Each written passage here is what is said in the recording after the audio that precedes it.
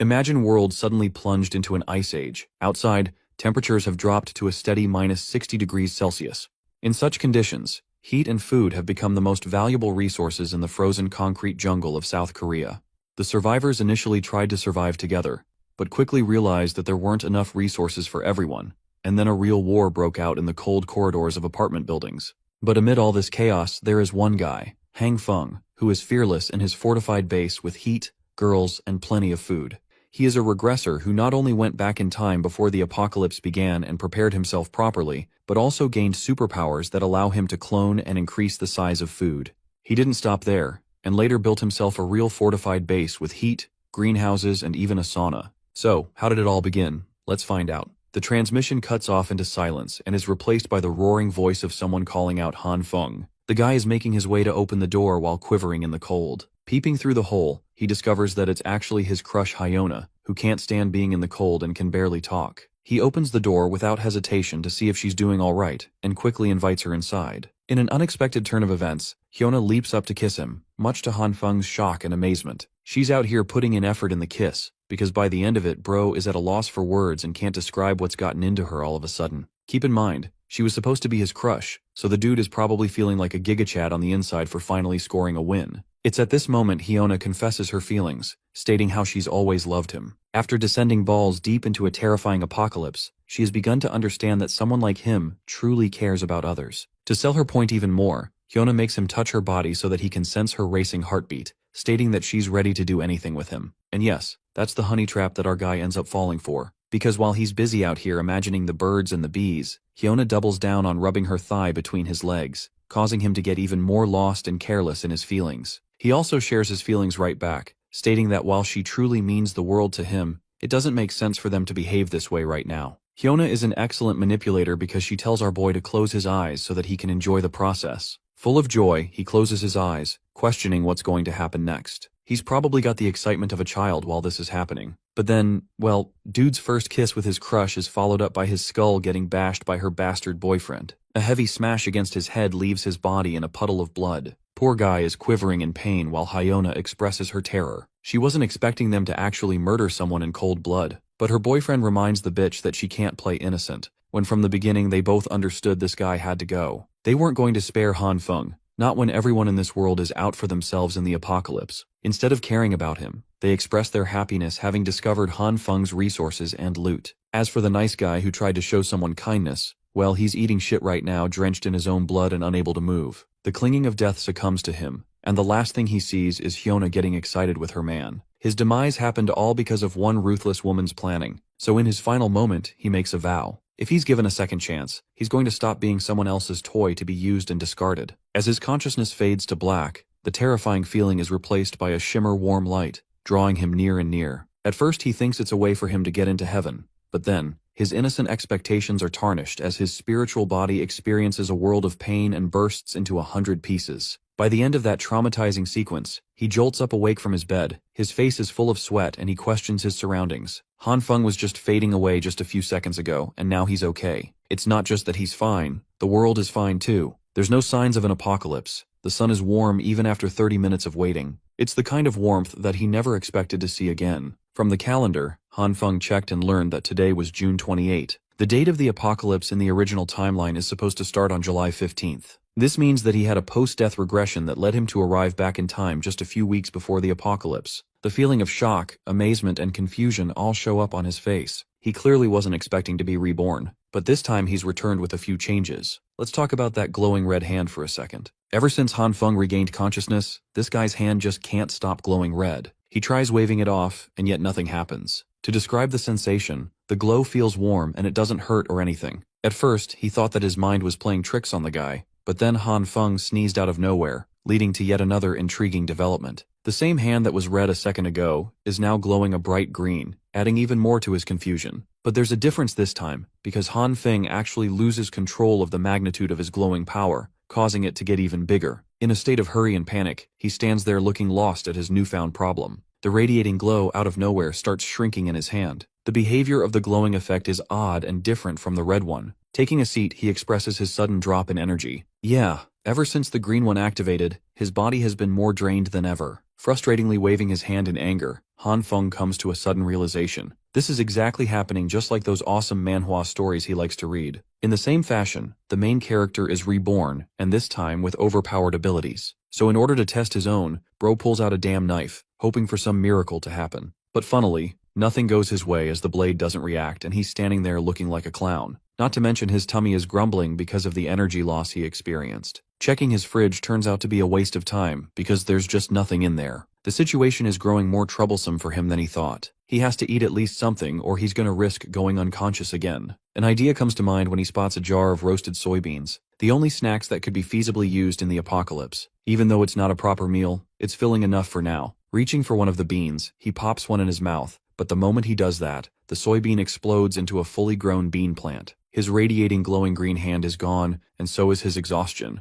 Han Feng doesn't get if it had something to do with the soybeans, or if it's something he did. He grabs and pops open one of the bean sprouts, amazed to discover that this is his new power. Han Feng is impressed and wants to study it intensely, but with his current state, he has a couple of issues to take care of firsthand. First up is stocking up on supplies so he doesn't go short during the apocalypse. To the supermarket he goes. In the next scene, he's navigating through a busy crowd, all of them lost in their thoughts and chattering about. Han Feng is confused and collects his thoughts. So far he's got two types of radiating hands, and the green one is known to be more unstable, causing him added effects of exhaustion. Then there's the last part, perhaps the most interesting of the bunch. The moment he touched the soybeans with his glowing hand, they became proper bean sprouts. He still can't figure out the specifics of his power, causing his frustration. While he's lost in thought, a familiar voice graces his ears. Hyona, the same bitch that betrayed him in his previous life, is here to see him. She's drop-dead gorgeous, but that's the thing. Getting involved with her is literally gonna drop you 6 feet under the ground. Han Feng is pretty shocked to run into her again like this.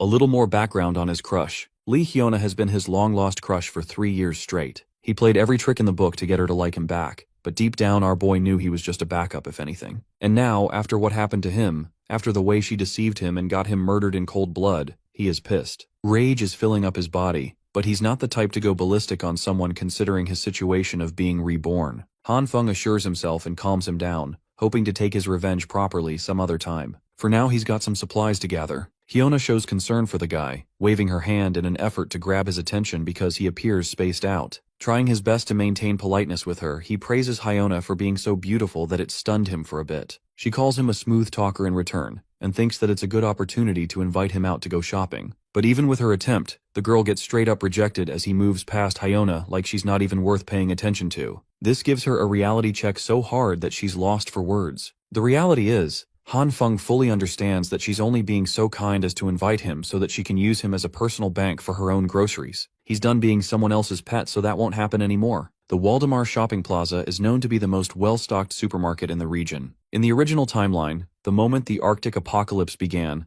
this place was cleaned up and emptied up in a single night. It's still unknown who managed to rob it like that. But for now, Han Feng's objective is to stock up as much as humanly possible. Being intelligent, he actually discovered a survival guide list to get all the stuff he needs. Stuff like food, winter clothing, medicine, necessities, fuel, and a whole bunch of other useful items. Well, while he's got a huge shopping list, there comes a second problem. Bro doesn't have enough money to do shit. While he's sulking, the guy receives a sudden message, proving him eligible to grab a giant loan of 170,000 yuan for this year. It's just the lottery ticket he needed after all. Who the hell is going to repay debt during the apocalypse anyway? And so, using all of the loan apps he could find on the internet, Han Feng began twiddling his fingers, making sure he got loans from everywhere. The scene switches to Hyona, who is pretty damn frustrated with the way he treated her today. This bitch is a stuck-up who can't get over the fact that her personal simp refused her like that. It tells you a lot about her personality, but I'm sure more didn't need to be said after she got the guy killed in his previous life. Hyona is cursing Han Feng for being a pathetic loser without a car, and doesn't expect to be nice to him anytime in the future. Speaking of the devil, a car drives up to her and honks at her. Hyona's reaction is one of shock when she discovers that the driver is actually the same guy she was talking shit about. It's Han Feng. He drops by to talk to her, stating how he purchased the vehicle just now. After all, his father has been making a ton of money in the States, so it's only natural he sent over some cash for him to have fun with. He also tells her that he was busy taking his father to the airport. This fact actually cools her down, making her think that she was turned down because he had an important job to attend. She apologizes for asking him out during an important time. In usual Gaslighter Pro Max Girl Edition fashion, she acts cute while crying and complaining about how cruel he was. Han Feng's reaction is interesting to say the least. First he calls her foolish, and then grabs her close, stating that he won't ever ditch someone like Hyona,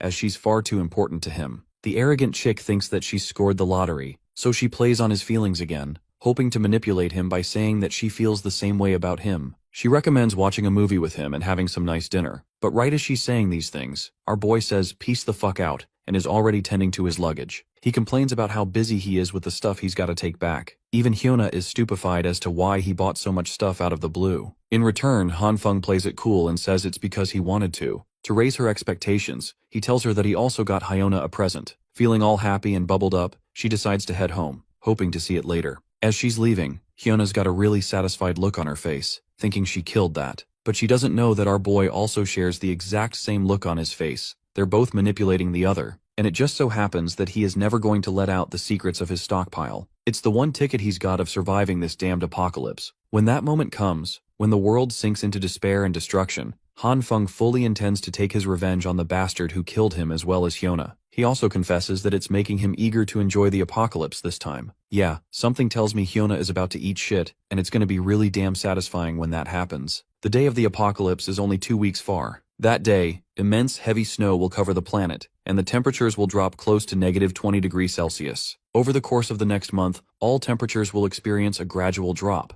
reaching the likes of -70 degrees, and the world will be fully covered in snow. Going outside will become physically impossible. And that's the reason food is so important. He's brought all the stuff back to his apartment, fully packing it with proper covering so that no one suspects him of hoarding supplies. For the most troublesome supplies, he's gonna make sure to move them at night when no one's around. Speaking of the apocalypse, a secondary issue will come in the form of power supply. With its instability, fuel is going to be necessary. And it just so happens that Hanfeng has purchased a year's worth of fuel to make sure nothing goes wrong. To combat his next problem, he knows that the heating systems cannot function anymore, so he brought a construction crew to alter his house properly, adjusting it so that everything is reinforced and resistant against the apocalypse to come. Finally, he's made up a dedicated room for supplies and inventory, so that nobody suspects him and that he can access anything whenever he wants. By the time he wrapped up all of his preparations, July 14th was already upon him. Now, there was only 1 day left before the temperature annihilated itself to an uncontrollable degree. With all of his preparations finished, the final item on his checklist is to study his superpower. In order to get out of this winter apocalypse without freezing to death, even Hanfeng knows that relying on his supplies won't be enough for him to survive. And it's here when his plant-based powers will come into play as a beacon of hope.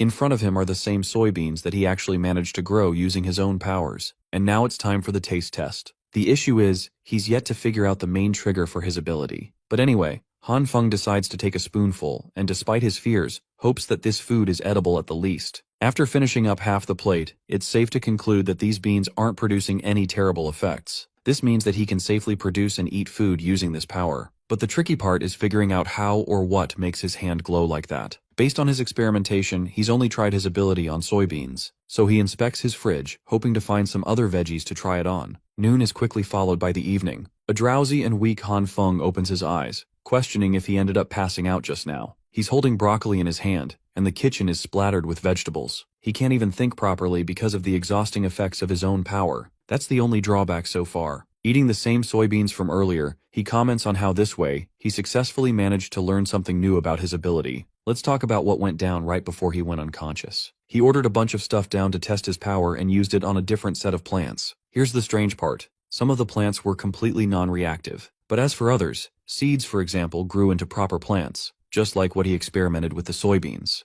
There's also a third category. Some of them detonated right in his hand, which remains to be a mystery as to why. Hanfeng also discovered the charred substances that shared the appearance of coal upon their detonation. But it's a good thing because these same substances can be stored and later reused to provide warmth. With this, he successfully found a way to keep himself warm in the harsh apocalypse to come. Excited, he concentrated on honing his powers and experimenting on a few more. While he was failing at first, when Hanfeng tries focusing his power, the magical effects are prominent, giving him what he wants. The guy was deprived of energy and went down on the floor. Back to the present, he appears to be really confused about the logic of his own power. Some plants work, others don't. It's hard to find what works and what doesn't. Still, from this experience, he's realized the key part of the trigger. It's actually imbued into his consciousness. So he tries meditating on an ethereal experience where he is one with nature, an experience that connects his mind and body all the same. The fruits of his imagination end up becoming successful, because right after opening his eyes, Hanfeng is satisfied to discover his glowing green hand.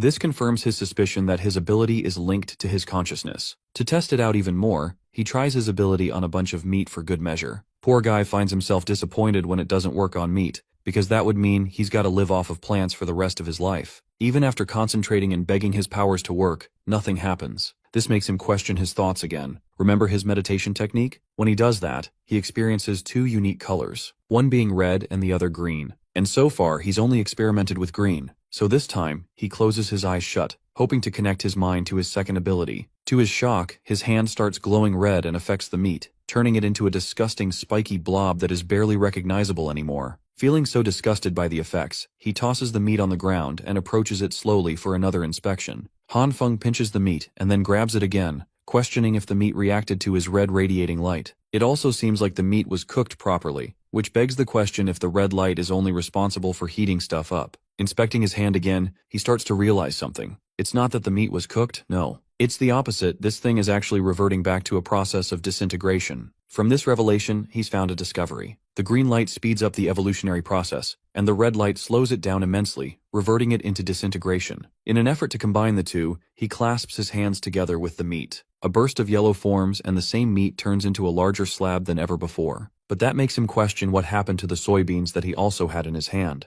They disappeared, which probably means they merged with the meat in some way. Han Feng is really amazed by the output of his own powers, as after further inspection, he comes to the conclusion that the meat is the freshest he's ever seen. He's excited and wants to try it out one more time. But his luck isn't so kind to him, because bro ends up failing so bad that everything turns to black. He's slamming his hands on the floor in frustration, but eventually settles with patience. There's lots of time for him to experiment with his powers. He's happy that he got to make a whole bunch of different discoveries in just one day. If only he can master this ability to its fullest. Bro thinks he's going to become Superman and stand at the top of the world. But then the idiot realizes that food isn't the only thing that's necessary to save his life. Right now, he needs a weapon to protect himself from other humans. Right as he's thinking of going out to buy a weapon, the realization dawns on him. The apocalypse has begun. Just like last time, the world is experiencing an absurd amount of snow in July. He goes out regardless, believing that it's necessary to find a gun before temperatures reach negative 45 degrees. At the same time, he can't exactly buy a gun when it's illegal in the country. As he's busy in thought, he sees a broccoli hairpunk ranting about how he's the younger brother of Lao Wang from the Shigang Lida group.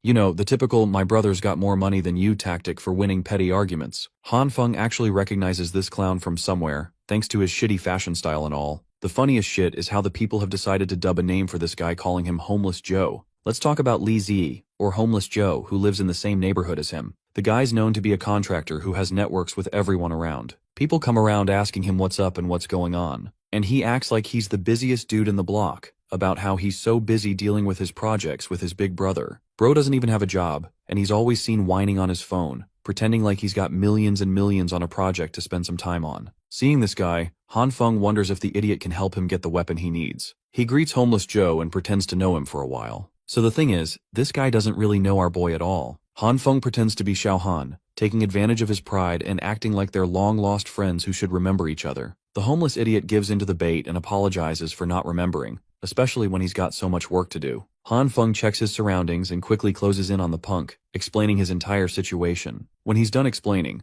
Homeless Joe experiences a jolt of shock, questioning what the hell this dude needs a gun for. At this point, Han Feng is at a loss for words. Before he can even whip out a proper excuse, the blonde punk warns him that guns aren't something to be taken lightly, because they're illegal. Even though he's got connections that can get him weapons, that doesn't mean Homeless Joe is in the mood to get into some kind of dangerous business. Han Feng clarifies his situation, stating that he needs it for self-defense because some people have a grudge against him. He talks about a made-up story of how he ran into a guy on his way to work. They were both on a bike, and that man carelessly spat in his face. Of course, it pissed him the heck off, so he confronted the clown and started beating the crap out of him for everyone to watch. After humiliating him, he left the man to his way. The man actually held a grudge and told him that he'd return with his buddies. And so the very next day, Bro got destroyed by the entire gang. They were clowning on him and roughened Han Feng top to bottom. After that beatdown, he's been wanting to have a self-defense weapon to protect himself. Luckily, Homeless Joe is sympathetic for his story and makes a huge deal that spitting on someone is definitely a step too far. He thinks this kind of behavior should be punished, but Han Feng is starting to think that maybe this guy ended up missing the damn point of his complaining. Still, Homeless Joe wraps his arm around him like a guardian angel and promises to save the day. He's gonna make his call to his big brother, and everything will be sorted out.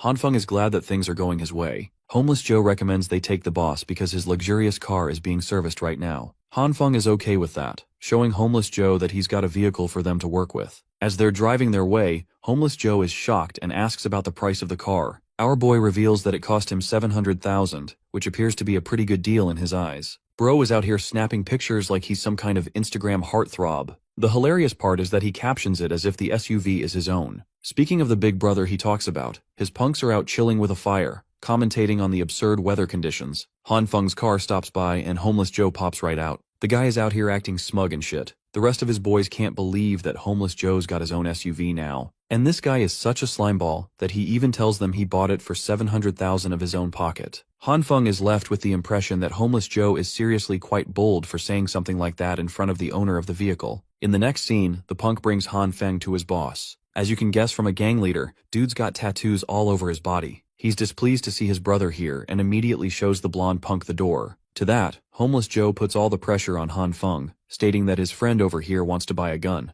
The gang leader is surprised at first and gives our boy a mean-ass look. Hanfeng is terrified, while the boss is a bit annoyed that they came all the way here in search of one lousy gun instead of something more interesting by comparison. The boss tells his lackey to fetch a handgun, which is tossed over to Hanfeng for a price of $6,000. However, our boy isn't in the mood to play around with tiny dick pistols. Nah, he's here planning to go full John Wick mode and requests a longer weapon with a scope. The boss is alarmed by the kid's audacity and confronts him for demanding a goddamn sniper rifle. He reminds Hanfeng that he isn't here in a position to negotiate or search around as if this were his own shopping mall. Yep, the boss is a stuck-up guy who is going angry for no reason. That's where Homeless Joe and his stories come to the front. He whips another one of his stories again. This time it's about Hanfeng's wife who cheated on him 3 times. By the end of that storytelling session, the boss throws up a furious tantrum, feeling rageful on our boy's sake. The ridiculous stories are movie material from the looks of it. Anyway, the boss agrees to the request of a sniper rifle at last, stating that it's still going to take a few days.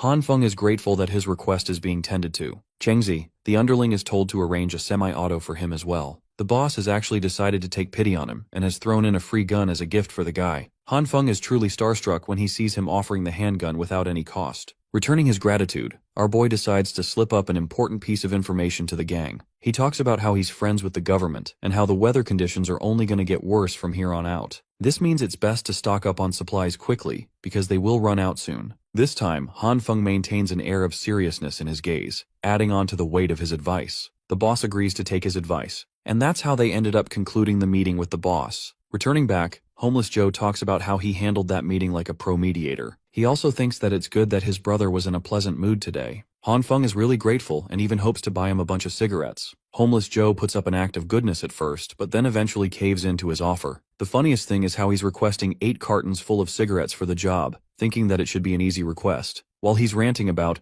Hanfeng is focusing on his checklist. He's got everything he needs for the apocalypse now, and the rest of the time will be spent studying his abilities. The only thing he's got to solve is how to work around his food troubles, and then it will be all smooth sailing from there. Right as he's confidently going about his plans, Bro slips right in front of Homeless Joe and takes a really bad fall. Hanfeng's leg is in shambles as he quivers in pain. Homeless Joe doesn't even know what the hell happened so suddenly. Our boy has strong suspicions that he probably broke his leg. He hands Joe the keys to help drive them to the hospital. Staring at him in silence, the blonde punk shamefully reveals that he doesn't even have a driver's license. So instead, he's got to take the old school approach. The punk tries to help our boy lean on his side, but the scene is so damn depressing that Hanfeng orders a taxi to avoid the torture. In the next scene, we're at the hospital. In the receptionist area, Ji-Yun, the head nurse, is working the night shift and observes how the snow is only getting heavier with every hour. Suddenly, she receives an emergency call to come to the hall as they're short on staff. By the way, our boy really did end up breaking his damn leg. He's at the hospital devastated to receive the report of his fracture. An hour of observation is necessary before he can leave with his meds. He planned for everything just for a random factor to knock everything out the window. Brother Lee bids him farewell, stating that he's got a bunch of deals to take care of because of his super busy schedule and all. Well, that brings Hanfeng back to square one. He's all on his own, and this time he's got a bad leg to take care of too. The hospital is swarmed with people. There's a sudden uprise in patients because of the insane weather conditions and alarming temperatures. It only shows how bad the situation is going to get outside in a few weeks. Hanfeng is busy waiting for his medicines, but the queue is just way too long. He spots the pretty head nurse in the distance, who is currently helping around by checking the patient's pulse. She's quite reliant in the hospital, so the doctors and other nurses are happy to make use of her. While she's doing her business, it knocks the wind out of our boy. Han Feng is swooned and fails to believe that someone can be a head nurse at such a young age. She's also extremely kind to every patient, not to mention her adorable looks from top to bottom. Yup, he's simping again, but this time for a different lady. While he's admiring her looks, an old man requests for her aid and she comes rushing to see him. He tells her that his back is suddenly hurting, but Jinyan can't help but remind him that they're already short-staffed, so it's going to take a while to take his request. The real goal of this sleazy old man is to take advantage of the head nurse. He slips a camera just below her legs to take a photo while she's clueless and tending to the request. She promises to get back to him with an X-ray when they're less overwhelmed. But the old geezer doesn't stop there. He goes on full PDF file mode and grabs a hold of her body. The naive head nurse still doesn't suspect anything and assures him that a proper physician will be here soon enough to examine the patient properly. But here's the issue.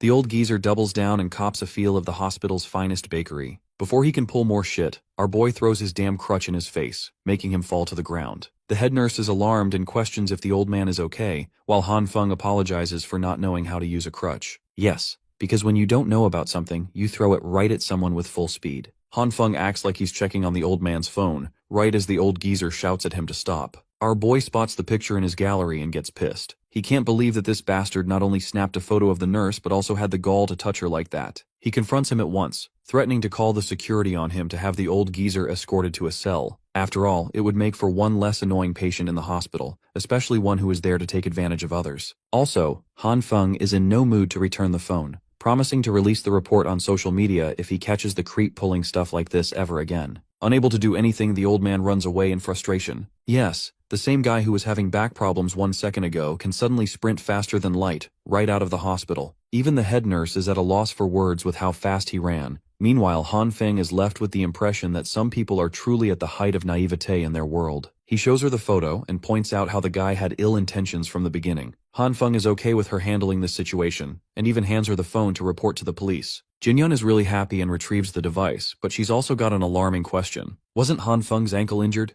And that reminds him he's just fractured his damn leg and acted purely out of adrenaline. So this realization is when the pain really sinks in as he shouts in pain. A while later, she quickly has him bandaged up properly. Han Feng luckily doesn't feel much pain anymore. The head nurse is really grateful to him and promises not to let any other people take advantage of her. But while she's saying that, our boy's foot is being driven up right into her two personalities. Han Feng is under the impression that this girl isn't going to learn anytime soon. Jinyan is called again for her duties, so she clumsily runs away, reminding our boy to return after a week for a proper checkup. Han Feng internalizes that unfortunately, he will never be able to see her again because of what will happen in 1 week's time. He leaves with that depressing thought in his mind. The following day, the weather conditions take a turn for the worse. News reports of heavy drops in temperatures are being sprung all over the world. Even Dubai and Egypt are receiving heavy snowfalls, which is unheard of. The experts ranging from 46 countries have come to rush an immediate meeting to discuss what's truly going on. According to these experts, the severe cold is only temporary and will break after a few days. Still, the people are warned to stay inside and follow proper procedure to stay comfortable. By the way, Han Feng appears undisturbed in his modified room. He's got a heater with endless warmth, and he's got nothing to fear honestly. The news keeps talking about how the disaster will pass, but he knows that it will never happen. It's just a lie to control the reactions of the public. It's pure bullshit, and it makes him feel like a clown believing in them the first time around.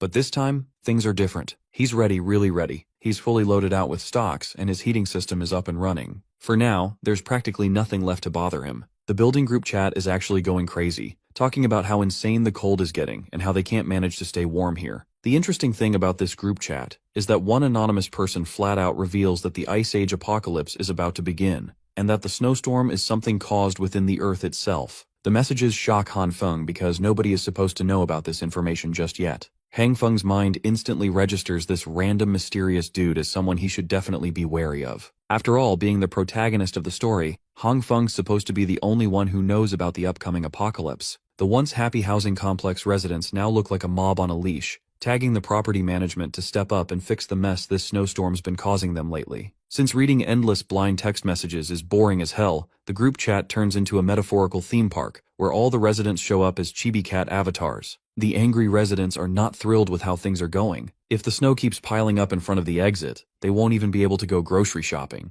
They paid a fat chunk of money just to get lousy service. If anything, they want to have a talk with the property agent if management can't make their money worth it. On the other side, the property management team is in a state of panic too. apologizing non-stop for the inconvenience. But a few half-hearted apologies won't ease the frustration weighing on the residents because of the poor management. Honestly, they want refunds. This shit ain't not worth it. Amid all this chaos is our guy, Hang Feng, who's clearly annoyed watching these residents drain their energy arguing over nonsense. It's not like the complex owner has some magic powers to undo the snowstorm, but not everyone in the complex has given up hope. One resident, Jian Zhuiyu, is mature enough to admit they can't fight a blizzard. His better idea? They should help each other instead of making things harder. Natural disasters are totally out of the property management's control, so blowing off steam on them is pointless. Well, not everyone in the lobby agrees with Jian's chill attitude. These people are so untamed and short-sighted that instead of working together, they start trashing Jian for dick-riding the property management. Jian tries to explain he's not taking anyone's sides, he's just being realistic and objective. It's completely pointless to back property management into a corner when arguing won't get them anywhere. But once again, the crowd refuses to calm down unless the snow outside is cleared so they can shop for groceries. Starving to death isn't exactly their vibe. Jian does his best to talk sense into this dullard mob. He points out that even if the snow is cleared outside, that doesn't guarantee the roads will be clear too. For what it's worth, he suggests walking to the grocery store on foot, especially since clearing footpaths is way more doable than clearing the roads. Meanwhile, Hang Feng is making this sour face after recognizing the dude who's been preaching left and right like a bootleg guru. The way our boy looks at him, it's clear their history isn't exactly pleasant. Suddenly, a BS repellents guy with an annoyed face jumps into the chat. No formalities, he just lays it out. If anyone wants to eat, they need to head outside and start clearing the roads. Otherwise, all the gossip won't melt the snow. Then he logs off. Another guy steps up, ready to head down and help clean the mess outside. This blunt-tongued thug seems to be another figure Hang Feng is familiar with. Slowly but surely, the residents start joining the crew to clear the roads. Even the delicate cuties are willing to get their hands dirty for this noble cause. Then there's the unforgettable Hyuna, who's also volunteering to help. Hang Feng isn't sure how a pussy like her even agreed to join. Turns out, her volunteering is just a ploy to attract all the gooners who don't want a beauty like her to drain herself when men are around. As expected, she milked the moment and dumped her responsibilities on others. What else do you expect from an opportunistic bitch like her? As Hang Feng logs out of the chat, the frustration on his face is obvious. This woman never disappoints when it comes to ruining his mood. Right now she's actually texting him. Why, you ask? Well, because she knows this desperate gooner would do anything she asks, so she wants him to bring her food supplies. She even throws in a bonus pic of her bare legs, thick thighs, barely any clothes, all aimed right at our boy's soul. Hang Feng wants to rate her a solid 10/10 for the effort, seducing him with barely their clothes despite the cold. But with his leg broken, even if he wanted to chase the booty, he can't do squat. So he decides to toss back a teasing remark guaranteed to make her skin crawl. And sure enough, his words do the trick. She's so annoyed she wants to stomp on him. Here's a little throwback to what's been going down. Today marks the third day ever since the blizzard started, with temperatures already dropping below 20 degrees. Since this was just the beginning of the destruction about to unfold, the central heating was still running. The internet was still up and running for everyone's daily dose of distraction. So, just like any bored teenager, Hang Feng did nothing but scroll through TikTok, watching those busty ladies making shorts. Though honestly, he isn't feeling it. In fact, he is already bored, and it's only the second day of the so-called apocalypse. This got him thinking about what loneliness can really do to a man. His broken leg wasn't helping either, seriously cramping his style and trapping him in place. And it's going to be at least a few months before he fully recovers. With no other option, he dives back into video after video. That's when he stumbles on something awe-inspiring in a news report. Turns out there's a dude with a crazy ability to heal himself. According to the doctors, this guy fell off the 15th floor, wrecking his internal organs and mangling his bones completely. But not long after, the guy started regenerating, like actually healing himself. Thinking about supernatural powers got Hang Feng remembering he had some tricks up his own sleeve. So, he activated the familiar green light glowing over his hand and tried to heal his broken bone. But the green energy fizzled out without doing a damn thing. He tried again, but nope, only failure awaited him. After admitting defeat, he slumped back on the couch, disappointed that his hopes had been raised for just a moment. After hours of endless scrolling, he finally started drifting into the dream realm. In his dream, he was rocking some primitive garb, riding a massive goat. Not just one goat, a whole freaking flock of goats following him, with goat heads flapping as they soared. In this zoomed-out shot, you can see this massive horde following him closely behind. But suddenly, the fun ride screeches to a halt when the goat slammed on the brakes, tossing him off its back. He hurt his leg in the fall, and one of the goats starts licking it. He finds this weird act of goat compassion pretty gross, and pushes the creature away, which annoys the goat. Then the goat whipped out its absurdly long tongue, wrapped it around Hang Feng's leg, and jerks it right into the sky. The part of his leg the tongue is wrapped around starts to heal instantly. Right at that moment, Hang Feng woke up in a cold sweat, totally shocked. For real, that bizarre dream messed him up so bad he is literally sweating down to his balls. Suddenly he notices his leg is glowing with green energy, showing signs of self-repair. Not long after, he carefully unwraps his bandages and gingerly plants his foot on the floor. Surprisingly, it didn't hurt at all. Looks like that green light did help him recover, but only after he fell asleep. To test this wild theory, he grabs a sharp knife in a morbid attempt to hurt himself, hoping to trigger the healing all over again. His hand trembles as he reluctantly slices a small cut on his index finger. While he is testing his newfound ability, let's cut back outside. There, the angry mob of residents is finally putting their energy to good use. Thanks to their combined efforts, they cleared the path in front of the main gate. All credit goes to Zhang for his unity pep talk that got everyone moving. Zhang then gives extra props to an old man who had worked the hardest of all. The old man, in turn, praises the twins who'd been grinding just as hard. Then there is everyone's favorite busted nurse Jin Jian, struggling to walk on the slippery snowbed. The twins spot the damsel in distress and lend a hand to help her up. After that, the twins decide to get back to work in order to clear the path further, telling her to call if she needs more help. Jiang notices the snowfall is getting heavier, so he urges everyone to make their grocery run a quick dash in order to get back as soon as possible. Speaking of supplies, the old man suddenly remembers something, but he didn't think it's worth bringing up until Zhang insisted. The old man reveals a rumor from a few days ago. Apparently, a resident had been spotted bringing supplies on a small truck, acting like he was just moving in. Well, Zhang doesn't think much of it. It's pretty normal for someone new to haul their stuff when moving into an apartment. But then the old man adds an interesting detail. He had noticed the guy had gas tanks and a fireplace with him. That certainly doesn't sound like normal moving in stuff. It seemed like this person was prepping hardcore to survive the winter. Before they can mull it over any further, the twins return with a progress report. Suddenly, a guy appears out of nowhere, clearly eavesdropping on the old man's story and eager to learn more about this person who was prepping to survive the winter in advance. But this curious guy quickly gets smacked with a snowball from Liu Yan, who wants him to stop slacking and get back to work. Zhang then steps in to stop the arguing and tells everyone to move out since the main path is clear. Nurse Jin is also hyped to go shopping. Meanwhile, the old man asks Jiang for his opinion, wondering if this new resident already knew about the blizzard coming. Jiang thinks for a second, then dodges the question carefully. He claims that the blizzard will blow over soon, so no need to worry. Worst case, if the storm doesn't stop, they're lucky to have a neighbor stocked with supplies to help everyone survive it, so it's actually a good thing. As their journey to the store continues, the snowstorm intensifies, pushing everyone to move faster. Meanwhile, our lazy boy Heng Feng is still knocked out in his cozy apartment. But his nap gets interrupted by a knock at the door. There is this familiar voice calling him out. When he opens it, the visitor turns out to be homeless Joe, holding the fine stuff our guy had requested. This was the promised gift from Boss Liu. Brother Li had agreed to bring it because he had stocked up on supplies beforehand and could now afford not to run around the city like crazy looking for supplies like most of the other citizens. But even so, Han Feng was grateful to him for coming in this weather. Brother Li also had some very interesting information that various rumors had already started to spread about. Last night, some unknown person had cleaned out the shelves of a supermarket in the Eastern District. And when the Boss Liu gang cleared their way out of the snow yesterday, they were met with nothing but emptiness in the supermarket. To Han Feng, something like this seemed unbelievable. To completely clean out a huge supermarket in one night, who could be capable of such a thing? However, there was no doubt in Brother Li's words, and it had definitely happened. Han Feng was now beginning to realize that something even stranger than in his previous life was happening around him. It looked like he wasn't the only one who had gained superpowers. For a second, his thoughts were interrupted by Brother Li. He advised Han Feng to wear more warm clothes and be careful. After that, he said goodbye and left. Finally, our hero could be alone and think things over. He kept trying to think of a logical explanation for what had happened last night.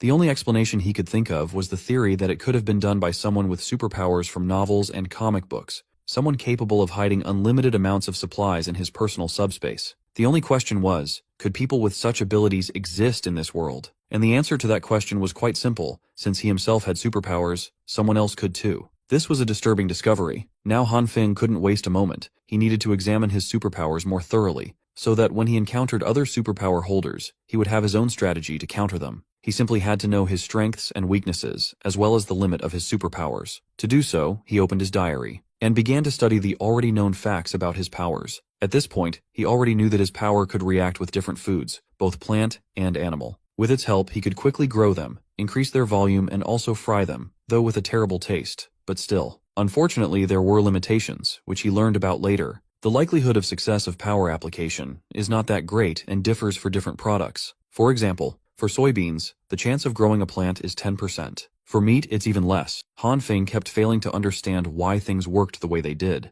Suddenly, the soybean under the influence of the force exploded in his hand with an unpleasant green cloud. And instead of a normal plant, our hero had a rock in his hand, just a stinky rock. This was starting to annoy him. The failure rate was too high. Han Feng had to learn how to use his power more effectively, and he was determined to start practicing hard. After all, nothing helps you learn any skill faster than practice. For this purpose, he spared no time and worked hard until late in the evening. Finally, he succeeded. In his hands, Han Feng had a fresh and alive soybean plant with pods. Such an achievement did not come easy to him. He was sweating profusely and was already quite a good heater for his apartment. But that was the price he had to pay to figure out a few rules to increase the success rate. He found out that green light energy is not constant, and for different products, it is worth applying this green light for different lengths of time, depending on the nutritional value of the product. If you do not guess the duration of application, you will end up with a failure and get a burnt, stinky stone. That is, you need to know exactly the ideal cooking interval for each product. This brings to mind Han Feng, something familiar. One popular music and dance online game that came out a decade ago,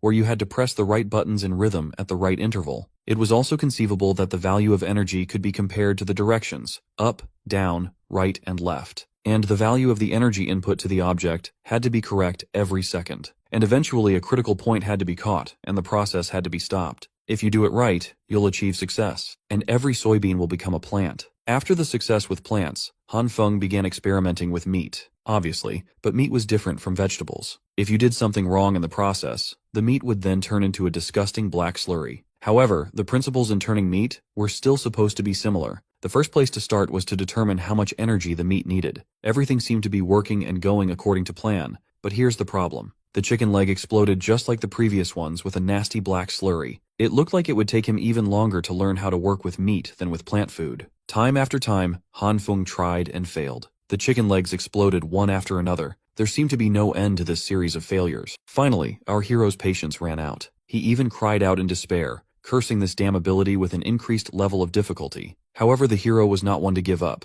and while the snowfall outside the window only intensified and the temperature dropped even lower, Han Feng did not stop trying. Traces of it were all over the kitchen. And then came the moment of truth. The last chicken leg. Up and down, left and right, red and green energy. It felt like an overly complicated mini-scale game to him. It was repeated one after another, and as soon as he made a mistake, he had to start all over again. The tension was at an all-time high, and this time Han Feng succeeded. He managed to grow the chicken leg to a gigantic size. With a snort of disdain, our hero said that it was worth it, and collapsed exhausted but happy on the floor. He had finally found a way to synthesize meat. The weather outside was getting worse by the day. The news announced that today, July 17th, was the third consecutive day of snow disaster. In every corner of the country, the same thing is happening, and it seems that mankind is facing a disaster that happens only once in a few thousand years. In order to ensure the basic livelihood of citizens, the authorities are actively fighting the consequences and taking measures to help citizens. It was to such news that Han Feng woke up the next day. How many times had he heard it before?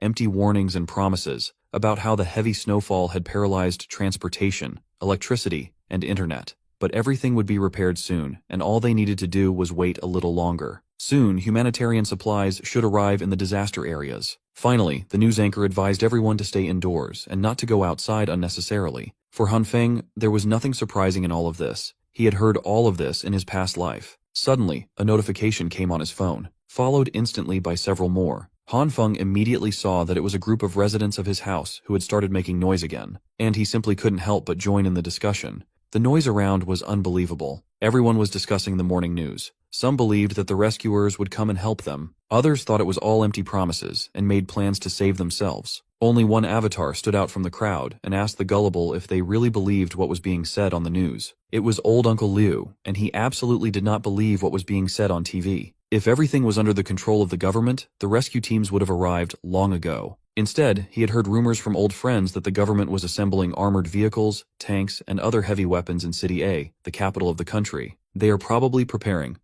for the war that is about to break out.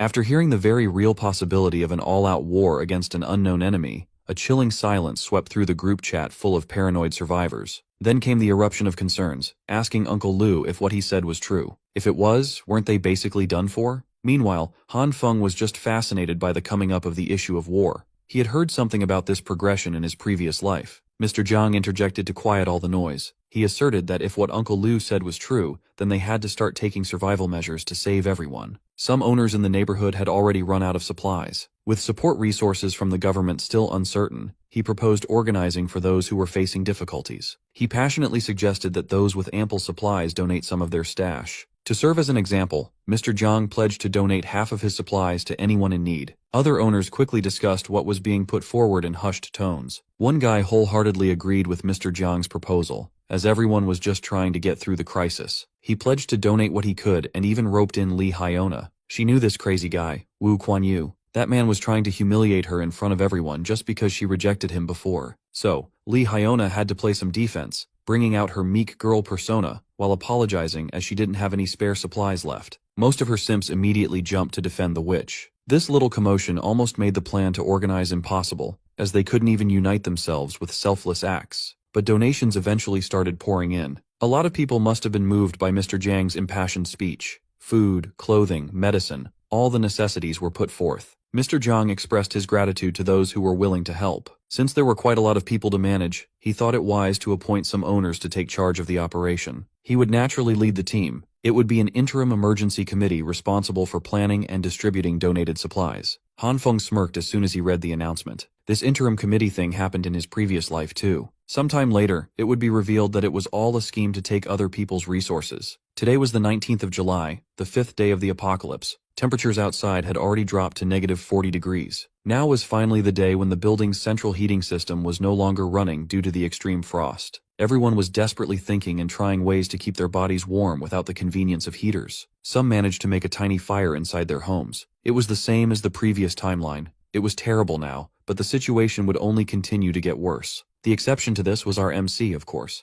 Han Feng was set with all his failed experimental charcoals, perfect for fueling his fireplace. On the table was a fizzy iced cola and a scrumptious slice of strawberry cake. As for Han Feng himself, he was doing what most of us would do in his situation, playing single-player video games while not giving a damn about the outside world. But his peace would be interrupted by a sudden phone call. Taking a break from gaming, he picked up the call while sipping on Coke. On the line was the person in charge of Block 8. They planned to clear the roads in 20 minutes and were in need of manpower in the basement car park. Han Feng resisted cursing this random guy out. These people still didn't get it yet. The snow wouldn't stop piling up. Against his will, Han Feng still chooses to leave the comfort of his home and go down to the main lobby. He reckoned falling out with the neighbors would be troublesome now. He must lower the possibility of his secret being discovered after all. From the first look at the gate, everyone could see the snow had already trapped them in the building. Other volunteers were pissed that the paths they had cleared before had been erased with the highest snow pile they'd ever seen. Deciding to at least get the door open, the volunteers saw Han Feng and called him over to help with opening the entrance. They placed their whole body weights into the door and pushed at the count of 3. Much to everyone's surprise, opening the entrance let in copious amounts of snow and opened the lobby up to the frigidity of a raging snowstorm. The storm was too extreme, and none of them could take the cold. When you get close enough to the storm, even opening your eyes could become a possible injury. Han Feng regretted leaving his cozy couch to subject himself to manual labor and frostbite. If people went out in that weather, death wouldn't be far-fetched.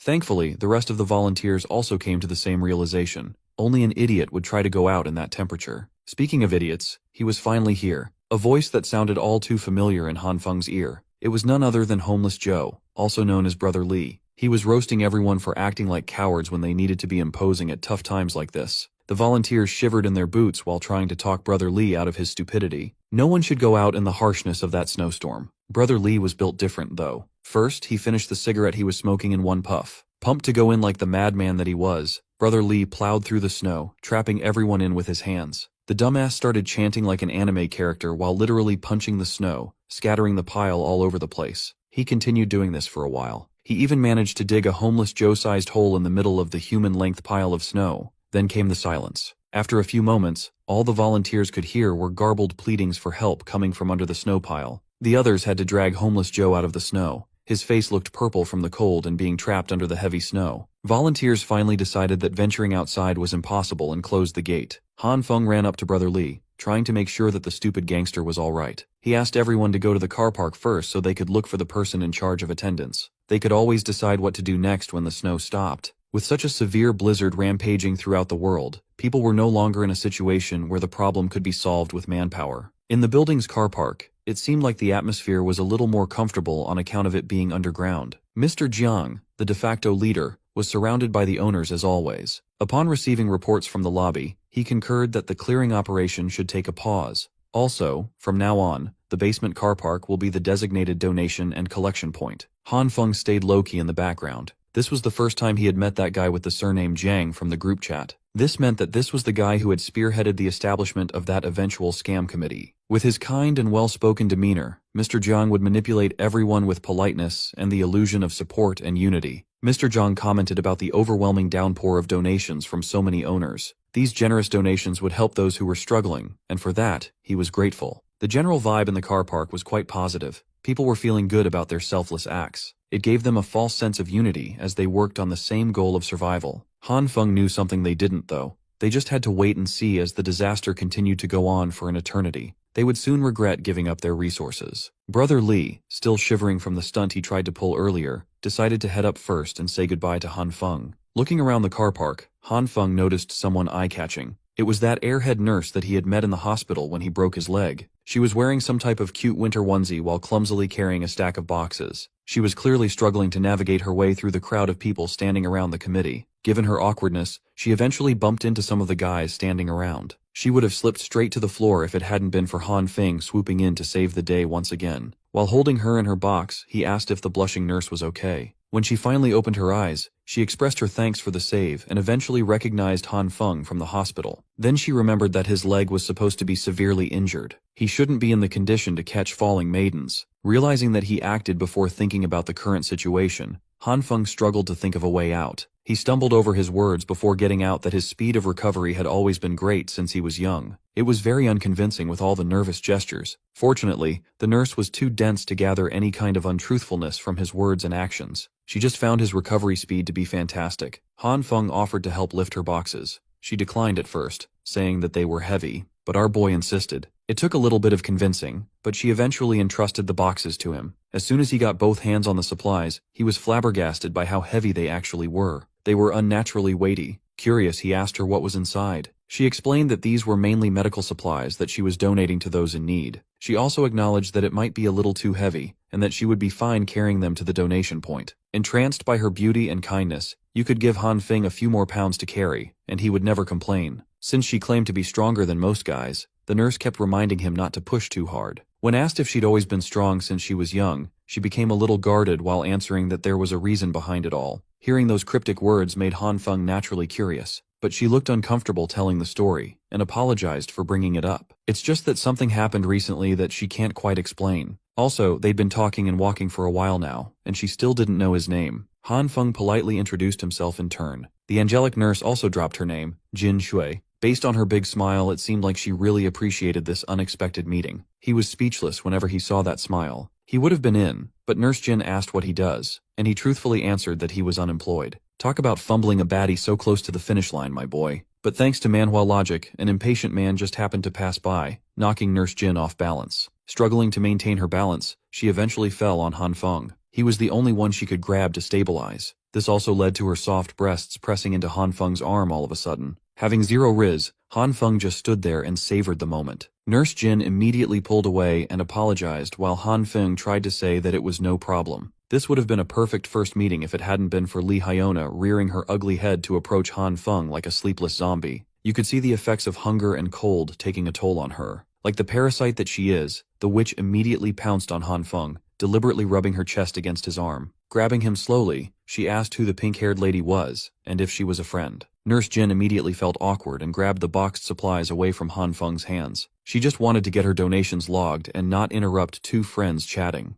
Han Feng asked why Hyona was down here while he regrettably watched Nurse Jin scurry her way to the donation point. The witch explained that she came to get some supplies, noting that she was worried about Han Feng, given his inactivity. He scratched his head and told her that he was just about to send a message. She called him a liar, seeing as he was happily chatting away with another lady just now. Then came the inquiries about whether he had any spare food supplies at home. She claimed that she was almost out of food and was wondering if she could share some of Han Feng's. He didn't get pissed off or anything like that. On the contrary, he smirked. Continuing his simp act, Han Feng claimed that he didn't have much food left either, but could spare some to share. But he'd only share food with people who reply to messages. Acting forward, he grabbed the witch by the waist and asked if she would be willing to accompany him to his place for a few days. Not used to the more confident version of her supposed simp, The witch lost her composure for a second. She pushed him away and smiled. Lee Hyuna insisted that if Han Feng wanted to chat, they could just do so online. Taking that as a flat-out rejection, Han Feng turned back to head up to his place. Being in a very desperate situation, the witch grabbed him before he could get far, telling him to wait up. She asserted that he had changed quite a bit recently. Hyuna also claimed that she had always been very serious about her feelings. With the most convincing puppy eyes imaginable, Hyuna professed that she didn't want people to think that she was just with Han Feng for his money. So, she's going to need a little more time for something more serious.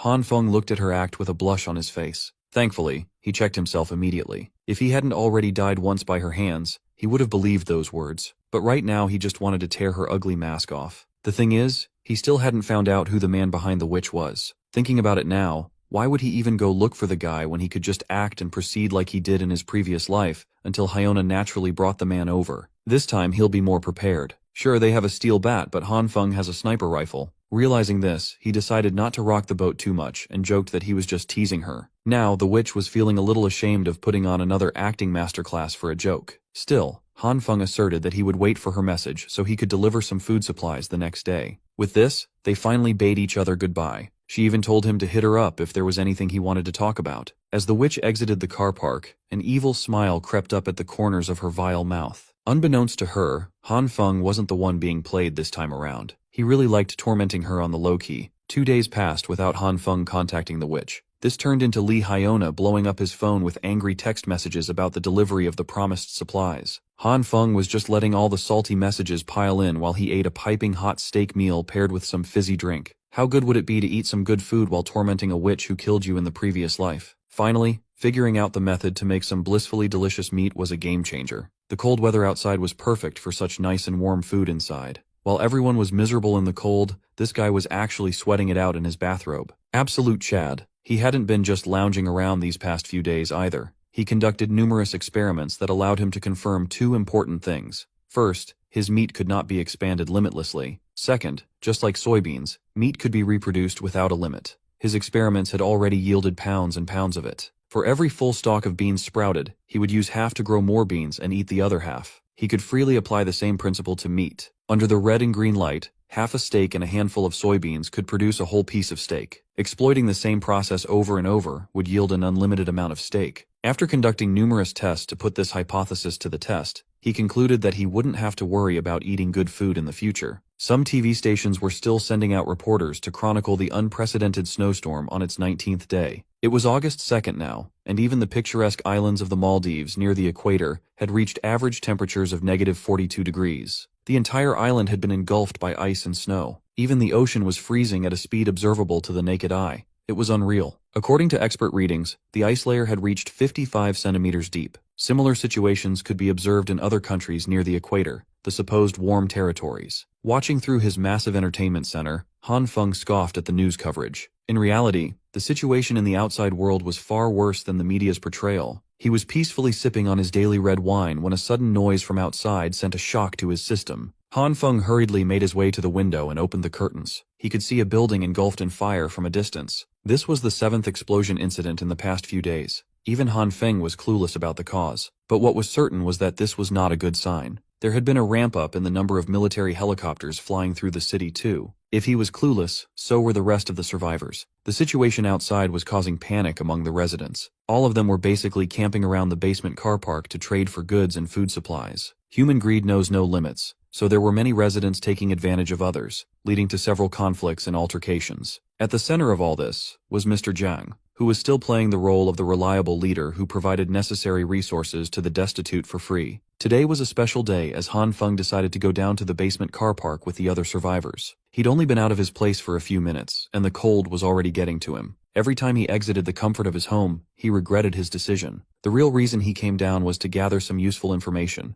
If it weren't for that, he wouldn't have shown his face to these people ever again. Before he was given the chance to reset, he remembered a rebellion sweeping through the neighborhood. If memory served him right, it should be related to the people in this basement. Right now, they were still standing by their promise to give away resources instead of outright scamming people. To find out what was really going on, Han Feng decided to do some detective work on this messy and chaotic gathering. Based on the long lines in the collection area, it looked like the number of households facing shortages was relatively high. At the front of the line, a man was complaining about how few resources he was getting when he had donated several large boxes of supplies, while Mr. Jiang insisted that everyone was given an equal slice. With a single canned good and one sausage in hand, the man demanded his donated resources back. But the committee couldn't really do that. Since the disaster was ongoing, Mr. Jiang urged the man to look at the bigger picture and promised to pay back the man in cash several times over once things settled down. But a promise of money for an uncertain tomorrow wasn't worth anything right now. Finally, other people in the line started speaking up against the whiny man.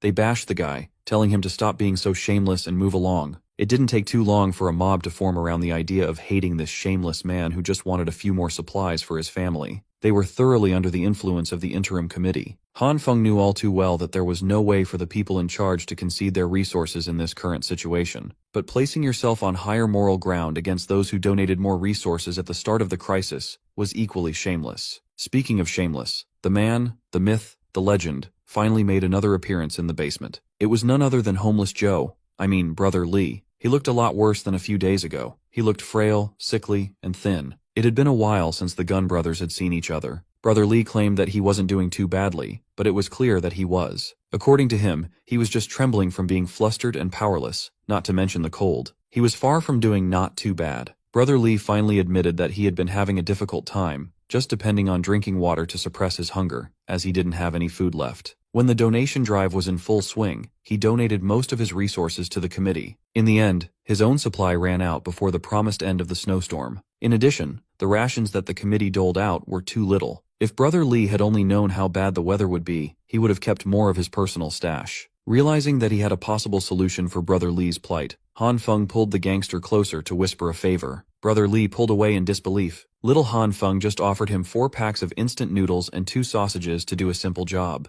Han Feng made a point of asserting that this would put a significant dent in his supplies. The gangster took it as his little bro was looking for an excuse to give him food. He was moved to tears, promising to remember his goodwill for the rest of time. Brother Lee grabbed Han Feng with sincere intensity and assured him that this small matter would be settled without a fuss. As for the food, he could just swing by Han Feng's house later. But first, Brother Lee really needed something to fill his stomach, so he lined up to get some rations. Han Feng was just pleased with the perfect deal he cooked up. With just a few packs of noodles and sausages, he wouldn't have to come down here personally to gather information in the future. He felt a little sorry for Brother Lee, but sticking his nose into other people's business wasn't as important as comfortably lazing on his sofa, eating delicious food, and playing games. Han Feng would have had a perfect journey in the basement car park if he hadn't been spotted by yet another familiar face. After hearing his name, the next thing he saw was a palm heading for his face. Lee Hyona's version of hello for today was a crisp slap across Han Feng's cheek. Not expecting to get assaulted so early in the day, he didn't know how to react to this absurd scenario. With anger in her eyes, Hyuna told Han Feng that he had been a disappointment. The broke bitch proceeded to yell at him for not responding to her messages asking for food. She made sure to raise her voice so everyone in the car park could hear. Han Feng was stun-locked. He just stood there trying to process what was happening.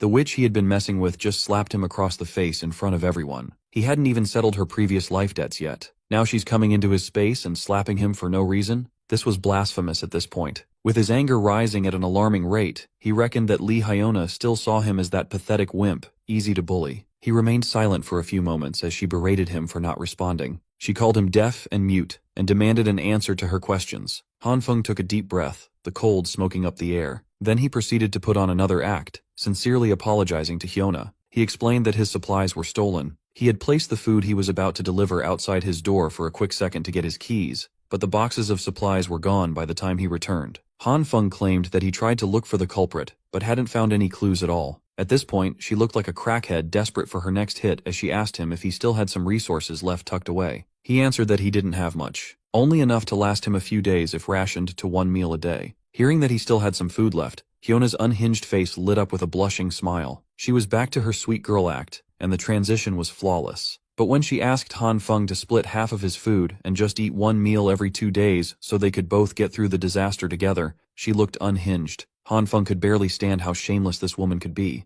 To be capable of saying such selfish words without batting an eye was terrifying. Well, in her eyes, this man was still just a tool to use when needed and nothing more. Letting her continue thinking that way, Han Feng smiled and lovingly concurred with the plan. He acted like a man who would stand by his promises and split his supplies equally with some girl. She even demanded to get the food now, but he scheduled the delivery for the night, insisting that he had some packing to do. She teased him that she'd be waiting for the message tonight. Heading back first, Hyuna wished him well and hoped he wouldn't catch the flu going around. Han Feng bade her farewell as well, a sinister plan already brewing in his petty mind. As early as 8 in the evening, Lee Hyuna was already badgering Han Feng for the food. She grew so impatient that she even went to the lobby near his room at around 9:30. She was shivering in the halls, alone, cold, and miserable. Han Feng was back to his favorite hobby, hooking Hyuna with bait, then completely ghosting her with texts and calls. The elevator was busted after weeks of cold without maintenance, so if she really wanted to cause a scene, she'd have to take the stairs up to Han Feng's unit. Seeing no other choice, Lee Hyuna swallowed her pride and took the creepy staircase. Halfway through the climb, she was already exhausted, with the cold making her shiver. It was a hellish ordeal. If it weren't for the supplies, she wouldn't be doing all this. The exhaustion kept piling on as she had been starving for a few days now. Each step up the stairs took all the strength she had left. You've got to give it to her. There are very few people who would climb more than 16 floors just to leech off someone's food. Coincidentally, even the emergency lights on the higher floors were also busted. This just made her climb darker and spookier. Upon hearing what she perceived as some kind of eerie sound, Lee Hyuna anxiously asked who was there. To answer her inquiry, a black plastic bag came directly from the higher floors, on track to land on her pretty little head. Shocked and unable to move, Hyuna was forced to just stand there and wait for the black bag to hit her. As soon as the bag landed with a loud bang, the emergency lights kicked back on, and white dust filled the staircase. The always cheerful and smiling Lee Hyuna was blasted with flour all over her head and body. In front of her was Han Feng. He claimed that he fell asleep and immediately came running down with the supplies when he saw her messages. When the light turned off, he accidentally dropped the bag of flour, leading to this situation. Wiping off the flour and plastic from her hair and coat, Hyuna felt disgusting as hints of her real nasty personality peeked through the mask. Han Feng was quite pleased with this sight. He had specially prepared this mean-spirited prank for her, and it wasn't done yet. He lifted another plastic bag, telling the witch that he packed up his remaining resources for her. Upon inspection, she noticed that most of the food and produce were already moldy. It looked more like trash than edible food. Playing the fool, Han Feng scratched the back of his head and claimed that he worked extra hard to keep these leftovers in stock. There was even rotting meat mixed in there. Then he expertly pivoted to acting offended, grabbing the plastic bag and telling her to give it back if she didn't like it.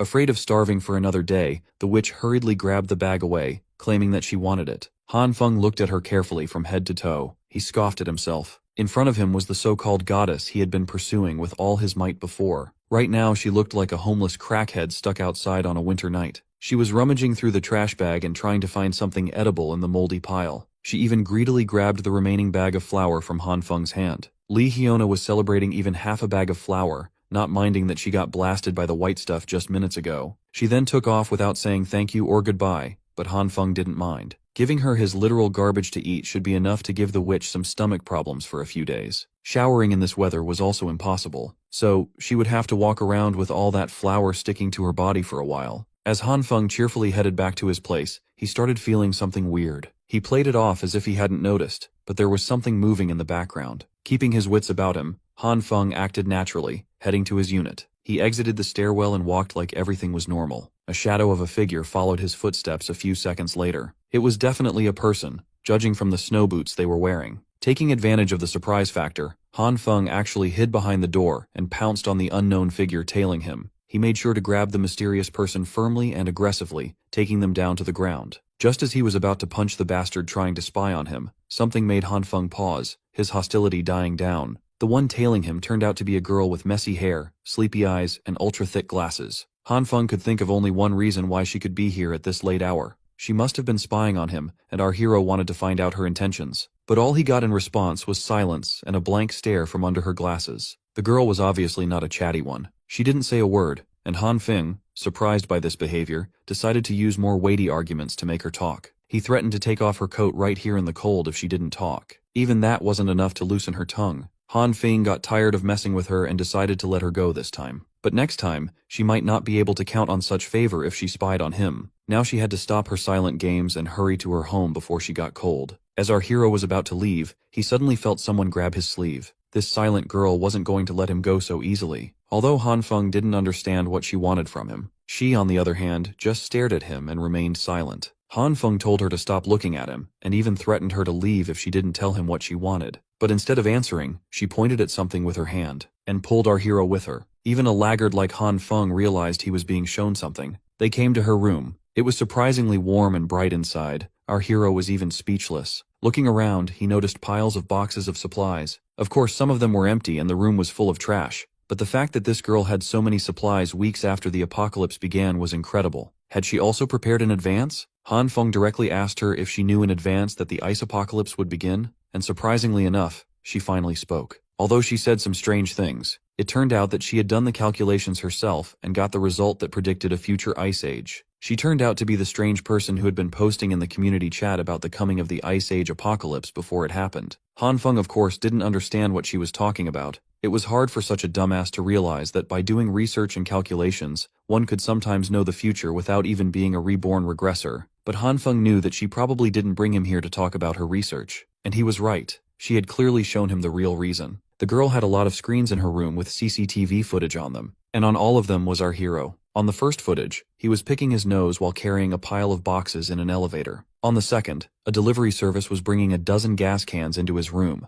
On the third, Brother Lee brought him a gun case, and so on. It turns out that Han Feng's first guess about this girl upon meeting her turned out to be correct. She had indeed been spying on him, and for a long time. She was now more comfortable than ever and didn't hesitate to change her clothes right in front of our hero. Her room was too warm to wear warm winter clothes. Han Feng still managed to blunder and misunderstood and asked why she suddenly decided to undress here. She simply replied that it was hot in here, but of course he meant something else. Why was she doing it here in front of him? He demanded that she should stop immediately and put her pants back on. Eventually, after a while, as much as he was against it, he had to take off his coat too. This girl had dangerous information, and until he resolved this issue, he just couldn't leave. So, summarizing what he understood, Han Feng realized that she was spying on him due to being suspicious of his behavior when he started stocking up on supplies before it even snowed. Fortunately, this monitoring wasn't for the purpose of gathering information on our hero for blackmail, but to find out if Han Feng was smart and capable enough to cooperate. Now it was just a matter of figuring out what she meant by cooperation. Talking was difficult for her, so the girl decided it was better to show. Along the way, of course, making our hero understand everything in his own way. Han Feng couldn't even imagine what she was going to do by making such movements.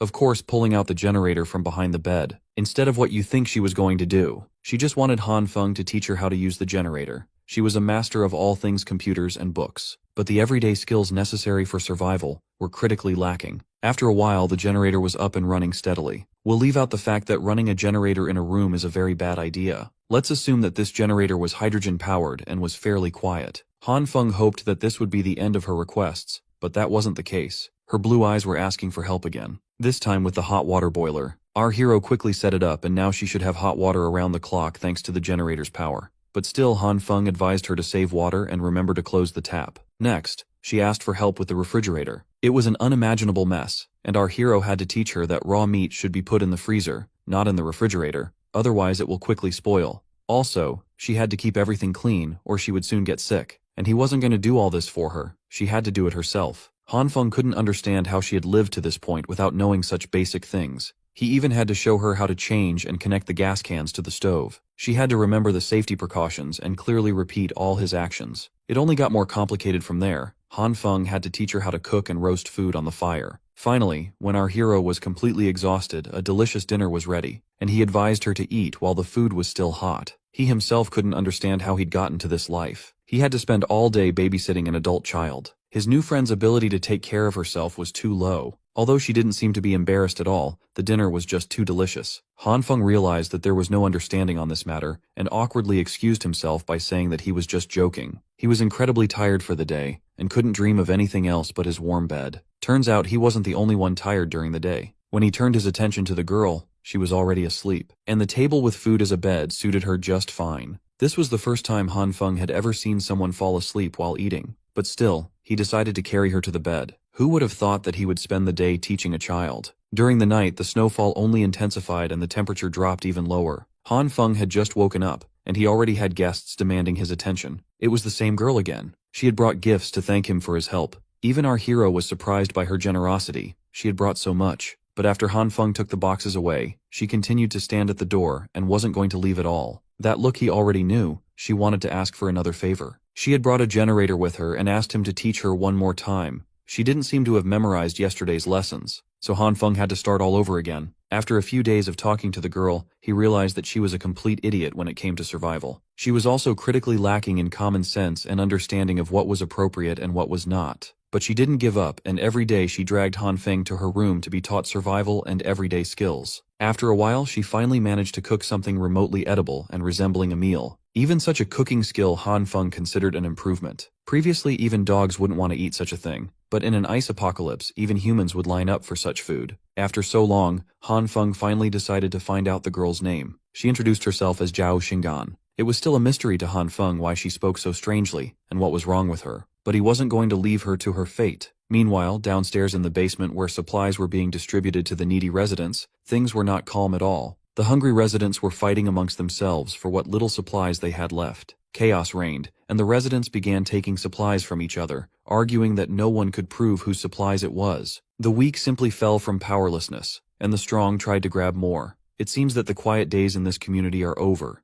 People were fighting for resources they felt entitled to. They guarded what little they managed to loot with their lives. Any attempt at stealing quickly devolved into mindless violence. These people punched and kicked one another mercilessly until their fists and shoes were bloodied. While everyone was hastening the collapse of civilization, Mr. Jiang remained calm throughout the storm. He amplified the volume of the megaphone in his hands and stopped the fighting altogether as everyone covered their ears in pain. Bro was using a real sonic attack. That's a real supervillain. After a few seconds of that grating feedback sound, Mr. Jiang finally addressed his fellow survivors. He asked them if they had had enough of the fighting. He picked up one of the badly beaten men and explained that just because of these few remaining resources, they were risking death. Wasn't that the definition of ridiculous? But the masses were still angry. Mr. Jiang was the one who suggested the donation system, and now they only received a packet of noodles every few days. If they didn't die fighting, they would die starving. Mr. Jiang pretended as though he was listening to their complaints about the problem with resource distribution or the lack thereof. He turned to his people and stood on business. If they were fighting for such ridiculous reasons, then perhaps they deserved to starve to death. Mr. Jiang posed the question of who caused this situation in the first place, and urged them to think carefully. The irritated masses blamed him for this. He picked up a piece of bread and started working his magic as he helped the people remember what was really happening. Bread that was originally sold for a few dollars could now be bought from those with abundant resources for tens or even hundreds of dollars. The elite squeezed the unfortunate dry. It came to the point of splitting a piece of bread into 5 or 10 pieces to be auctioned. They used the disaster to get rich. As for those down in the dumps in the basement car park, they had long since run out of cash and resources. But here they were, having an internal strife due to the system that used to work. They were killing one another while the elites, who had plenty of supplies, hoarded their treasures without donating to the common good.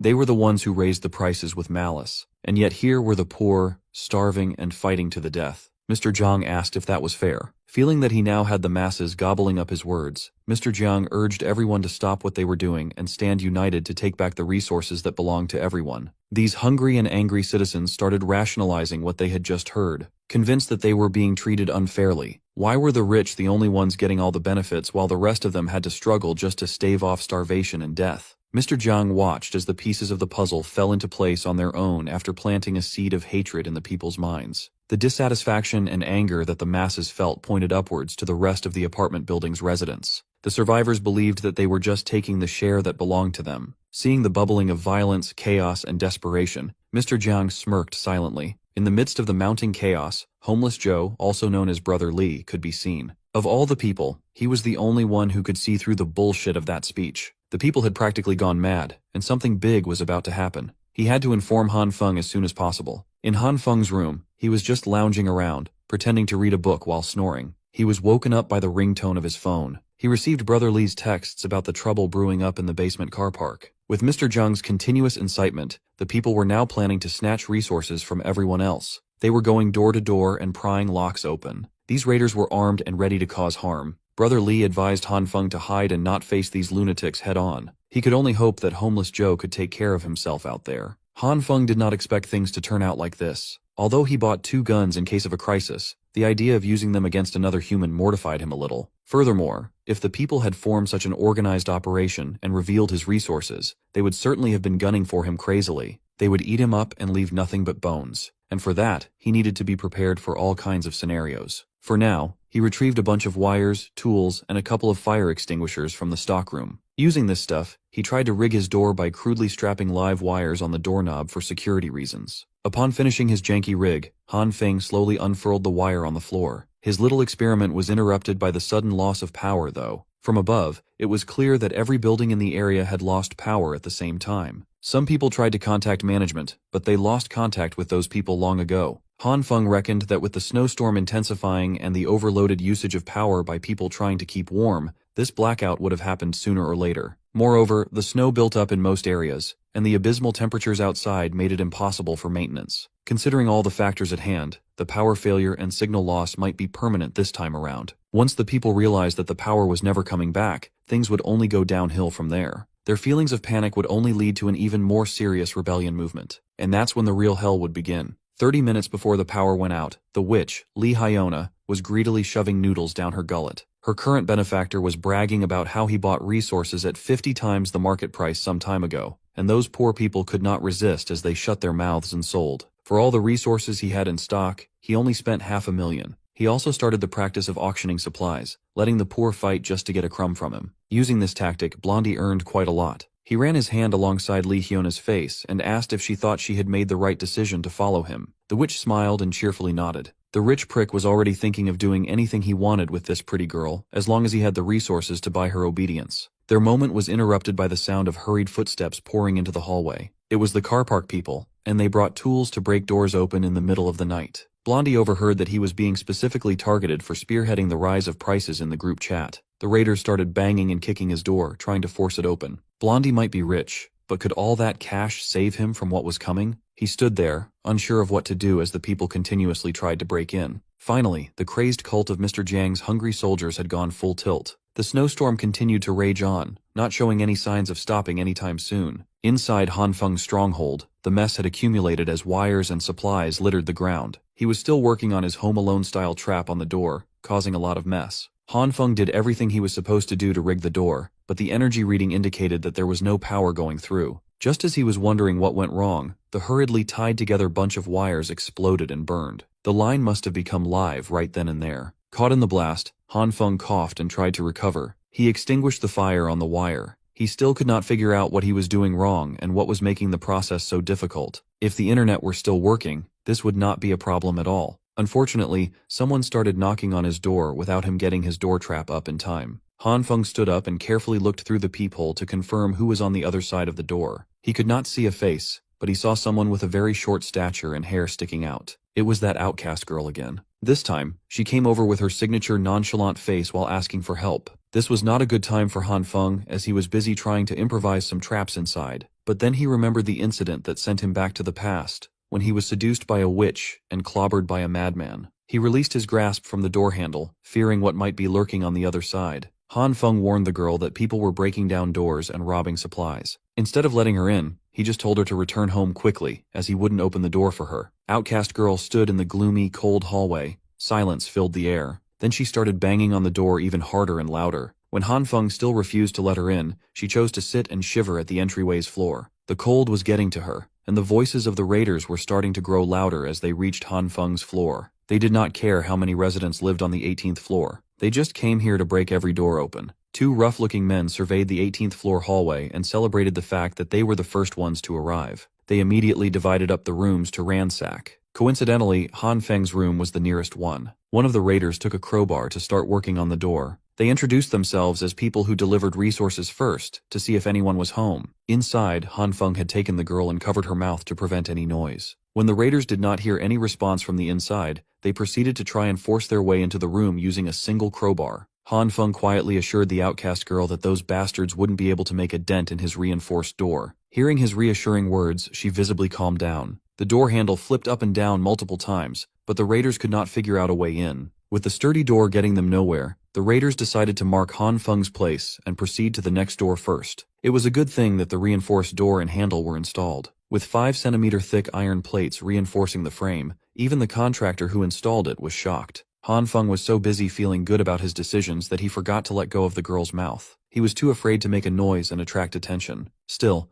Outcast Girl thanked him for taking her in before the raiders saw her sitting outside. They opted to wait a few more minutes just to be sure, but it sounded like those raiders were gone now. Han Feng immediately got back to fixing his trap. If he could do this right, those who dared to touch his door again would get electrocuted to death. The girl curiously asked what he was doing, and he introduced it as his electrocution defense measure. He even condescendingly told her that she wouldn't understand even if he explained. Well, he didn't even understand the thing himself, and installing this electrocution device was proving impossible. Little did he know, She was an expert when it came to anti-theft devices and voltage differences. These were very simple concepts for her. So, Outcast Girl coached Han Feng from the side, instructing him to cut the power supply while wrapping the bare wire around the door handle carefully. From there, they connected the next wire from the circuit box to the handle and, for the finale, turned on the power supply. When he measured the live current in the handle, the tester indicated a high level of electricity. When asked how she knew about this complicated stuff, she answered that the true eye of the evil king possessed the ability to see the truth of everything in the world. Since his trap was done with the help of Outcast Girl, he asked what she needed help with. She did not bother telling a story or anything like that. She just emptied out the contents of her backpack on the couch, ignoring Han Feng. Then, the girl boldly declared that the true eye of the evil king would be staying in this place from now on. It took Han Feng a second to process what he had just heard. He was obviously very opposed to having this girl living in his private space, and desperately urged her to go back to her house quickly. Han Feng was so flustered by the idea that he tripped on the wires coiled around the floor, his body launching forward. After wobbling for a few seconds, he fell on the solid ground, making a mess in the process. On his hands was a bright purple color emanating a bizarre energy. Tripping on his feet and falling on the ground should have hurt quite a lot, but it didn't. That was when he noticed where he fell. His coffee table, which was solid just a second ago, had turned into some sort of moldable and clay-like form. Could it be that he unconsciously made the coffee table turn soft? Han Feng finally noticed the purple light dancing around his hands and immediately connected it to the bizarre soft property of the table. Even the toolbox and the tools nearby had turned wonky upon being touched by the light. He grabbed a hammer, and the metal head bent on itself. Han Feng waved the hammer around, and it started losing its shape.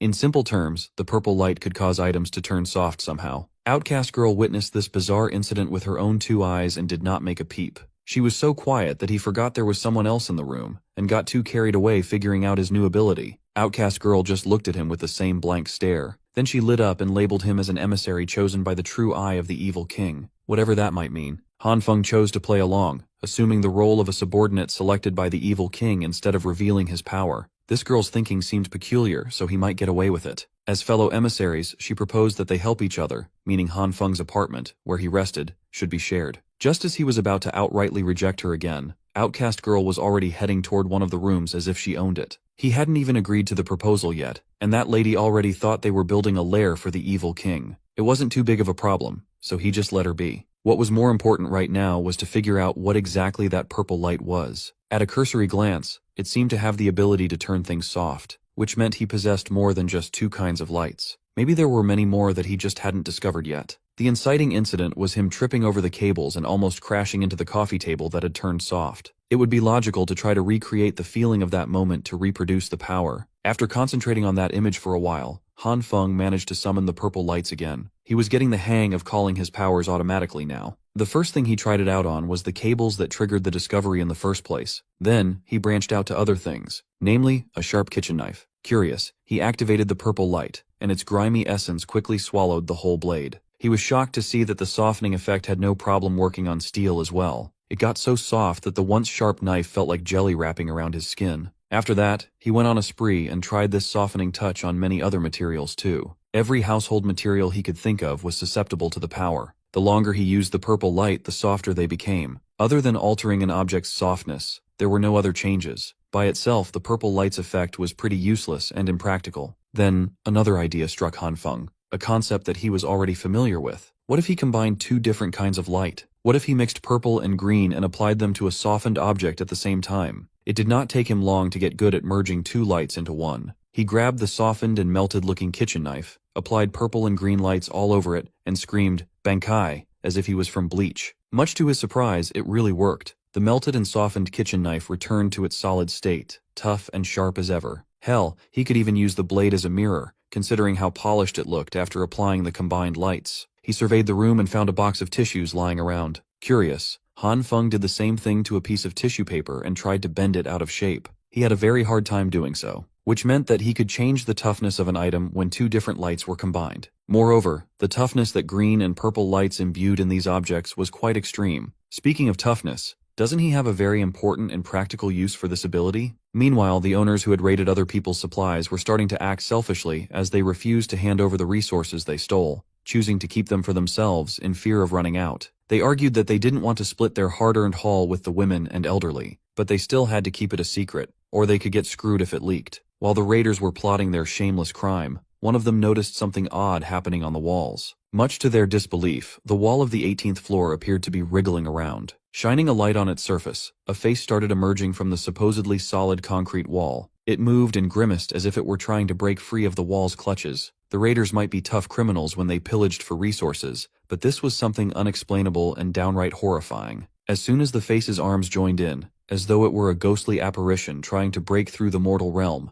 it was lights out. Anyone would have thought that they were witnessing paranormal activity in real life. The raiders hurriedly ran back to the floor below, afraid of what the 18th floor might have in store for them. Meanwhile, Han Feng was struggling as breathing while stretching the soft walls with his face was quite a hard thing to do. He had to get out of that soft and clay-like mess before he ran out of oxygen for the sake of experimentation. He picked one of his walls as a testing ground for his combined purple and green light powers, but applying these lights to an entire wall was too strenuous. After a while, he managed to get enormous amounts of light to join and blend with one another. It was an extremely exhausting process, but it gave him an even tougher and sturdier wall than he already had. To test it out, he brought out a sledgehammer for verification. He stood in front of the enhanced wall and lifted the sledgehammer up, determined to check if he had succeeded. With a look of anticipation, he began. Han Feng swung the hammer as hard as he could, and it made solid contact with the wall's surface. He did this multiple times, so many times that he could barely hold the heavy sledgehammer properly. Nevertheless, the exhaustion was worth it, as his enhanced wall proved to be extremely tough. He couldn't even scrape its surface with all his strength. Back in the basement car park, most of the raiders had come back to surrender a few bags of their loot. One man scratched his head as he apologized for only managing to seize a little bit of food while being audited. He seemed on edge, and when someone tapped him on the shoulder, his nerves flared. The guy who tapped him on the shoulder proceeded to take him down to the floor, securing his arms behind his back. This concerned citizen was one of the Jin brothers. He pressed down hard and demanded to know where the rest of the stolen food was hidden. The raider denied hiding the supplies, but Jin Bro clearly saw him carrying 3 big bags before surrendering just one little bag. Even with his arms getting twisted up, he continued to vehemently deny hiding resources. Since it looked like he was not willing to speak with just a little arm twist, perhaps a good beating would squeeze some honesty out of the man. Just as Jin Bro was about to wail at the dishonest raider, someone calmly stopped him with a simple shoulder tap.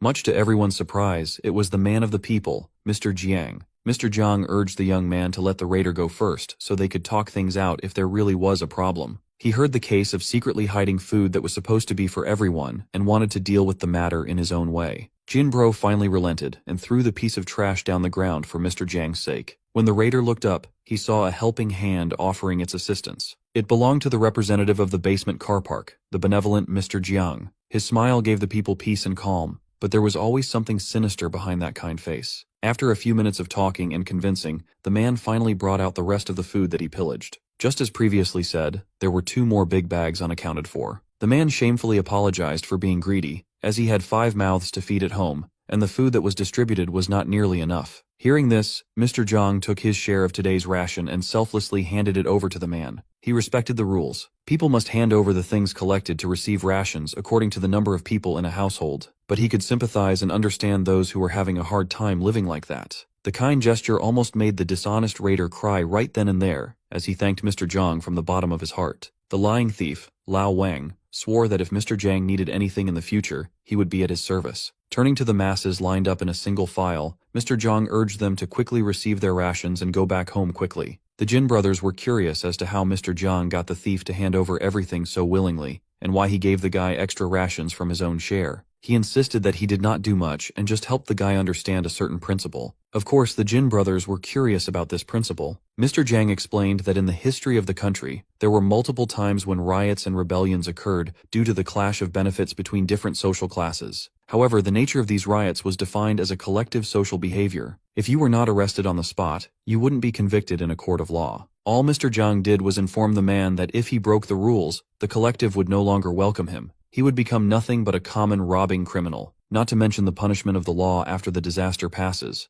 That guy would have to face the revenge of the owners he stole from. Those fears compounded and made the decision easy. Uncle Lu watched everything unfold from afar, just a passive observer. He knew that Mr. Jiang deliberately left the fact that within those groups of rioters, there would always be a leader leading the collective's actions. Heroes and even villains will always emerge in troubled times, and he could see that potential in this Jiang kid. As for our MC, he was still busy swinging his sledgehammer on different parts of his house to make sure that they were virtually indestructible. This activity was draining him quite a lot, but at least he has invincible windows now. Now that the entire house has been strengthened and toughness verification is also finished, he can finally chill, right? At that moment, someone started knocking on his door again. This is becoming more and more common. He treated softly on the floor and wondered if it was those resource-stealing neighbors again. Upon arriving at the entryway, he looked through the peephole to see what was up. Much to his surprise, it was none other than Lee Hyuna calling out his name with tears in her eyes while shivering in the cold. This was an extremely familiar scene. She went on about how she couldn't betray the feelings he had towards her. That one can only understand someone's heart during tough times, and only someone who truly loved her would invest in her unconditionally. If he just opened the door, she would gladly open her heart. Han Feng's mind replayed the night he died after being ambushed in his own room. He recalled how this witch and his partner made a dead fool of him. Today this girl was repeating the exact same words she said to him before he died.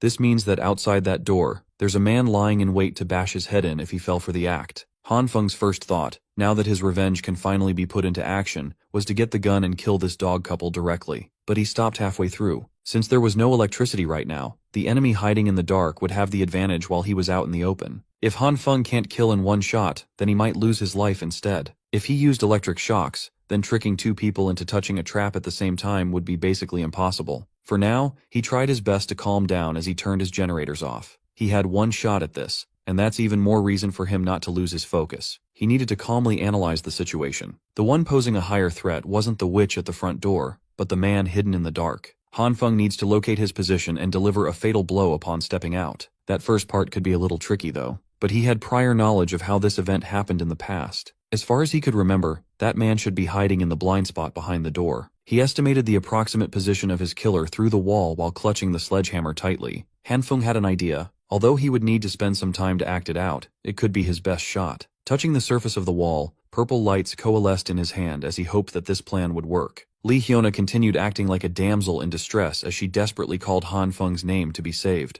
The man she brought to kill and rob Han Feng was already beginning to change his mind, but she insisted that this loser, Han Feng, had a ton of resources. Truckloads of supplies delivered a day before the disaster. Anyone would jump on the chance to plunder enough resources to feed themselves for quite a few days. But they made the mistake of choosing the wrong superpowered target. The wall behind the killer morphed and moved like clay. A sledgehammer-shaped protrusion came out, seemingly trying to break through the soft wall. The killer was starting to hear some weird noises nearby, but Lee Hyuna was too focused on performing the scam. When the killer identified that the noise was coming from behind, he was too late to turn around. A freaking sledgehammer coated with a softened cement wall collided with his jaw, undoubtedly breaking the whole thing with destructive force. The witch stood back in shock as she watched her partner in crime fly like a rag doll. She asked what happened, but he was in no shape to talk. His body was shivering with agony and cold. It was right then that the seemingly unopenable door slowly creaked open. Han Feng burst out of his room with a fire extinguisher in his hand and a sly little smile on his face. The haggard witch looked at the supposed loser in fear. Before she could even speak another word, Han Feng let that fire extinguisher rip, covering the thought with that white stuff as she screamed in pain. Lee Hyuna was a good actress. She managed to keep her soft cadence as she begged Han Feng to stop spraying her with the white substance. She even ingested some of it, which you weren't supposed to do. The witch coughed and coughed as her body began breaking down from the cold brought on by the extinguishing agent. When she opened her eyes, she saw the rich blonde prick she had brought as muscle to rob Han Feng lying on the floor, convulsing uncontrollably and desperately asking for help.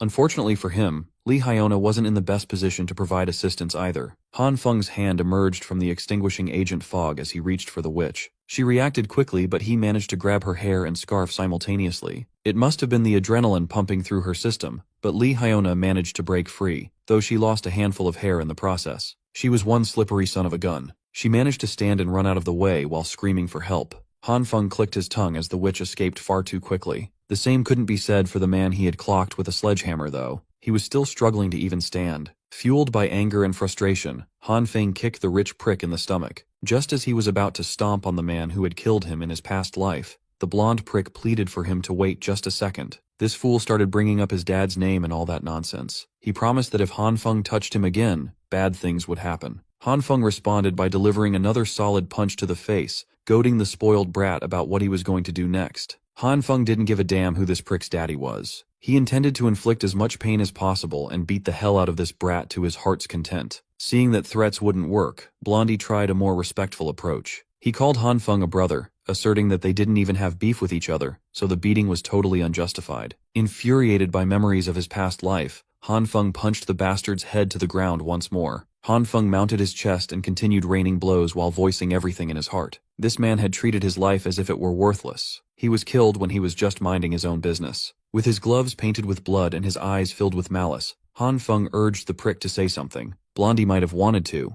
but his jaws and mouth were too messed up to form another sentence. Han Feng stood up and grabbed the modified baseball bat lying on the floor. Holding the weapon that had ended his life and started a new one, he looked at the defenseless culprit lying helpless on the ground. The rich prick cried and coughed up blood as he demanded to know why he was being treated this way. Han Feng's temper flared. The man who had killed him without any valid reason now dared to demand one from him. He raised the steel bat, customized with nails, and swung it down on Blondie's face with full force. The sound of skull cracking and blood splattering filled the hallway of the 18th floor. He had finally gotten his revenge. He had killed the man who killed him. Han Feng's blood was pumping, his adrenaline was spent, and he looked at the gruesome sight before him. Realizing the gravity of what he had done, he almost threw up at the gory mess. Luckily, he managed to turn his head to the side and vomit on the ground. Han Feng tried his best to recover his composure when a familiar voice cleared her throat. He turned around and saw Outcast Girl sitting by the door, quietly playing with the man's blood. She must have seen everything transpire and offered to help him with the mess. They took care of the crime scene quickly. She wasn't even fazed by the gore and blood. Han Feng reckoned there was something off about this girl, and it wasn't a good idea to let her stay in his place. He used the excuse of being targeted by more criminals seeking revenge at any moment to convince her to go back home lest she get caught in the crossfire. Sipping her orange juice, she didn't seem bothered by the threat of more intruders at all. Han Feng just really wanted to get her out of there for her own good,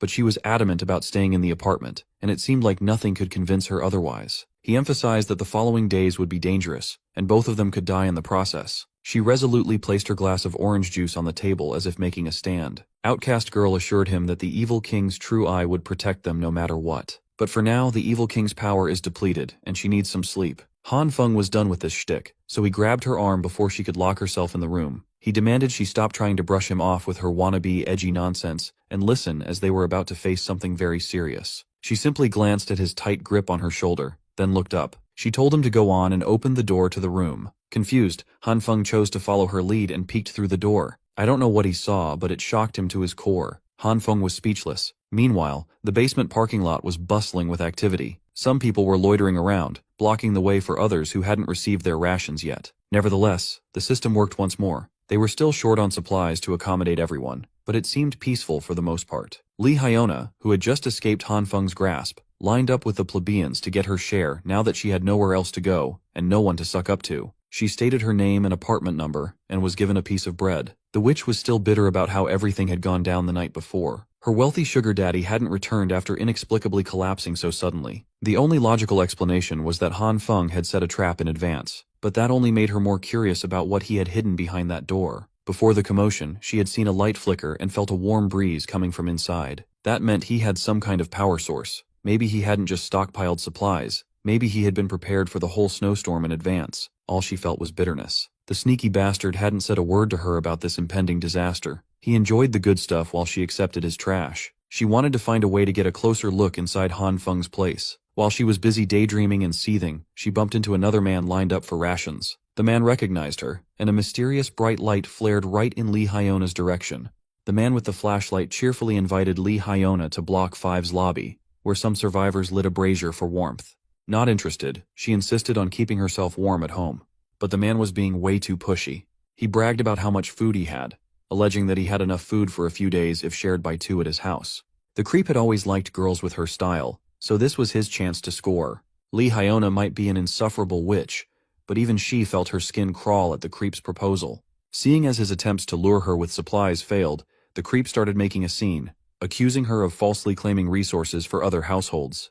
Which was true. Hearing the commotion, the other survivors were starting to pay attention. Lee Hyona shoved the creep out of the way, slapping him with the food she had just scammed. Humiliated in front of everyone, the creep raised his hand, motioning to bash her with his flashlight. Before he could assault the witch, Nurse Jin intervened. She slapped the creep with so much force it sent the bastard flying to a nearby wall. Seeing how the situation had escalated, the other survivors opted to call their almighty Mr. Jiang to handle the situation. Lee Hyona was stunned by the nurse's strength. In case she's injured or feeling unwell, the angelic nurse handed her a name card and an invitation for a checkup. Not wanting to draw any more attention, Hyona thanked Nurse Jin and tried to get out of there as fast as possible. But the creep was persistent. He stood back up, charged at Nurse Jin, and pinned her to the ground while calling perhaps the kindest person in the building a stinky hoe. Just when he was about to wail on her, someone grabbed the creep off the nurse with a forceful yank. With one swift motion, our favorite gangster, Brother Lee, neutralized the raging creep. His lips might be chapped, and he might be severely malnourished, but Brother Lee cannot stand men who hit women. Finally, Mr. Jong arrived to defuse the commotion. The creep started pointing fingers at Hyuna, snitching about her falsely claiming resources and hanging out with the rich kid, inflating supply prices. Seeing as the bastard hadn't learned his lesson yet, Brother Lee jumped him once more. But before he could get to the creep, Mr. Jong grabbed the snitching creep by the collar, lecturing him about the committee's purpose. They are supposed to protect the weak and make sure that everyone has something to eat. In the end, all the creep got was a stern warning for his offense. Mr. Jong approached Nurse Jin and Brother Lee, apologizing and inviting the two to the committee. Brother Lee passed. He is not interested in robbing others in the name of the committee. He would rather starve to death than compromise his principles. Likewise, Nurse Jin declined, albeit more politely. She can't just accept the committee's forceful methods, but she would be glad to help the sick. While the two made their way out of the car park, Hyuna interjected and asked Mr. Jong if she could join the group. The witch clung to Mr. Jong's arm.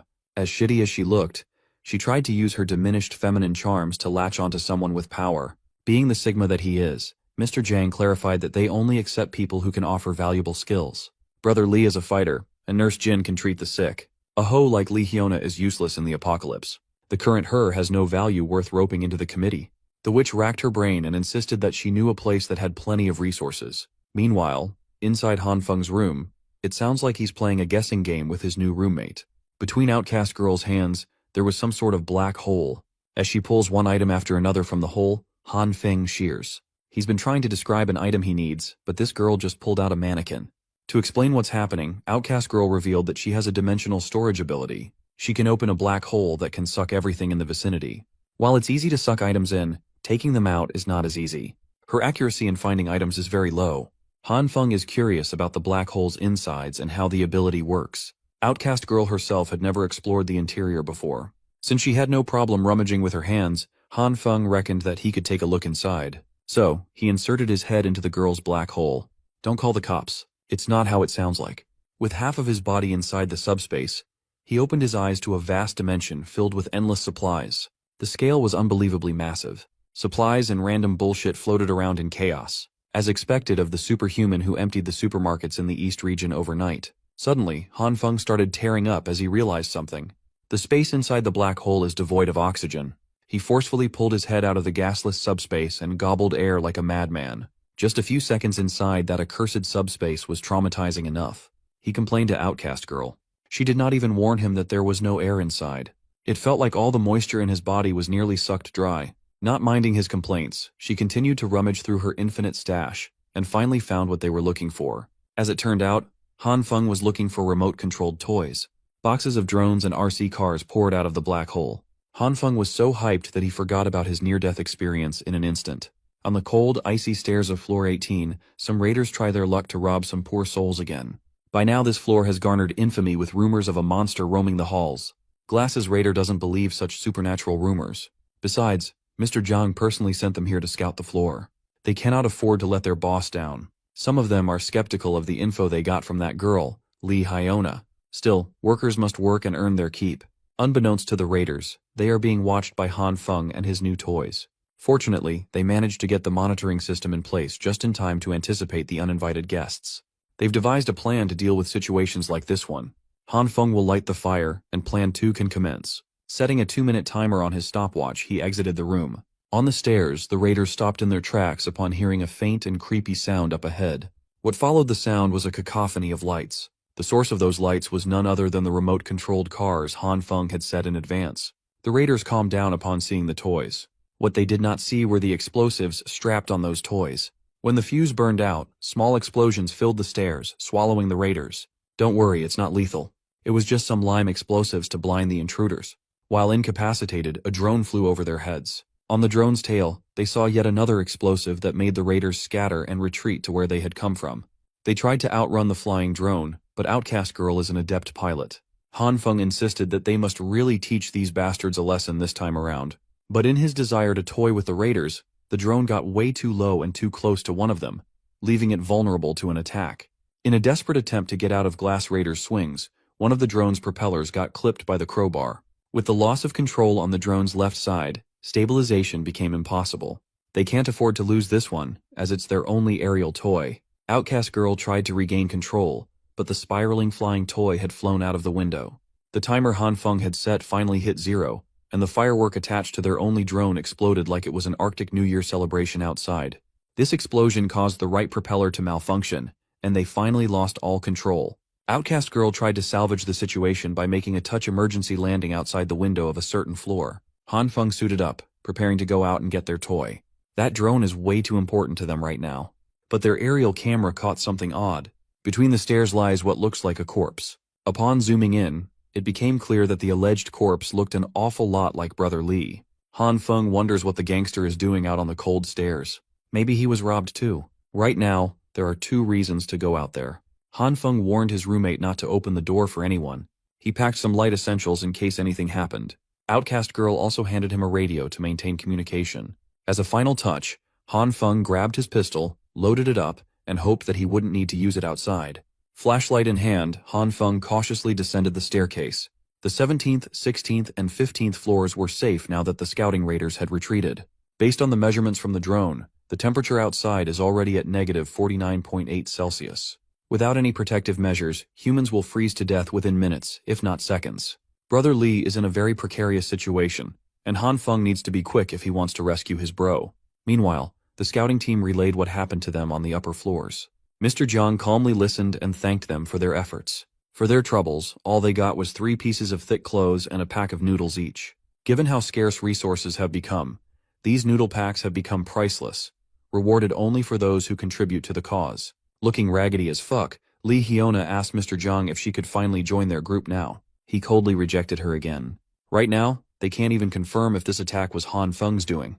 Moreover, if not for Uncle Liu personally witnessing someone moving resources before the disaster, Mr. Jiang wouldn't even entertain her words. For now, they need to gather up and check the floor with superior numbers. Whether Lee Hyona's information is real or false will be confirmed in this next operation. This is her chance to demonstrate her worth. Taking a steel pipe and gripping the weapon with both hands, she's determined to do whatever it takes to get in. Before going up, Mr. Jiang reiterated that everyone is important manpower for the collective and must mind their safety. With the big boss at the forefront, a sizable raiding group assembled and took to the stairs. Halfway through their climb, they spotted the unconscious and freezing Brother Lee. Taking a hot water canister, Mr. Jiang made Li Zi drink and woke up with his tongue burning. When he finally opened his eyes, he looked at the raiding force surrounding him with contempt. He clicked his tongue, feeling unlucky that these bastards were the ones that rescued him. Mr. Jiang's lapdog jumped into action and demanded that he thank Mr. Jiang for saving his life. Brother Lee just sarcastically laughed at that. The gangster still refuses to bend to the collective's will, calling them out for pretending to be heroes when they're just thieves. The lapdog tried to curse and beat him up, but Mr. Jiang held him back. Once more, the always smiling big boss extended another invitation to Li Zi to join forces with them. And just like before, he harshly rejected the offer. The raiders were getting annoyed at his stubbornness and shamelessness after being rescued. Brother Lee does not like being forced to do as he's told. Before he could turn around and climb up the stairs, Mr. Jiang firmly grabbed him by the shoulders. The shady bastard smiled broadly and asked if there was some kind of misunderstanding here. He insisted that they just wanted to bolster their strength to give those weaker a higher chance of survival. But Brother Lee can see through Bastard Jiang's phony smile. The committee, which is supposedly committed to protecting the weak, had been rationing only 1 meal every 3 days for the elderly. That's practically a death sentence in this situation.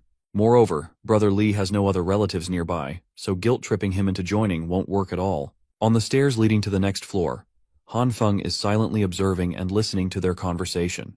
What he heard just now confirms that Jiang Shuiyu doesn't really care about everyone. It also makes sense why they want to rope in younger people while letting the old, weak, sick, and disabled people slowly rot away. If this goes on, the committee will eventually erupt in conflicts. Done with Brother Lee's rudeness, the lapdog jumped in to bark on the gangster's face for not appreciating the kindness they were extending. Lapdog made the mistake of entering Brother Lee's attack range. Without batting an eye, the gangster with a heart of gold headbutted the lapdog as hard as he could. After that headbutt, Brother Lee's whole body trembled in pain, but he continued to stand on business. Just one stare from the man with nothing to lose made the armed raiders subconsciously step back. While his men wordlessly looked at him in anticipation of the next order, Mr. Jiang contemplated. Slowly, the armed raiders got over their fear and slowly started closing in on Lee. While trembling and swaying, struggling to even stay upright, he challenged these thieving bastards to come at him. Still monitoring the situation from one floor above, Han Feng noticed that his bro was about to fall at any moment, and he needed help. As much as he wants to, there are way too many raiders down there. If he intervenes, he might fall victim to their numbers. But Brother Li had helped him out so many times before. Han Feng can't just watch his benefactor throw his life away in a miserable last stand. Suddenly, an idea struck the young man's mind. He pulled out his pistol and aimed downwards. He calmly watched the commotion unravel with a blicky in his hand and a finger in the trigger. No one has even swung at him, and Brother Li's already swaying like he's about to collapse again. Han Feng finally had enough of the raiders ganging up on his boy and fired a warning shot. The bullet nearly hit Mr. Jiang's lapdog in his crotch, freaking everybody out. Hearing the sound of a gunshot cut through their confidence. They could not believe that someone had a firearm in the building. Han Feng slowly descended the stairs while his gun was raised, demanding that nobody move. It was quite effective in getting the raiders off their backs. Nervously looking around, Brother Li saw the familiar gun and immediately identified his little bro. While the robbing raiders were shitting their pants, Mr. Jiang remained unnaturally composed. In the crowd, Li Hiona's eyes widened at the sight of the gun-toting Han Feng. He carefully handed Brother Li his house key, and they slowly retreated while keeping an eye on the intruders. The underlings looked at their big boss for their next move. Some of them wanted to attack the two while they were fumbling around. That thought was quickly dashed away when Han Feng fired yet another warning shot. He had already warned them not to move, and they were still trying his patience. He then ordered them to throw their weapons away and kneel. Slowly, the raiders followed the order while maintaining their fearful vigilance. This should buy Han Feng and his bro enough time to go back to the room safely. After a few seconds of kneeling in silence, and as the duo's footsteps got farther, Mr. Jiang was the first one to stand up and ask if anyone knew who the gunman was. Li Hiona took this opportunity to snitch that it was Han Feng, the owner of the place they were aiming for in the first place. Jiang's lapdog directed his anger towards the witch for not warning them that they were targeting an armed man. Mr. Jiang, de-escalated the situation, believing that Hiona had no reason to lie. He also laid down what this means to his men. If that Han Feng guy even has such a weapon, isn't it only fair to assume that he also has supplies? The thought of stealing more supplies lit a fire under the brainwashed crowd's asses. Mr. Jiang is pretty much convinced that the deliveries Uncle Liu saw before the catastrophe are the real deal. While they have renewed hope of securing more supplies, it might be tough to proceed with their original plan, given that any one of them could get shot. But Mr. Jiang believes that Han Feng is a wuss incapable of murder, or he would have capped a few of them by now. Furthermore, no one can hide in their house forever and not come out, right? Still, the big boss gave his men the rundown for a change of plans. For now, they will return and prepare some safety measures before coming back. They must take down room 1804 as soon as possible. Speaking of room 1804, the duo had finally arrived outside the room. Until now, Brother Li's hands are still trembling, making it hard to unlock the door, while Han Feng keeps his eyes peeled and fingers ready for any retaliation. As soon as Brother Li successfully unlocked the door, he felt pleasant, warm air wafting from inside, a sensation he had been craving for. When they got in, Brother Li was surprised to see a fully functional radiator and a running generator. Behind one of the glass doors was a sea of supplies that would make anyone's mouth water. Brother Li turned to his little bro and curiously asked what was the deal with this heavenly house. While the gangster was reveling at the luxurious setup, Outcast Girl popped out of her room to ask if Han Feng retrieved the drone. He was so caught up in rescuing his bro that he forgot what he came down there for in the first place. 2 hours and several hefty meals later, Brother Li has finally been caught up with a portion of the true story. Han Feng simply told the gullible gangster that he had predicted the disaster and had prepared as much as possible. The young man also apologized to his bro for not looping him in. He was just worried about the information about his supplies being leaked, so he limited the number of people who knew. After finishing his meal, Brother Li stood up and bowed with utmost gratitude. If not for his little bro, he would have starved and frozen to death. The fact that he can enjoy a warm meal again is already an extreme kindness. When the gangster lifted his head, tears of appreciation were streaming down his face.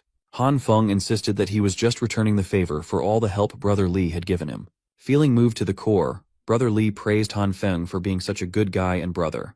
Now that he's here, Li also shared the overall situation in the building complex as of now. Things have become very different now. The last time he updated Han Feng about current events was before the power supply was cut off. Since that day, that Zhang bastard has been going around stealing supplies from everyone in the name of collectivism.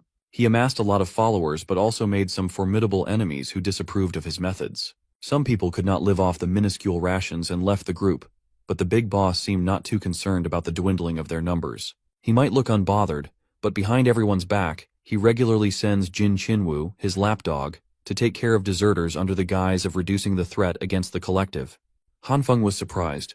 Jin Chinwoo and Jin Chinwen used to be a sweet, smart, and caring pair of twins. Basically, this collective committee expanded its influence and size quickly through underhanded tricks. But Brother Lee firmly believes in the saying that evil has its retribution. Jiang and his goons made their biggest mistake when they tried to rob a man named Li Zhenghao. You see, that guy was a boxer who was once the country's middleweight champion. If that was the case, it is natural that the twerps in the committee got beaten up badly, but that Zhang bastards refused to admit defeat, lose face, and lose the respect of his cult. Under his direct orders, raiders kept going to Li Zhenghao to fight. Of course, all of them got pummeled to a bloody pulp. Because of this incident, the boxer amassed a following of his own. Among them, there are two standouts who are starting to make a name for themselves. One is Zheng Yangyu, a boxing fan. He used to participate in underground boxing matches for a few years. He is notorious for his speed. The other is called Jin Zhongzai, another diehard fan of Zheng Hao. He is blessed with overwhelming strength, and he is built like a monster. With these two on the boxer's corner, the birth of a new faction in the neighborhood was imminent. And they hate the hypocrisy of Zhang Shuiyu with passion. Brother Li added that bastard Jiang was desperate to resolve this conflict and finally decided to target Han Feng's supplies. He tried to warn his little bro, but he passed out on the stairs. This is good, as it means that Mr. Jiang's empire is slowly crumbling from the inside.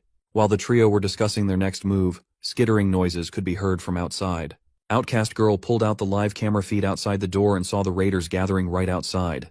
Han Feng stood up to set up his electric door handle trap. Outcast Girl stopped him from rushing and warned him about the smell of sulfur coming from the hallway. Without warning, the whole room shook. Something just exploded outside.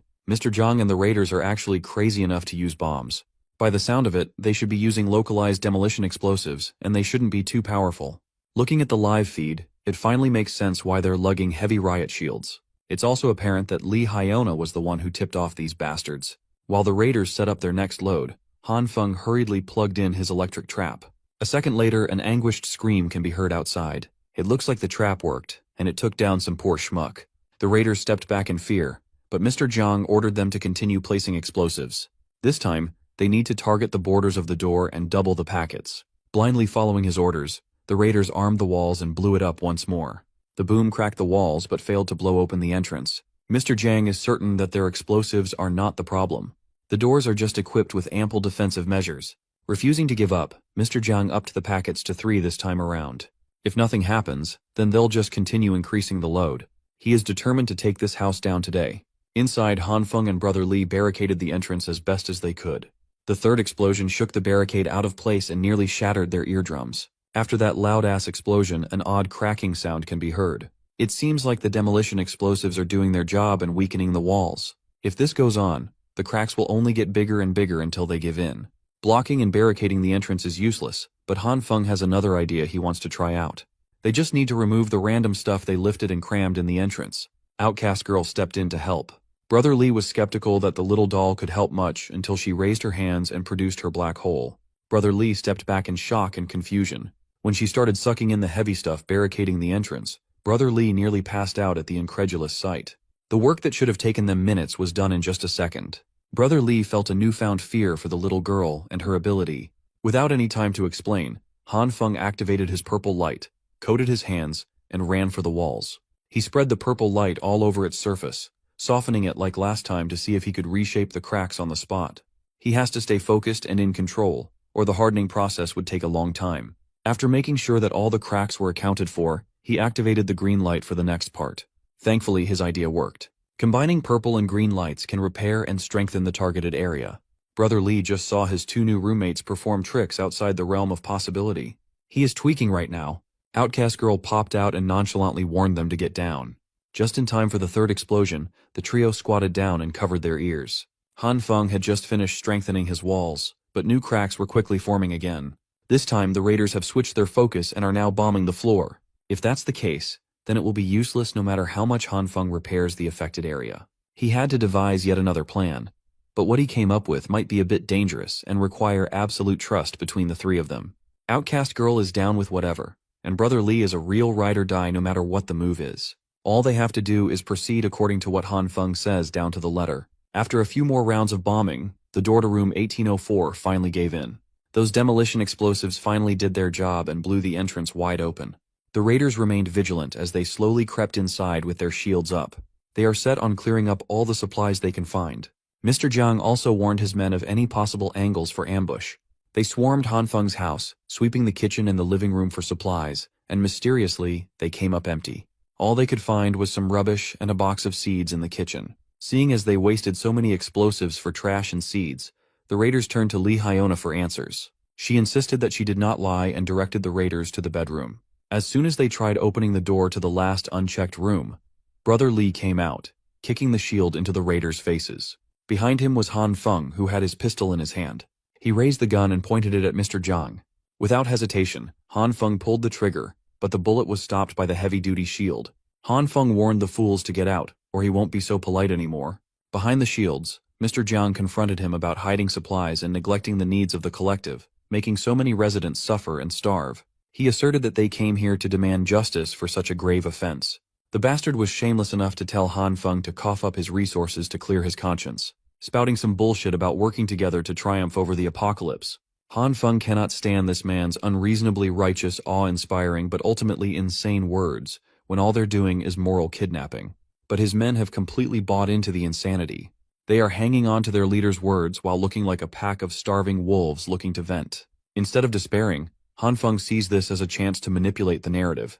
Putting on his award-winning offended face, he asked them what and where the supplies they were yapping about. Li Hyona interjected, insisting that they must have hidden everything somewhere. She reiterated that she saw the light and even felt heat coming inside the last time she was there. Tired of her annoying ass voice, Han Feng fired another shot that made the witch buckle in fear. Unfortunately, the shield protected her from a clean headshot. Han Feng called her shameless for spouting lies. He added that if this witch had not scammed him into exchanging his food and necessities for useless seeds, he would not have been in such a poor state today. Slowly but surely, the raiders started turning on Hyona. Unfortunately, Mr. Jiang was level-headed enough to stop the internal strife from developing and proposed a simple method to see who was lying. All they have to do is go into the bedroom to check if Han Feng's home is really empty. Han Feng acted tough, but he permitted them to do a thorough check, his finger still on the trigger. After a few minutes of tossing the bedroom, all the raiders found there was some more rubbish and a little girl inside. Outcast Girl then played her part. Calling Han Feng her brother, she hugged him and cried that she was hungry and afraid. Now the raiders are pissed that they worked so hard to break the door for half a day just to get nothing. Evidently incensed, Mr. Jiang demanded an explanation from the witch. Now that things have developed this way, and they've wasted so much time and resources on this raid, she must give a plausible explanation, or the raiders would gladly tear her apart. Slowly losing her mind, all she could do was insist that she was not a liar. While that may be true, no one's buying her words anymore. The only logical explanation she can think of is that Han Feng is playing tricks on everyone. As always, she blamed Han Feng for putting her in a tough spot. Li Hyona finally snapped and ran out of the shield's cover, charging at Han Feng. He was blinded by her flashlight and got his gun taken away. In a careless twist of fate, the witch managed to grab the pistol. She aimed it at Han Feng's chest and demanded to know where the supplies were hidden. The raiders looked at her like she was utterly insane while she threatened to shoot Han Feng. Egging her on to shoot, the young man continued to insist that she already scammed all his resources long ago. Just as when she was about to pull the trigger, the raiders surprisingly stepped in and knocked the gun out of her hand before she could harm anyone. Mr. Jiang's lapdogs restrained the insane witch while she continuously claimed that she was not a liar. Before Han Feng could grab hold of his gun, Mr. Jiang's hand extended and picked up the blicky. He slowly raised the pistol while staring Han Feng directly in the eyes. His lapdogs continued berating the witch for leading them on a wild goose chase. Before they could start beating her up with metal pipes, Mr. Jiang intervened and stopped any more unnecessary bloodshed. Seeing as their plan failed, he's in damage control mode now. He hypocritically reminded his men that the committee was not a violent group, and Han Feng's house was not an execution ground. Scaring her with the gun, Mr. Jiang is willing to give her a chance to turn over a new leaf. He even apologized to Han Feng for causing distress, and for everything that happened today. Surprisingly, he willingly handed the gun back to its owner, and promised to give a proper explanation and apology soon. Han Feng cautiously took his weapon back, and the shameless Mr. Jiang extended an invitation for him to join the committee. He insisted that Han Feng should mull it over for a bit and get back to him with an answer. As he and his goons retreated, he urged Han Feng to answer at the supply collection spot tomorrow. And so, the trio were left in the mysteriously empty and depressing home by themselves. Han Feng's head hung low, concerned with Brother Li. With a sigh of relief, he lifted his head in reprieve now that this farce was finally over. With the performance done, they can finally go back to chilling with the comfort of electricity and warmth. Now that his place is compromised, they transferred over to Outcast Girl's surprisingly cozy and spacious house, right above Han Feng's. It's all thanks to her that they can put on such a convincing performance so quickly. You see, before the raiders got in, Han Feng coordinated the plan flawlessly. First, they stored all valuables and resources inside Outcast Girl's subspace. They made sure to leave some rubbish and wrappers in random places to really sell the performance. They even opened the windows to quickly lower the temperature inside. They had to make it seem like they had run out of supplies a while ago. Those committee bastards can just waste their energy tearing down a door holding nothing inside. While sharing a lavish meal, the trio celebrated the fact that Zhang Shuiyu's failed mission, which yielded nothing, would surely stir up anger within the group. In that situation, those greedy raiders will start pointing fingers at the weak links. Since Han Feng has a gun, the unarmed and hateful Li Haona will definitely get the worst of it. The plan worked wonderfully, but it did not go down without a hitch. Han Feng's gun was even taken. But the young man had already accounted for that as the worst-case scenario. He was mostly certain that when Zhang Shuiyu gets his hands on the gun, he will most likely opt to resolve the situation peacefully to maintain his righteous image. If it did not go down that way, and the madman decided to pull the trigger instead, Han Feng had already emptied the mag with the 2 shots he fired. That way, letting the raiders take the gun on purpose only enhanced the reality of the performance. Brother Li finally relaxed. He thinks that from now on, they just need to pretend to be suffering while secretly enjoying a luxurious life. But Han Feng corrected him. Their main mission from now on is to bring the committee down. Back in the car park, the distribution of poultry supplies continued. Even though they're getting less and less food, the people's gratitude for Mr. Jiang is still there. While everyone is busy with the distribution, 2 sneaky figures are moving in the background. They quickly entered the off-limits area, where only a few were permitted entry. The committee members in charge of securing the supplies are just getting back to the car park. Those 2 sneaky figures, Han Feng and Brother Li, tried their best to blend into the background to remain undetected. Surprisingly, it worked. According to Brother Li's prior investigations, the first 4 floors of the building have been cleared out. The 5th and 6th floors house the logistics workers and their family members. Mr. Jiang and his inner circle reside on the 9th to 12th floor, and the warehouse is likely to be on the 7th and 8th floors. There will be guards posted up from the 5th floor onwards. The duo has to be sneaky, avoid firing the gun, and get by with metal rods as much as possible. As the 2 ascended to the higher floors, there was an odd absence of security. Without even needing to use their weapons, the 2 reached the 7th floor without a fuss. Brother Li is starting to doubt if they're on the right path at all. While it's understandable that the committee is understaffed, having no guards at all is a bit much. Splitting up, Han Feng and Brother Li decided to search the entire floor for the warehouse. Han Feng was expecting some action, but was pleasantly surprised with how smoothly they infiltrated this far. Since the committee still boasts superior numbers, the trio has to work smart and start from the inside to bring the whole thing down. As far as Han Feng can see, that thieving organization is only held together by the promise of supplies. If they can find that stash, Outcast Girl, or the Evil King as she likes to be called, they can go in and empty their coffers. Still, finding the exact room where they hide the supplies within an entire floor will take quite a bit of time, and they must watch their steps along the way. Eventually, Han Feng heard Brother Li giving him the signal. When he saw what Brother Li was clamoring about, Han Feng was flabbergasted. One of the rooms had the word warehouse blatantly stuck to it. This was such an obvious trap. Even the key was left in the keyhole. But if Brother Li was alone, he would have fallen for it already. Look, this dumbass Blondie might be a good homie, but he is not the sharpest tool in the shed. There are thin wires wrapped around the key and handle, indicative of the simplest trap there is. If these raiders can afford to bomb Han Feng's door, who knows what kind of trap they have set up. Han Feng had to direct Brother Li not to touch anything and all willy-nilly. For now, they just need to scout and know the key locations for their attack. While the duo was quietly discussing their plan to continue searching the higher floors, the door next to them creaked open. 2 guards came out just as the dumbass duo were discussing their plan to clear the supplies out. They all stared at each other, taking a second to process what the hell was happening. Han Feng regained composure and bolted out as fast as he could with Brother Li in tow. They eventually reached the stairs, but the guards quickly caught up. Han Feng had to step in, save his bro from a nasty concussion, and block a metal rod strike with one of his own. Retaliating, Brother Li landed a painful kick on the guard's groin. That bought them enough time to get back to the staircase and lock the door behind. Unfortunately, the commotion attracted other guards coming from the lower floors. With no other choice, they have to hurry and proceed upwards with hopes of not encountering any more enemies. When they reached the 8th floor, Brother Li noticed Han Feng clutching his right arm. It was probably fractured from blocking that strike earlier. For now, they must find a place to hide, and quickly. Just as they were about to look for a hiding spot, Brother Li saw something that made him stop in his tracks.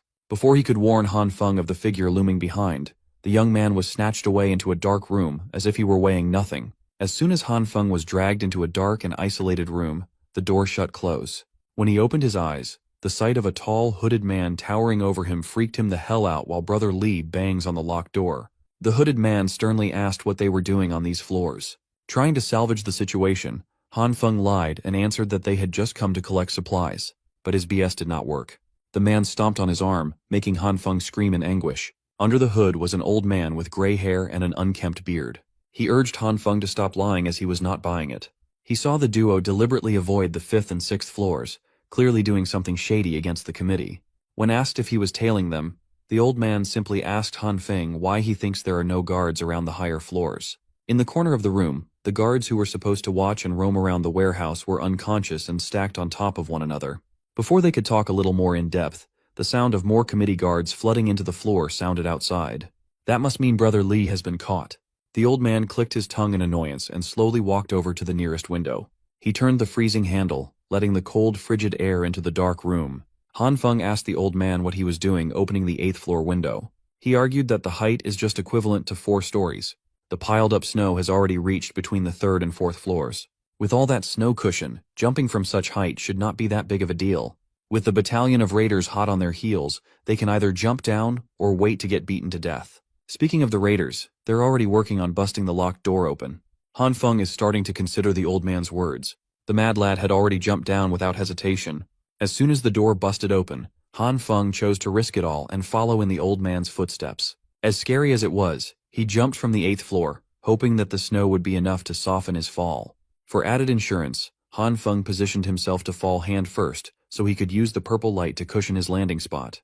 While he lands, the old man digs himself out of the snow, completely fine and intact. Han Feng might have landed awkwardly, but he's alive, albeit a little winded.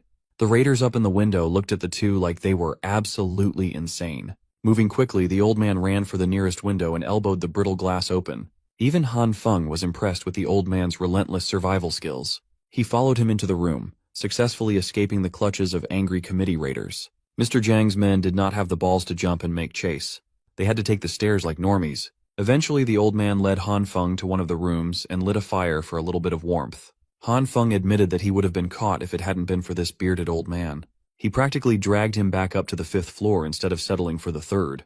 Those goons chasing them would naturally think they'd hide out in the lower levels and are now swarming the place and placing traps. Seeing the uneasy look on the young man's face, Beardy asked if he was scared, which was only natural considering they were chilling on a bonfire next to a dead man. When asked why he saved Han Feng, the old man corrected him immediately. Given the chance, he'd like to off Han Feng himself. He then praised the young man for at least having enough brain cells to not fall for the lame trap in that fake warehouse. For now, he wants Han Feng to spill the beans on anything he knows about the committee. If he clams up or lies, Beardy would gladly beat the truth out of him. Considering that he had taken all those guards down, Han Feng reckoned that the old man was lurking on the higher floors, either to steal supplies or to settle some enmity against the committee. Either way, Han Feng and Brother Li's appearance must have disrupted his plans. When asked if he has some sort of vendetta against Mr. Jiang and his goons, the old man admitted that he did. He's also aware of a secret that Jiang Shuiyu is hiding. Han Feng perked up and asked what sort of secret that was. The old man stood up, confirming that this kid must be connected to Jiang Shuiyu somehow. Prodding further, Beardy demanded that Han Feng spit out everything he knew about the committee unless he wanted to be the second corpse in this room. The choice is solely up to him. Afraid of being beaten to death, Han Feng started trauma dumping about his unpleasant encounters with that Aizen-looking bastard. To summarize, Jiang blew up his house, stole his girl, and ransacked his supplies. He even pulled out all the stops and threatened them with a gun for the sake of revenge. But a paltry pistol wouldn't cut it. Han Feng mixed in a little bit of truth with a few lies and threw in the pistol bit, hoping that the old man would buy his story. It looks like Beardy did. He sighed and confirmed that a junky pistol is nothing for those big shots in the committee to worry about. The fact that Jiang set Han Feng free without taking the gun proves that. When asked why, the old man presented two theories. First, the bastard is just putting on a show to maintain his position as the righteous leader. The second and the more terrifying theory is that he has an arsenal of even more powerful weapons stashed away. Han Feng added that he brought his brother with him to finish Jiang Shuiyu off, hoping that the committee would slowly die without the head of the snake. While the original intention of the committee was good, they managed to help some people survive. Jiang Shuiyu's increasingly pragmatic philosophy got everyone thinking that doing bad is the only way to live comfortably. Even if the apocalypse subsides, the people who've lost their conscience and fallen to depravity won't ever fit back into society. That's precisely why they must put a stop to the corrupt committee. The old man is on board, but he's worried about what would happen if they do succeed. In this world, the strong have always preyed on the weak. Killing Jiang Shuiyu would only plunge the whole neighborhood into lawless plunder and slaughter for the little resources available. If that's the case, they might as well ask for a third opinion. It just so happens that another person has been listening in on their conversation from the other side of the door. Whoever it was, they tried to throw a water canister at the old man's face and missed. Upon retaliating, Beardy was surprised that his fist was stopped by such a small body. He then noticed that the hands holding his fist back were trembling in fear. Beardy repositioned and motioned to bash the Snoop's head, but stopped as soon as he heard her familiar voice. With pink hair and an adorable coat, it was none other than the charming Nurse Jin. Seeing the man inside the room, she recognized him as Mr. Han from the hospital. When things calmed down, Nurse Jin treated Han Feng's fractured arm while she profusely apologized for eavesdropping on their private conversation. She just came by after receiving Grandpa Li's supplies and for the re-examination. She came in and discovered the poor old man dead, and then she heard the door open. She got frightened and subconsciously hid in the other room. Beardy suspects that the little nurse must have been involved in the old man's death. He sees her selfless dedication as nothing but a joke. While he might be right in some respects, Nurse Jin does not regret her actions. People can say she's cruel or heartless, but only by surviving can she save more people in dire need. Furthermore, Jiang Shuiyu gave her a pass so she could freely walk anywhere she needed. She also benefits from the committee's supplies even if she doesn't directly work for them. But Mr. Jiang has been chasing out a lot of sick and old people recently. Grandpa Li is one of them. It makes sense. With one less mouth to feed, the committee can hold on to their authority for longer. However, according to Brother Li, a new faction has been rising in the neighborhood. With those boxers at odds with the committee, Jiang Shuiyu must be eager to eliminate the competition. That must be why he's ramping up the abandonment of the old and sick. He wants to keep the young and healthy, fed and happy. With increasingly desperate measures, there's a good chance that a faction war will erupt sooner rather than later. If that's the case, it would be wise to try and find Jiang's alleged weapon arsenal. Beardy asked the young man what he could even do by himself if he did find the stash. Han Feng asserted that he'll figure something out when he gets there, but he refuses to sit around and die with everyone else. Beardy thinks they're fucked either way, so he won't stop Han Feng from digging his own grave. He then warned the young'uns that Jiang Shuiyu and the committee were just small fish in a big pond. There will be more bloodshed and slaughter for survival down the road. In a dog-eat-dog world, the one that survives till the end wins. With that being said, Beardy opened the window and made his exit. This dude is actually allergic to using doors normally. With only Han Feng and Nurse Jin left in the room, the nurse with super strength eagerly asked if there was anything she could do to help. Han Feng politely declined her offer to help, as he did not want to drag another person down with him. But Nurse Jin is persistent. She heard the whole story, and she can't just stand by while the neighborhood is in danger. She even got furious at that Jiang bastard for everything he did to Han Feng. Seeing the determined and genuine look in her eyes, Han Feng could not reject her. Now that she's on board, there is actually something that Han Feng needs help with. Back in the car park, the guards were reporting their encounter with Han Feng and the old man. Speaking of the devil, the man who they thought would hide like a rat appeared before everyone out in the open. Outing himself in the open got him dragged into the lion's den. In an isolated room away from everyone else, Han Feng got beaten until he was coughing and throwing up. Mr. Jiang's lapdog tied him up, kicked him repeatedly, and warned him of the dangers of stealing supplies from the committee. The brainwashed twin threatened to cripple his other arm if he ever dared to step foot in their territory again.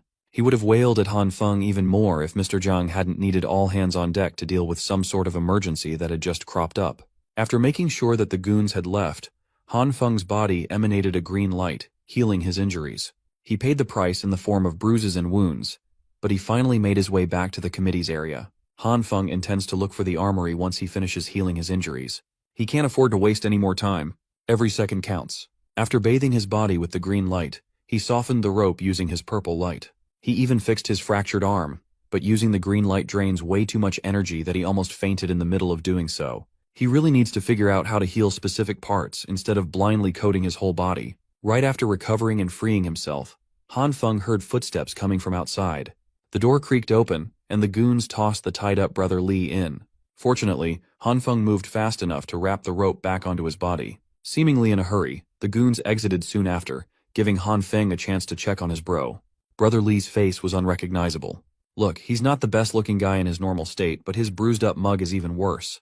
Han Feng added even more injury by slapping Brother Li awake. At least it was an effective way to wake him up. Brother Li just wished that little bro slapped the less swollen side. Now he can't even feel anything on the left side of his face. He then recounted how he was dragged through a different room. Before he got caught, he managed to get into the power distribution room and hid inside. In there, he found a big out-of-place hole connected downwards to an unnaturally deep location. Thinking that they would eventually check on the power distribution room, Brother Li risked it for the biscuit, grabbed the wires, and climbed down to the unknown. He initially thought he would come out of the basement car park 1, but the line extended all the way to basement 2. Oddly enough, there wasn't even a single person in there. All he saw was a lot of boxes neatly arranged, lying on the ground. All of them were sealed tightly. Curiosity got the best of him, and he opened up a few boxes. Imagine his surprise when he saw the boxes were filled with sausages, each one as thick as his arm. He was about to investigate and take a closer look when he heard something or someone come up behind him. The next thing he remembers is Han Feng's wake-up slap. Now it makes sense why the committee and that Jiang bastard are so arrogant. They actually have heaps of supplies down on the lower floors. Han Feng skeptically asked if the contents of those boxes were really just sausages. If they have so much food, why would they work so hard, going as far as to use explosives to try and steal supplies? The boxes had nothing written on them. The contents were just shaped like sausages, so Brother Li assumed they were. Nevertheless, something does not feel right. At least now they know that Zhang Xueyu really has a secret warehouse. Suddenly, the duo heard the guards coming back. They were talking about how odd it was that Mr. Jiang was rushing them to dispose of Li Ziyi when they were trying to rope him in just the day before. Hearing that he has a kill order out there scared Brother Li out of his wits. When the goons entered the room with weapons in hand, the prisoners were gone. Confused, they searched the room. Unbeknownst to the poor goons, the duo had already set up a vengeful ambush. And so, they turned the tables, jumped their captors, knocked them out, and tied them up. Since Zhang Xueyu is going as far as to issue a kill order with his secret stash discovered, whatever's down there is definitely worth investigating. Still, there are tens of boxes in there. Brother Li wonders what they can even do once they manage to get back into the second basement. Han Feng assured him that it wouldn't be a problem once they got together with the evil king. Retrieving and reactivating his earpiece, Han Feng contacted the evil king and asked if the big sister he had sent had arrived. Oddly enough, the little girl asked if it would really be okay to let the girl who snatched Han Feng's gun inside the house. This is bad. Instead of Nurse Jin knocking on the door, it is that witch, Li Hyona. Han Feng hurriedly warned the evil king to keep the door shut and avoid the crazy witch at all costs. But it might just be too late. The transmission was cut, and Han Feng is in the dark about what's happening upstairs. They have to go back up and check on the evil king's status first. For the second time today, the duo sneakily traversed the frigid halls of the lower floors, making sure that they didn't get caught once more. While they were mindful of not making any noticeable noise, loud crashes could be heard from up ahead. The survivors reliant on the committee are evacuating to the higher floors. The injured, elderly, and women, or at least what's left of them, must proceed up the stairs, while the able-bodied are ordered to bring their weapons and gather in the basement. It was pandemonium. They are panicking and trying their hardest to prevent the enemies from coming up and reaching their supply stash. The only logical explanation for the chaos Han Feng can think of is that the war with Li Jinghao's faction has finally started. Whatever the case may be, this hectic situation is beneficial for them. All they have to do is cover up, wear their masks, and try to blend into the crowd until they reach the evil king. The stairs were crowded with distressed survivors, and the duo fit right in. Unfortunately, their plan to stay low-key might not be feasible anymore. Mr. Jiang's lapdog coordinating the evacuation just fell on his ass. Li Jinghao's number 1 and number 2 had intercepted the evacuees and were hungry for violence. Brother Li subconsciously pulled his little bro aside, protecting him from the shit show that was about to unfold. Meanwhile, on the upper floors, the evil king is observing Li Hyona through the door's peephole. The witch carefully moved and stuck her ear on the door's surface, trying her best to suss out if Han Feng was inside, but she couldn't hear anything. She looked highly suspicious in every sense of the word. It was at that moment that Nurse Jin finally pulled up with her med kit. When asked what she was doing snooping around Han Feng's door, Hyona was stun-locked as she tried her best to formulate an excuse. The best she could come up with was that she came over to search for food. Of course, Nurse Jin was not buying such flimsy bullshit. You see, Li Hyona was not alone. Behind her was a whole battalion of emaciated good-for-nothings equipped with weapons. Li Hyona and her goons confronted Nurse Jin, and she stood her ground by saying that she'd been called to treat someone in the room. Unfortunately, the Mad Witch is too sharp to buy that excuse. She had seen the nurse and Han Feng talking before. So, she turned to her miserable goons, desperate for supplies, and whispered poison into their ears. One by one, the creeps approached Nurse Jin as she slowly retreated and threatened to report the disruption to Jiang Shuiyu. Hyuna thinks using the nurse as a hostage would lure Han Feng out. The goons were not exactly enthused to hold the only medical staff in the building captive. If they keep this ridiculousness up, Nurse Jin threatens to drop the polite act altogether. When they chose to ignore her warnings and kept on restraining her arms, the dainty nurse lifted the goons and smacked them together like they weighed nothing. Hyuna and the rest of the creeps subconsciously retreated in terror. Nurse Jin took a deep breath and warned them one more time that interfering with her work carries consequences. The witch has gone absolutely cuckoo. She pulled out a hidden knife from her pocket and swung it at the lovely nurse. She had no regard for the well-being of others. If Nurse Jin was not wearing a thick enough coat, the blade could have cut her skin. Hyuna warned her goons to stand by and be careful of the freak's inhuman strength. While everyone was distracted, the apartment door slowly creaked open. The raiders were confused as the weapons in their hands trembled in unison. The trembling became so strong that it turned into an irresistible suction force. Standing at the door was the self-proclaimed Demon King with her hidden ability in full view. She even executed some useless ninjutsu hand signs to make it more dramatic. Knives, bats, pipes, and all sorts of improvised weapons were confiscated by her domain. She went at it so hard that even Lee Hyona's dilapidated clothes started getting sucked in. The sketchy raiders tried to run away, but the suction was too strong. They thought a ghost was playing with them. Back in the lower floors, the war between factions continued, becoming more violent by the second. Fists were thrown and skulls were bashed in. In the midst of the chaos, Han Feng and Brother Lee are running from a hulking man. Han Feng threw a punch at the wrong guy, and now they're in a cartoon chase scene. Who would not be fuming if a single punch made your cheeks swell to the size and color of an apple? Han Feng threw a shot in the dark. He combined his green and purple lights to form a reinforced glove and got a powerful result in a desperate situation. To make matters worse, Mr. Jiang's lackeys recognized them in the middle of the riot. If they get caught again, those sadists will never give them another chance to escape. So Han Feng thought of a quick plan, separating from Brother Lee. While the gangster picks up their little roommate, Han Feng will serve as the distraction. It's going to be hard to pull it off alone, but he's confident in his chances. Han Feng made a show of running around the basement parking lot, drawing as many eyeballs to himself as possible. He vaulted on top of a car and screamed at the top of his lungs, turning heads from every direction. Han Feng raised his middle finger to everyone in the room, and falsely confessed that he was the one who raised the prices of supplies so all the peasants would starve to death. What followed was dead silence. Every raider, no matter which side they represent, gnashed their teeth in anger. It was as though everyone forgot their differences. Now they are united with the same goal, to catch and kill Han Feng first. The first part of his plan was a smashing success. Han Feng vaguely recalls seeing the entrance of the basement car park closed off by a metal gate. Right now, tons of snow are bearing pressure on that gate, and it is waiting to be released. He single-mindedly ran for the gate and failed to notice one of the infamous twins hot in his heels. He got socked off his feet, tumbling all the way to his intended destination. With the metal gate on his back, the angry mob closed into the corner of Han Feng. He touched the cold metal, focusing on stirring his ability. With immense concentration, he covered the entirety of the gate with his bizarre purple light. In fear of the light, the mob stopped their advances. When the light was snuffed out, their anger rose once more. The final push was Han Feng screaming at the bastards to come at him. While the angry mob rushes forward, the once solid metal gate has turned soft and malleable. The material is not nearly strong enough to hold back tons and tons of snow from rushing into the floor. Seeing the incoming indoor avalanche, the mob quickly forgot their beef with the young man. Now it's a run for survival. The avalanche was brutal. It had enough force to wash away the cars neatly parked in the basement. The warring factions were swallowed by the great white coldness, burying them in frost. Those who were fast and lucky enough were able to run towards the exit on time, saving themselves from the incoming disaster.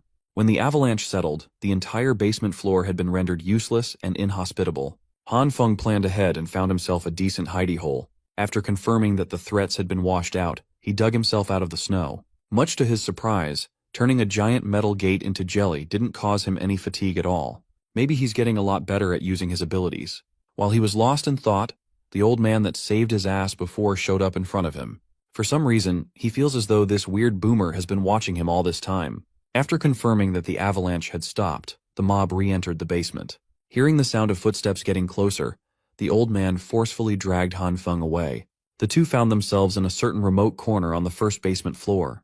Trying to catch his breath, Han Feng demanded to know just who this boomer really was and why he was trying to get all up in his business. Seeing that there is no sense in hiding any longer, the boomer introduced himself as Li Zhenghao, the man leading an all-out war against Mr. Jiang.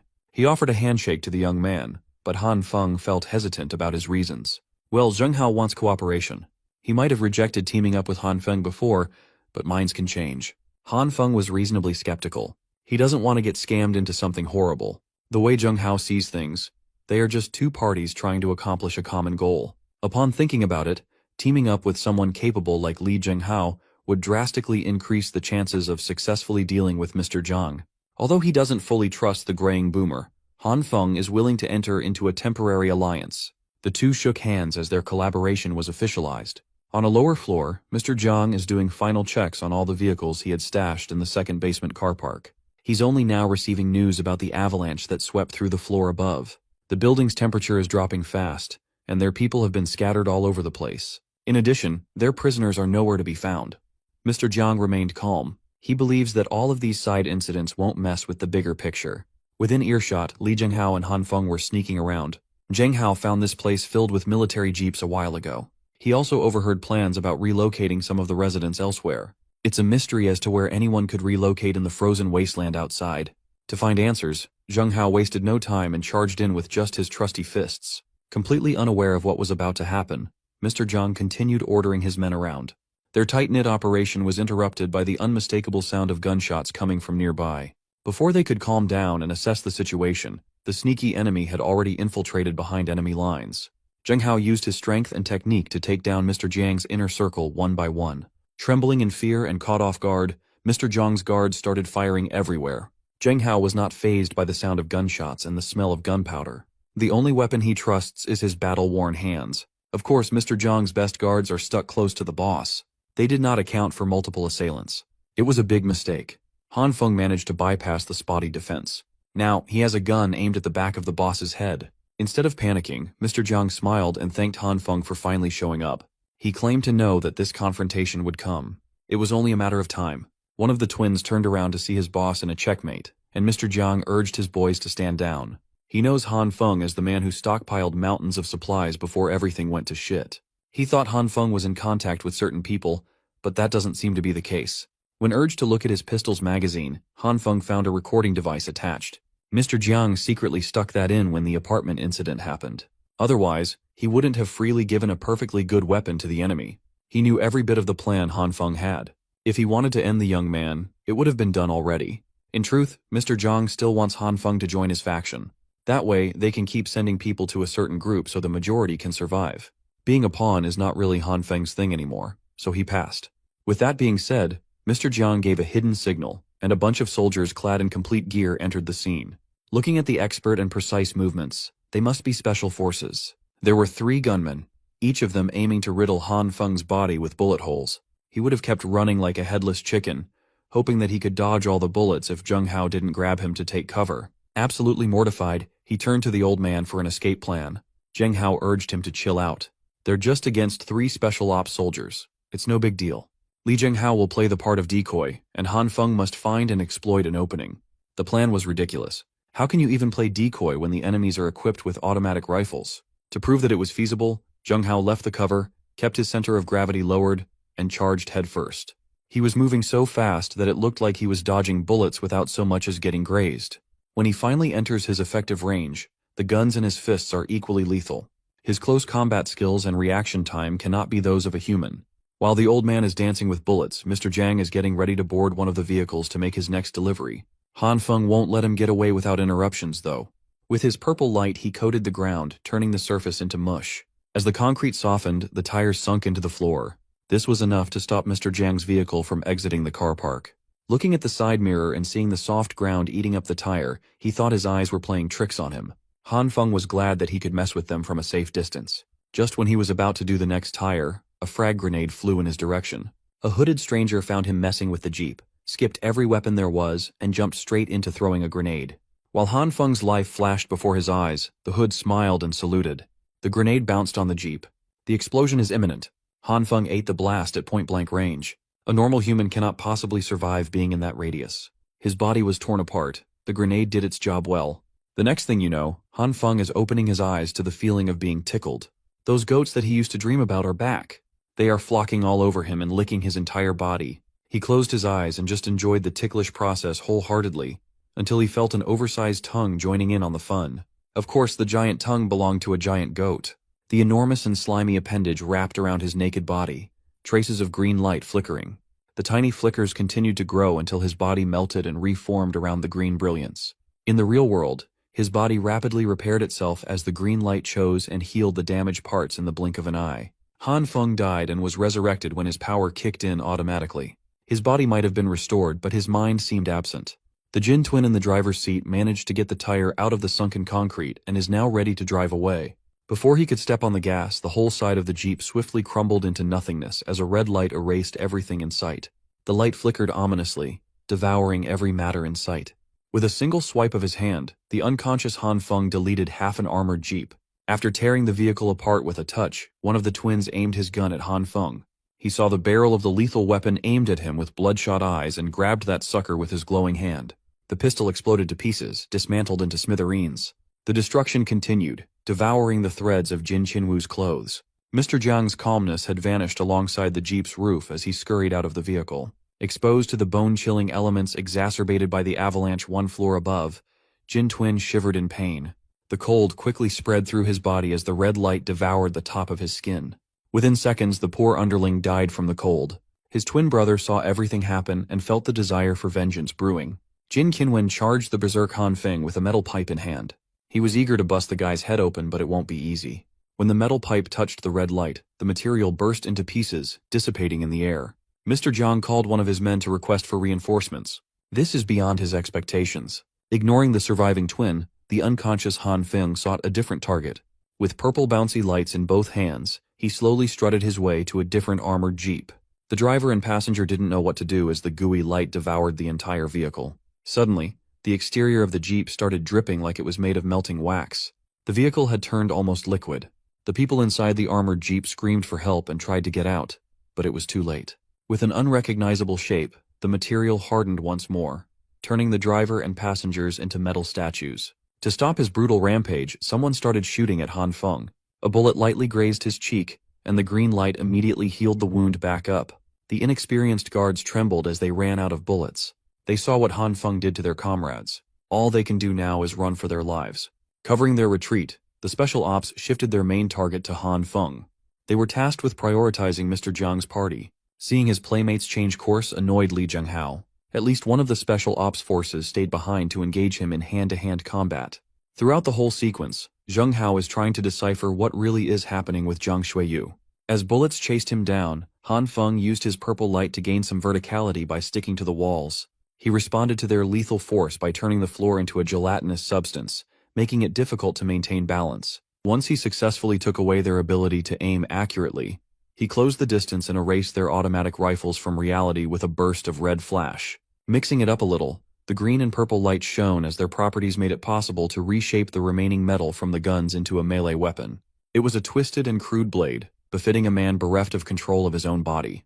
With one clean swing, Han Feng slit the throats of the special ops agents hounding him. After those last two kills, the exhaustion from using his power to its limits had finally caught up to him. As his body was shutting down, the vengeful twin jumped out of the shadows for a sneak attack. Before Jin Qinwen's metal pipe could crack his skull open, Han Feng collapsed on the cold, dark ground. Seeing as the terrifying monster had become defenseless, Qinwen thought he could land the killing blow. Unfortunately for him, Li Zhenghao is still around to protect his business partner's unconscious body. In a one-on-one, a single special ops bastard could not possibly survive his champion's fist. Today, he learned that Han Feng is a madman when he loses control. After retrieving the young man's body, he heard some movement from outside and immediately ran to hide. Mr. Jiang had returned to the second basement car park with a fresh battalion equipped with riot shields and blunt weapons. He commanded the battalion from the middle while holding a gun tightly as his lifeline. Upon doing a perimeter sweep, they found 2 dead special ops guys. There were supposed to be 3, but only 2 corpses were found. Jin Qinwu froze to death. His brother and a few others who ran were the only survivors. With the soldiers dead, they don't have a guide to reach the other base camp anymore. Mr. Jiang accepted that today's plan was a massive failure. They must recuperate and rethink a strategy. Meanwhile, in an abandoned room, someone is burning books for warmth. Han Feng woke up screaming about a grenade. It seemed like that was the last thing he remembered. If that's the case, then why is he still alive and where is he? Those are the questions swimming in his mind. Thankfully, there was a familiar face nearby, the one who grabbed him to safety, Li Zhenghao. When asked what happened, Zheng Hao can't even come up with a reasonable explanation of what transpired without sounding insane. More importantly, he has gained a general idea as to what Jiang Shuiyu is planning. As for the specifics, he has a willing volunteer to get some more answers, paid with blood and torture. Based on what the soldiers had already confessed, a so-called base sent them to conduct a transaction with Jiang Shuiyu. Allegedly, they are bringing food and weapons in exchange for the residents. When asked why, the soldier awkwardly mumbled that they simply needed manpower for construction. Anyone with a brain could tell that that's a load of bull. In this situation, no one is trying to take on more mouths to feed. The soldiers insisted that they were just trying to rebuild civilization while saving as many people as possible. To prevent any more lies from being spewed out, Li Zhenghao continued with the torture by breaking one of the soldiers' fingers. It made him confess that the failure of today's mission would just lead to the base sending more people over. When asked if any superhumans would be involved, the soldier averted his gaze and tried to pretend that he didn't know what Zhenghao was talking about. Well, that basically confirms that the base has mutated people. Making an enemy out of them would prove troublesome.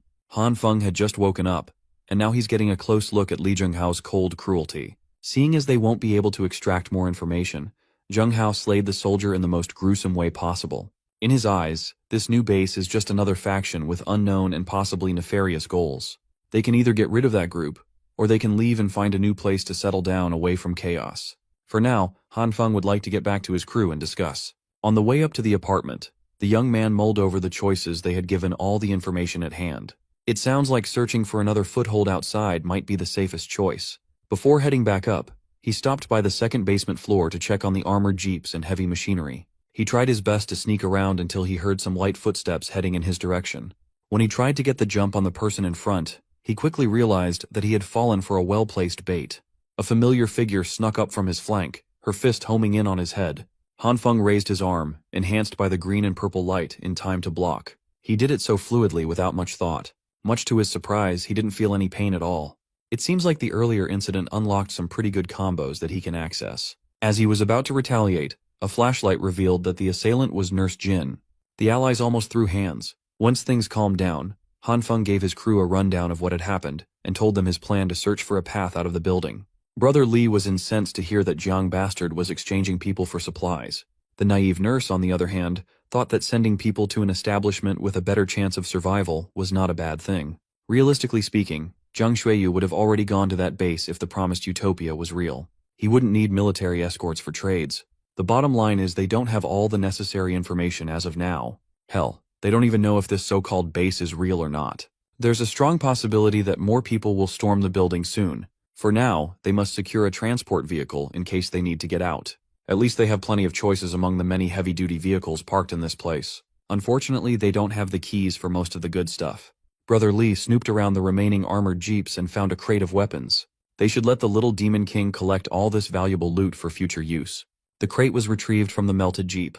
This is Han Feng's first time seeing the aftermath of his unconscious rampage. Meanwhile, the ladies are distracted by something elsewhere. In the corner of the second basement car park, a massive curtain has been placed to cover something up. Nurse Jin swears she could hear noises behind the cover. Demon King retrieved the biggest flashlight in her storage, pointed the intense light forward, and the other three pulled the curtain down together. When the cover was dropped, everybody stared in disbelief and awe.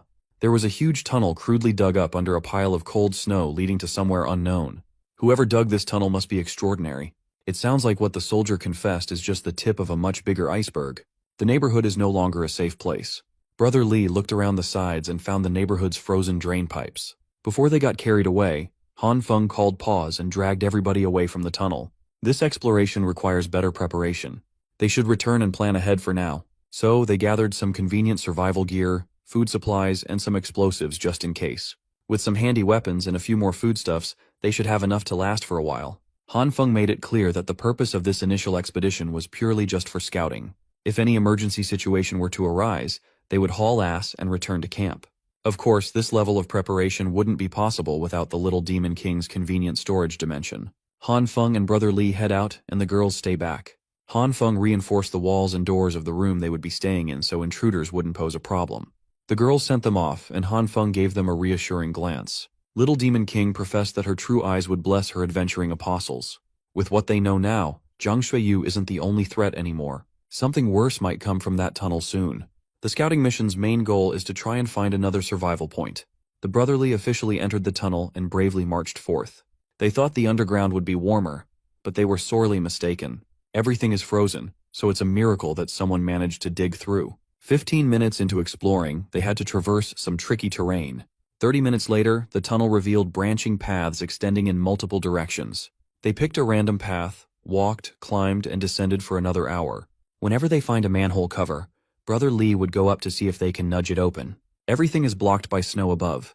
The duo has been walking around for so long that they can't even remember where they came from or which direction they should go. Thankfully, they saw another batch of distribution drain pipes and a sigh from a nearby residential area. They followed the pipes until they saw some brick and mortar structures. Like a gift from the heavens, they came across a map of the underground sewer. They've been at it for half a day, but they're still just next to the neighborhood where they came from. Shushing out Brother Lee's disappointment, Han Feng whispered to turn their headlights off. He heard the sounds of vehicles speeding nearby. It was a caravan of military trucks, and they were heading in the direction of Han City's neighborhood. Han Feng and Brother Lee managed to conceal themselves in time. It's safe to assume that those things are affiliated with the Special Ops soldiers. They must be using those vehicles and the sewage system to ferry people to allegedly construct the utopian base. Brother Lee had the brilliant idea of following the trail to tail the trucks. Funnily enough, he knows the back door to Han City. A year ago, an old lady from Han City fell into the sewers, and he swooped in to save the day. He swore that he could still remember the way to that spot, bragging about his memory that made him a straight-A student in high school. When they arrived at the place he was boasting about, the manhole cover was frozen shut. It might be a bit off from the location, but they might as well try the other manhole up front. Brother Lee climbed and tried to force his way up 3 more times, but every single one resulted in embarrassment. When they reached the 4th and farthest cover, Brother Lee almost cried tears of joy when it budged. Thankfully, they emerged in Han City's neighborhood basement car park. Man, this series loves parking lots. Han Feng urged Brother Lee to stop bragging about finding a way in and lower his voice now that they're in unfamiliar territory. The duo stayed low and slowly crawled their way around the lot, making use of the cars as cover. Along the way, they saw some frozen corpses and obvious signs of fighting. In the back wall, a few men are slaving away to tear down the concrete with sledgehammers. Supervising them was a pair of special ops soldiers who were dissatisfied with their assignment to guard people in a crappy neighborhood with shitty food. The assault squad has no control over their deployment. It looks like Han City is already under complete control of the militaristic faction. Suddenly, the ground started shaking vigorously. The soldiers yelled at the laborers to run away, as the real workforce was about to penetrate through from the other side. The wall they'd been toiling over started to crumble and crack. Before the laborers could run to safety, a massive explosion sent them flying alongside boulder-sized debris. Emerging from the other side was an overgrown baby with a shiny bald head and an unusual glimmer in his eyes. That thing was so massive it didn't even look human. It must be the one who dug the tunnel connecting to their neighborhood without anyone noticing. No matter how you look at it, Han City is a bad place to be. If the duo is discovered, they are finished. After digging a brand new tunnel, the big baby demanded his snacks, and the soldier overseeing the operation promised snacks after cleaning up the passageway. The big baby did not like the sound of that at all. With veins bulging along his neck, he struck the ground and shattered the flooring. The destruction reached all the way up to the duo's hiding spot. That's the biggest sign to get the hell out of this godforsaken place. They crawled away, careful not to attract any unwanted attention. Brother Lee was doing so well, sneaking away, until he breathed in the dust particles from the tremor. He could not hold it in and sneezed out loud. Hearing his partner jeopardize their clean escape mortified Han Feng. The soldiers took note of the bastards crawling towards the manhole and ordered the forces to give chase. Now that they're exposed, all they can do is run as fast as possible and not dwell on their mistakes. The big baby was fast. The duo had a decent head start, but the superhuman was hot on their heels. When he entered his effective range, the big baby slammed into the ground and made the sewer system fall apart. The terrain turned jagged, making it borderline impossible to continue running. With no other choice, Han Feng urged Brother Lee to just run while he stalls for time. Now should be a good time to test his abilities against another superhuman. Using the purple light, he blanketed the torn-up floors of the tunnel. The big baby marched forward and felt his boots sink into the jelly floor. He tried to lift himself out of the sinking ground, but his weight made the process super fast. He's now realizing that Han Feng is a superhuman too, someone worth capturing alive. That's going to be hard now that the young man is mixing in his green light to harden the floor that he softened. The restoration of the soil's original properties was quick and easy. The big baby was infuriated. Now he just wants to kill the dude trapping him with weird powers. Han Feng was sweating bullets. Even with his combined power, the big baby is about to break free through sheer strength and frustration. Brother Lee, who was making some decent headway in his escape, saw that his little bro was in danger. He saw some loose metal pipes strewn around the floor and was struck with an idea. With tenacious and consistent power activation, the big baby is slowly drained. Just a bit more, and Han Feng should be able to trap their sole pursuer completely. He would have won the battle of attrition if it wasn't for Brother Li's overprotectiveness of his superhuman little bro. The boastful gangster abandoned the escape plan, grabbed the metal pipe, and burst in to contribute to the fight. With the big baby rooted on the ground, he was able to land a clean hit to that big bald head. Unfortunately, he didn't even deal damage with his full swing. All it did was anger the fat bastard even more. This is the second time Han Feng was screwed by Brother Li's blunders. The steadily weakening big baby hit his second wind, fueled by the desire to bury two pesky bugs underground. Brother Li quickly turned around and ran. Han Feng was forced to abandon his trap. The duo is back to square one. Brother Li had good intentions. He didn't want to leave his little bro alone, but it did more harm than good. After a few more minutes of endless running, they miraculously shook the oversized meatball off their trail. With the path behind them walled by loose boulders, they should be cleared from immediate danger for now. Now, they have a different set of problems to worry about. First is finding out exactly where they ended up running. Brother Li assured Han Feng that the map they had seen earlier had been firmly imprinted in his genius brain, so he'd lead the way to safety. The gangster merrily picked a path and confidently strutted forward. Han Feng was not in the least bit convinced. 10 minutes later, Brother Li yelled that he recognized the sewer layout on the left. 20 minutes after that, he continued following some random pipelines. By the 40-minute mark, he was starting to doubt his navigating skills.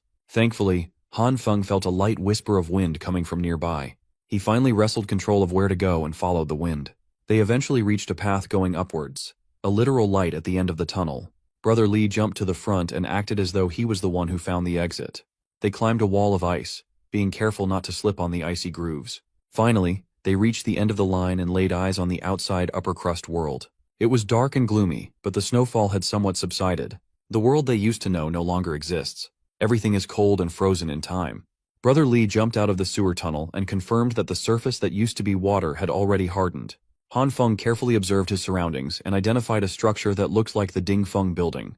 The Ding Feng is supposed to be the tallest structure within 5 kilometers northward of their neighborhood. That means they wasted a lot of time heading in the wrong direction after running away from danger underground. To illustrate, Xingfu District is located within the southern third ring of Hanchuan City. Right now, they are in the northern fourth ring. With the tunnels compromised, their only option is to travel on land in hopes of returning to the district. To do that, they must first pass through Jingshan District. Under current conditions, it's practically impossible to get home within the day. Once again, Brother Li bragged that he has plenty of contacts in Jingshan. They could probably find a hookup for a good meal and a place to rest. While he was prancing around the snow-covered roads, his foot slipped. Thankfully, the snow cushioned his fall. That's a sign of moving slowly, given how slippery the roads have become. As the night deepens, the snowfall gets heavier. Perhaps they need to find a decent shelter for the night. So the duo tried to cover as much ground as they could while keeping an eye out for a possible camping spot. They are about 3 kilometers out of Jingshan District, but the blizzard is getting worse. If they endured and powered through the cold for another hour, they should be able to enter a familiar territory. A few more minutes later, it became clear that they must either pick up the pace or freeze to death. To make matters worse, they saw a pair of dudes frozen to death in the middle of the road. Based on their packed bags, they seemed prepared for the excursion, but the cold trumps all. There was no food in the bag. Perhaps that's why they were trying to head out in search of supplies. This is just the new normal now.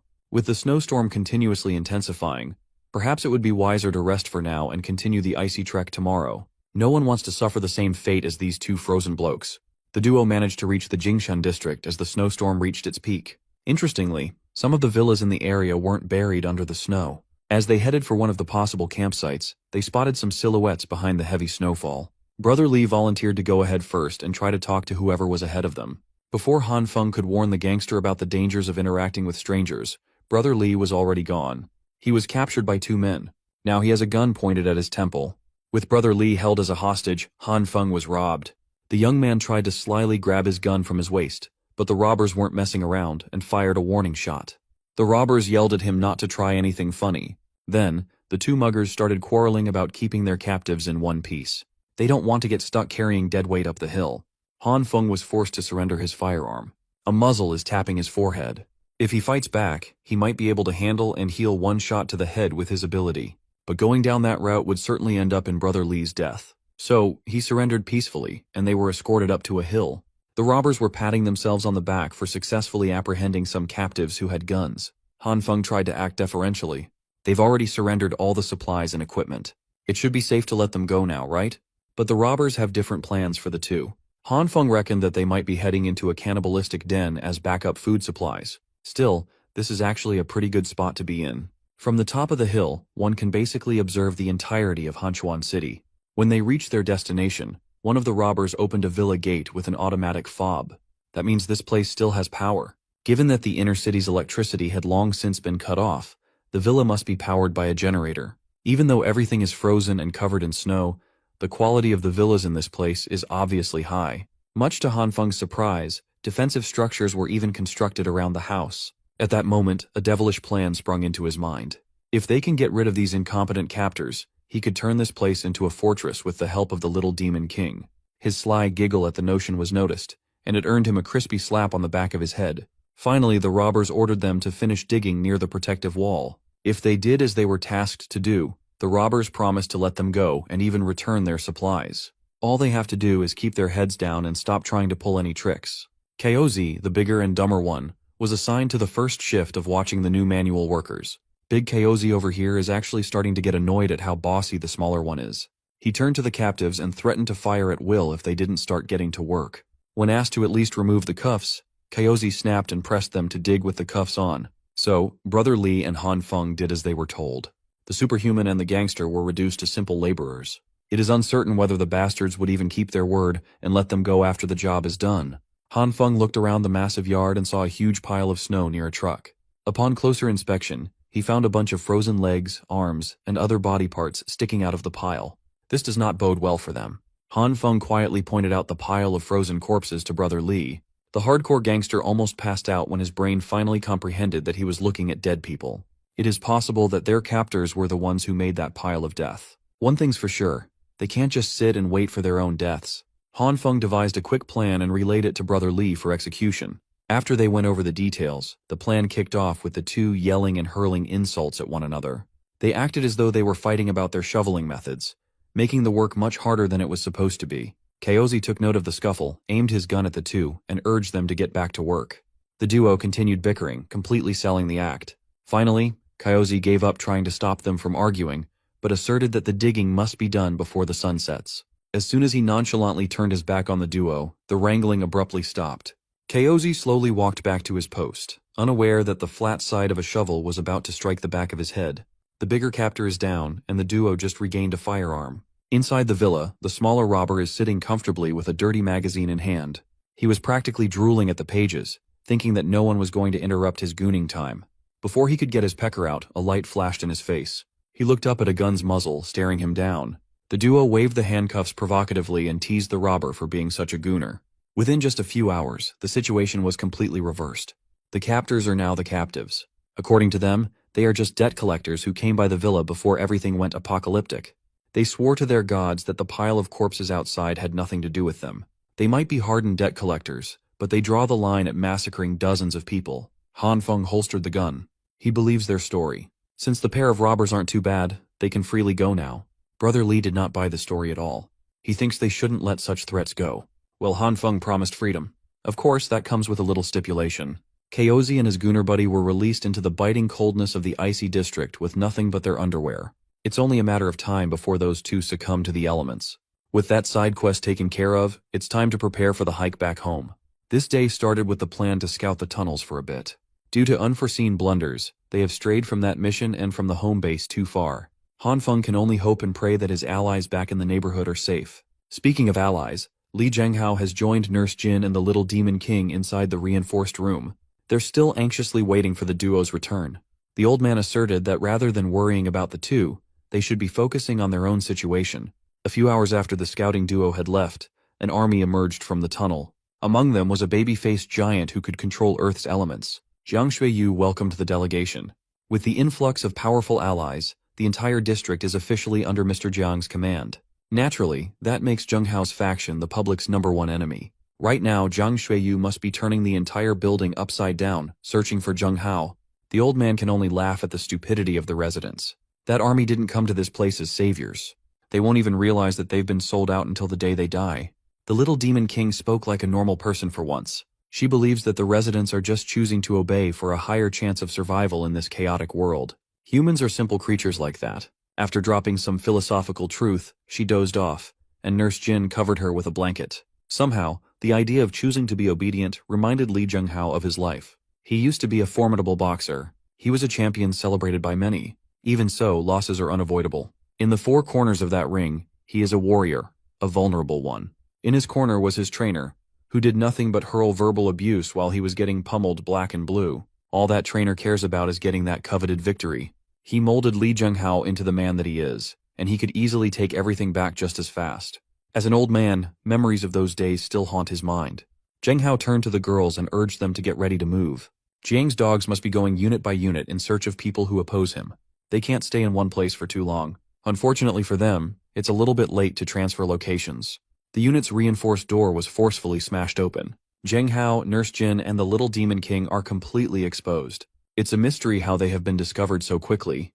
Well, that's because the overgrown superhuman baby sniffed them out and is drooling at the sight of his targets. Down in the basement, the military people quickly got to work organizing the massive boxes of mystery sausages and loading them onto trucks.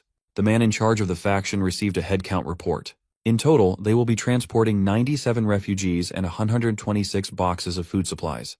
Delivering that many assets back to their base should not be a problem. The scarred faction captain smoked his cigar and asked about the 3 special ops soldiers he sent as an advanced party. Mr. Jiang fearfully confessed that the soldiers were killed by a man named Han Feng, washing his hands of any fault. Hearing that his boys died obviously ticked off the scar dude. Jiang Xueyu elaborated that Han Feng is a superhuman. His men would corroborate the story about the dude using some sort of light-based power. To prove that he's a good partner, Mr. Jiang brought up the fact that he did the dirty work and made those sausages with mystery meat. Before his tongue could slip and say something that should be left unsaid, Captain Scar shut him up. Mr. Jiang is desperate to prove his worth for the sake of his personal safety. Captain Scar is actually very pleased with his contribution. He's done enough to be considered one of the boys, and Captain Scar doesn't touch his boys without a good reason. For now, he will send someone to find this Han Feng fella for a stern interrogation. You see, he hates liars. The sleuth he sent to track down the alleged superhuman was none other than the big baby. After busting the door open, the simple brute asked if Han Feng was around. Li Zhenghao grabbed the little demon king and shielded Nurse Jin with his body. Anyone who could destroy the door reinforced by Han Feng's power is bad news. More alarmingly, Li Zhenghao's instincts are telling him to flee. The overgrown baby in front of him is giving off the stench of a wild beast. His years of fighting experience is telling him that he won't stand a chance in a brawl. They need to get the hell out of this room. The old man tried to shatter the window using his elbow, but almost shattered his bone upon impact. Unfortunately, the glass was included in Han Feng's strengthening project. Since they can't find a convenient escape route, Zheng Hao urges the girls to run away while he tries to hold off the beast. Before things get crazy, Nurse Jin calmly approaches the big baby and insists that they don't know anyone called Han Feng, so there must be some sort of mistake here. Surprisingly, the beast bought her innocent act and even apologized for making a fuss. Nurse Jin breathed in relief while Li Zhenghao was speechless. On the way out, the big baby double-checked the unit number posted outside and read number 1804. He was on the right floor after all. That girl just lied to his face.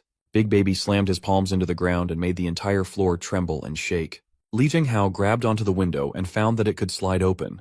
He hurriedly grabbed the girls and tossed them outside the snowy view. Before falling, Nurse Jin saw the beast inches away from trampling the old man.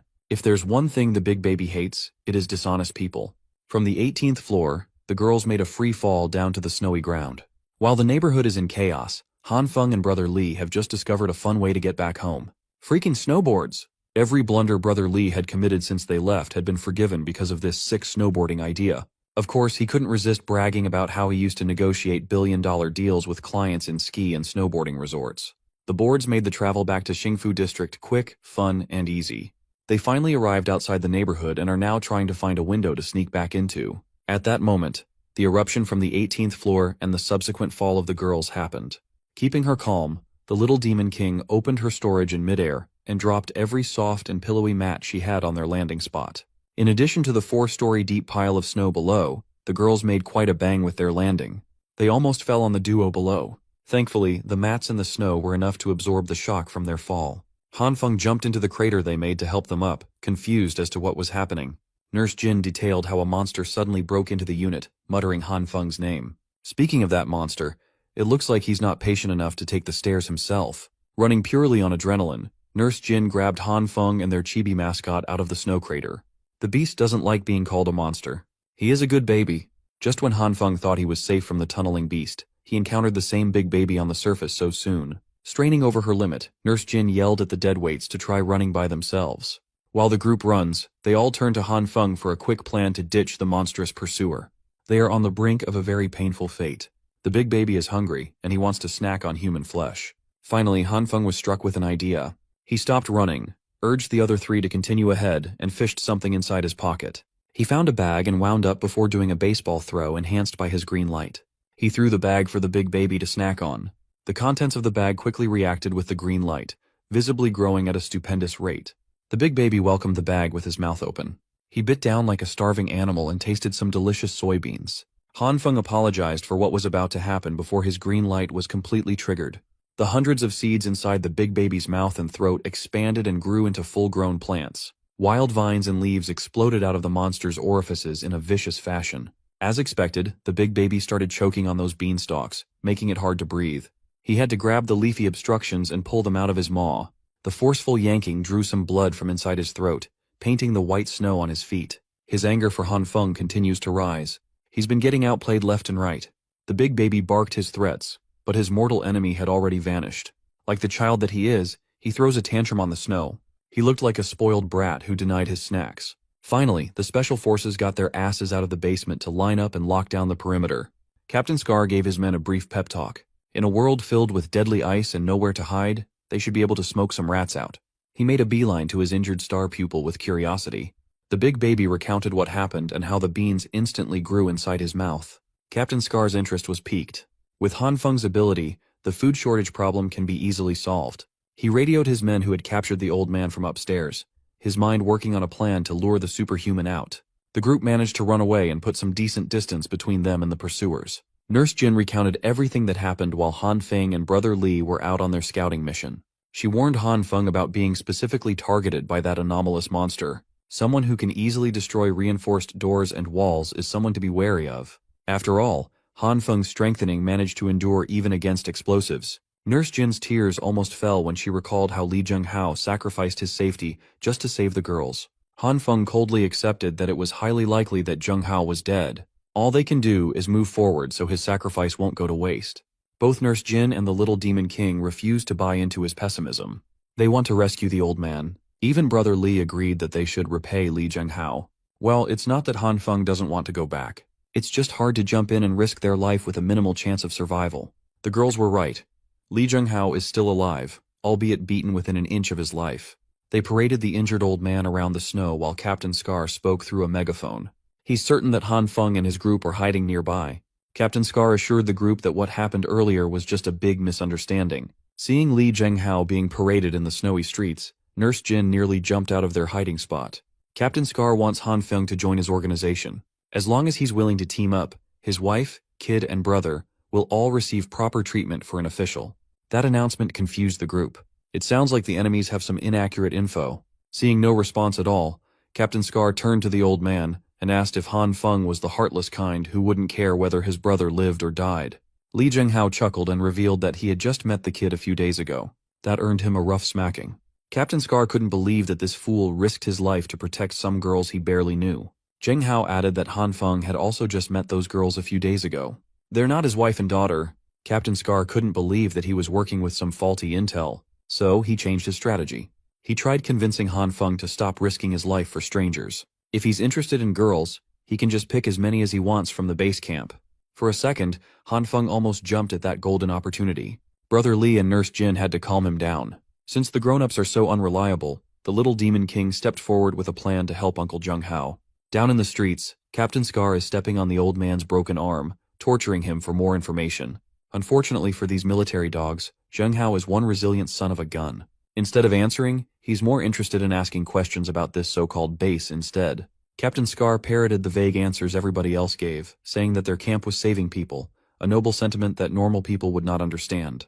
Zhenghao laughed. That cookie-cutter answer was obviously a rehearsed lie. Well, since he's dying soon anyway, Captain Scar sat closer to his ear and whispered the real answer. In the frozen urban areas, What living creature is still thriving and is plenty in number? A population so huge that they can be hunted and eaten freely. Zheng Hao already suspected the worst, but hearing it from the culprits was still bone-chilling. These monsters are gathering residents as cattle for slaughter. The living consumes food, and the dead become food. Just as Captain Scar was about to blow Zheng Hao's brains out, a bunch of random stuff, big and small, started falling from the sky. Upon closer inspection, the soldiers marveled at the rain of cigarettes, alcohol, and food. There were fresh vegetables and meat mixed in there too. The big baby led the charge as the soldiers ran up to the snow to grab whatever they could get their hands on. Captain Scar tried to stop his men from going crazy. He fired his pistol in the air to regain control of his boys, but it was ineffective. He raised his vigilance. This is a textbook distraction. At any minute now, the enemy will definitely launch some sort of ambush. Sounds of crushing and cracking caught his attention from a distance. The walls of a nearby building crumbled as a giant bulldozer drove through, leaving an enormous hole. In the driver's seat was Han Feng, ready to get his hands bloody. From the little Demon King's perspective, her plan goes as follows. First, she will sprinkle some alluring fodder from the sky to attract the starving sheep. That means she's going to throw a bunch of random shit to create chaos amongst the soldiers. Han Feng will then attack the flock of sheep with his metal beast form, rescuing their injured comrade. That means they will break through using a bulldozer to save Li Zhenghao. Unfortunately, Han Feng is the only one in the group who can decipher her delusions of grandeur. With the plan established, the four moved according to the Evil Eye's enlightenment. Disregarding how simple and crude the plan was, they're not even sure if the soldiers would take the bait. As for that metal beast, she already has one store in the storage dimension. Han Feng never would have thought that his evening would be spent driving a big-ass construction machinery. Driving such a powerful thing felt good, though. The dozer made a clean landing, plowing through the thick snow like it was nothing. He swiftly turned in the direction of the soldiers and neatly pushed them away using the front blade. The soldiers were way too busy with scrounging loot to care about being swept away. Captain Scar turned to his big baby. He's their only hope to deter that dozer. As ordered, the baby-faced superhuman jumped in front of the barreling vehicle. With the belief that there's no one stronger than himself, Big Baby pushed against the dozer. Han Feng knows how strong the Big Baby is, but trying to have a contest of strength against heavy-duty machinery is just insanity. Using the front blade, he caught Superhuman off guard, flipping him into the air in one lift. After what must have been a dozen spins, his head dug into the snow. Captain Scar demanded that Han Feng stop, or he would blow Li Zhenghao's head off. Inside the dozer's cab, Han Feng couldn't hear anything from outside. So, he drove forward, unafraid of Captain Scar's empty threats. It was a game of chicken, and Captain Scar lost. He dived away from the collision course while praising the young man's ruthlessness. All that's left to do is pick up the old man and get the hell out of here. The rescue operation was a massive success. Next up is the getaway scheme. From inside the cab, Han Feng used his purple light to soften the surface where Zheng Hao was lying down for a more comfortable ride. With comfort taken care of, they sped up into one of the other skyscrapers nearby. Han Feng gave the signal to the others, and they picked up. Brother Li, Nurse Jin, and the little mastermind broke through one of the building's windows and boarded the bulldozer's roof. As they sped off to the distance, the soldiers finally recovered, picked up their guns, and rained down on the metallic beast. They quickly boarded their armored jeeps and trucks to chase after the group that dog-walked them with such a simplistic plan. They were firing with vengeance, but their aim could use a lot of work. Captain Scar is practically screaming at his driver's ears to speed up. Unfortunately for them, the snow pile-up on the roads had become too thick. Their tires are losing grip, and increasing speed is impossible. They are up against a giant bulldozer that can just barrel through any sort of obstacle in its way. It's a massive mismatch. Even their camp only has a few of those valuable things. Actually, by the looks of it, the bulldozer is their property. It was the one used by the advanced party. That only served to infuriate the captain even harder. No matter how hard they tried to keep up, the lost grip was way too disadvantageous. One of their jeeps swerved and made a mess of the road, implicating the other vehicles and forcing everybody to stop the chase. The captain's car almost blew up from a loose gas canister that flew to their windshield. Looking ahead, they found a bunch of appliances and junk littering the road, obstructing their only path. The little Demon King had to step in and save the day once more by throwing another batch of random shit on the road, this time as a deterrent. She stood on the dozer's roof, extremely pleased with her contribution to this mission, making the enemies despair before her power. She looked badass until the cold made her sneeze adorably. The group drove for a few more hours, making it certain that no one could tail their trail. The rest of the group had long since entered the cab with Han Feng, and it was crammed in there. Brother Li wants to get a turn in the driver's seat while the old man is freezing in the back. Their next destination is the hillside villa Han Feng and Brother Li found. It's a decent place where they can camp. Everybody agreed with the plan. but the bulldozer is starting to falter. The warning on the meter is blinking, and it seems like they've run out of fuel. Thankfully, they have the Evil King's storage dimension. So Han Feng politely asked her to bring out some oil. This damn delusional freak opened her dimension and pulled out bottles and bottles of cooking oil. At least it's not baby oil, no diddy. At that moment, the dozer's engine finally died. The cab was flooded with bottles of cooking oil, and Han Feng felt a headache coming from it. He cleared up the confusion and asked the little one to take out the fuel he prepared beforehand. The little Demon King fumbled around her storage dimension for a minute, growing more embarrassed by the second. As it turned out, she accidentally included the fuel canisters together with the fridge, sofas, and other appliances in the pile she threw to clog the road. Even the generators were lumped in. Hearing that mortified everyone. They basically ditched their valuable stuff. Han Feng had 1 year's worth of fuel ready for consumption, but now they have none.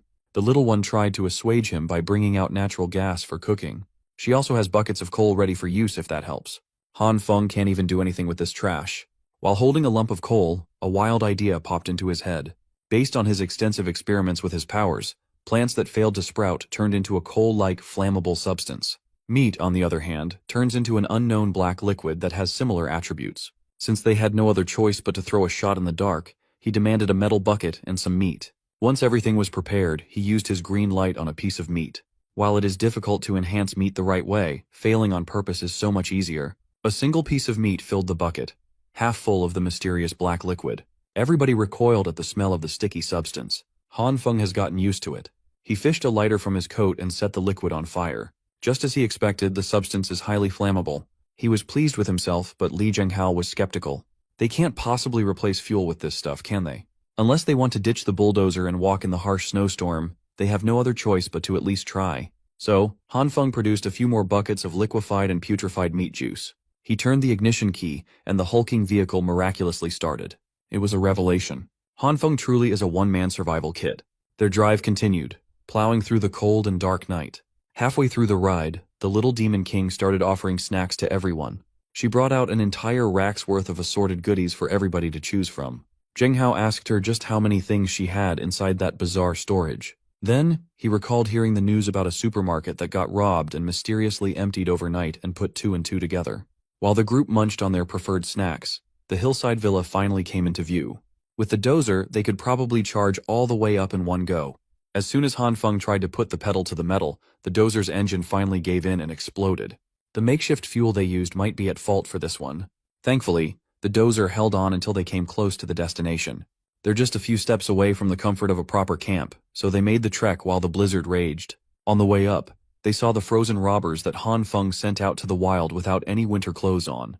Paying them no mind, the crew unceremoniously entered the secured villa. By the time they entered, they were shivering from the lethal cold, dangerously close to hypothermia. They found the fireplace, fed some coal into it, lit the fire, and huddled close to the heat. Now they can finally breathe. They successfully survived the hunt of Captain Scar and his elite soldiers. There is nothing more comforting than huddling around the fireplace in the middle of a deadly blizzard. Even the ever-so-serious old man smiled. He had to admit that the Villa District was a great place to hole up in.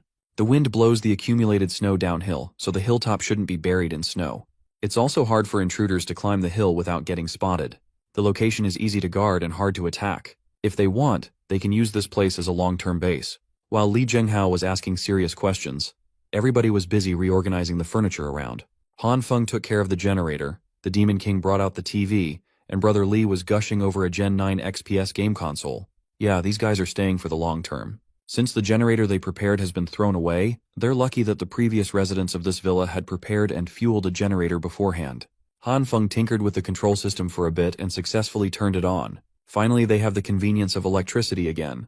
He announced that they should have a celebratory feast tonight, but the girls were more interested in using the water heater to take a bath. Nurse Jin was particularly pumped upon hearing the word bath. She admitted that she hasn't had a shower since the snowstorm started, so warm water would be greatly appreciated. She got that good stink. The mental image of Nurse Jin showering made Han Feng blush like a tomato. He assured her that the bath would be a priority to set up tonight. He said that, but upon checking the basement, it looks like his work is cut out for him. The water pipes are frozen, and the pre-installed water heater is busted. The bathroom itself doesn't look too good either. Everything has been snowed in and frozen. The pipes are hopeless, but they might still be able to salvage the situation as long as a bathtub is involved. First, they set up a bunch of space heaters to surround the tub, and filled that thing with a big pile of snow. Next is the secret tool to make the dream happen: some high-powered heating rods. With the combination of multiple appliances, they manage to melt the snow into serviceable water. They've been watching the heating rods do their job, but the water is still heating up too slowly. Every time Han Feng checks, it's still basically cold water, and it's been hours. Just as he was about to pull his hand away from the temp check, a spark of electricity leaked from the heating rods jolted him. He hurriedly pulled his hand away and noticed something weird. The spark made his red light surface automatically. Upon checking again, the cold water with hard-to-melt ice has turned warm. It is highly likely that the red light has something to do with the rapid warming effect. With the tub finally ready, the girls hurriedly rushed to the bathroom. Nurse Jin happily stripped naked, exposing her holy grail. "We can't show that though. The little demon king is there too, and that's just disturbing."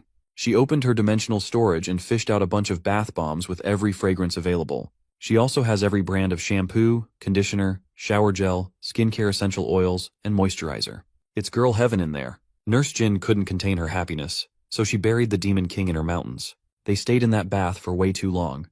You can't really blame them. This is heaven on icy earth. With just the girls alone and naked, Nurse Jin commented on the Demon King's petite body. She actually felt insulted since she was already 21 years old. They've never asked her how old she is. They all just assumed that she was a middle schooler or something.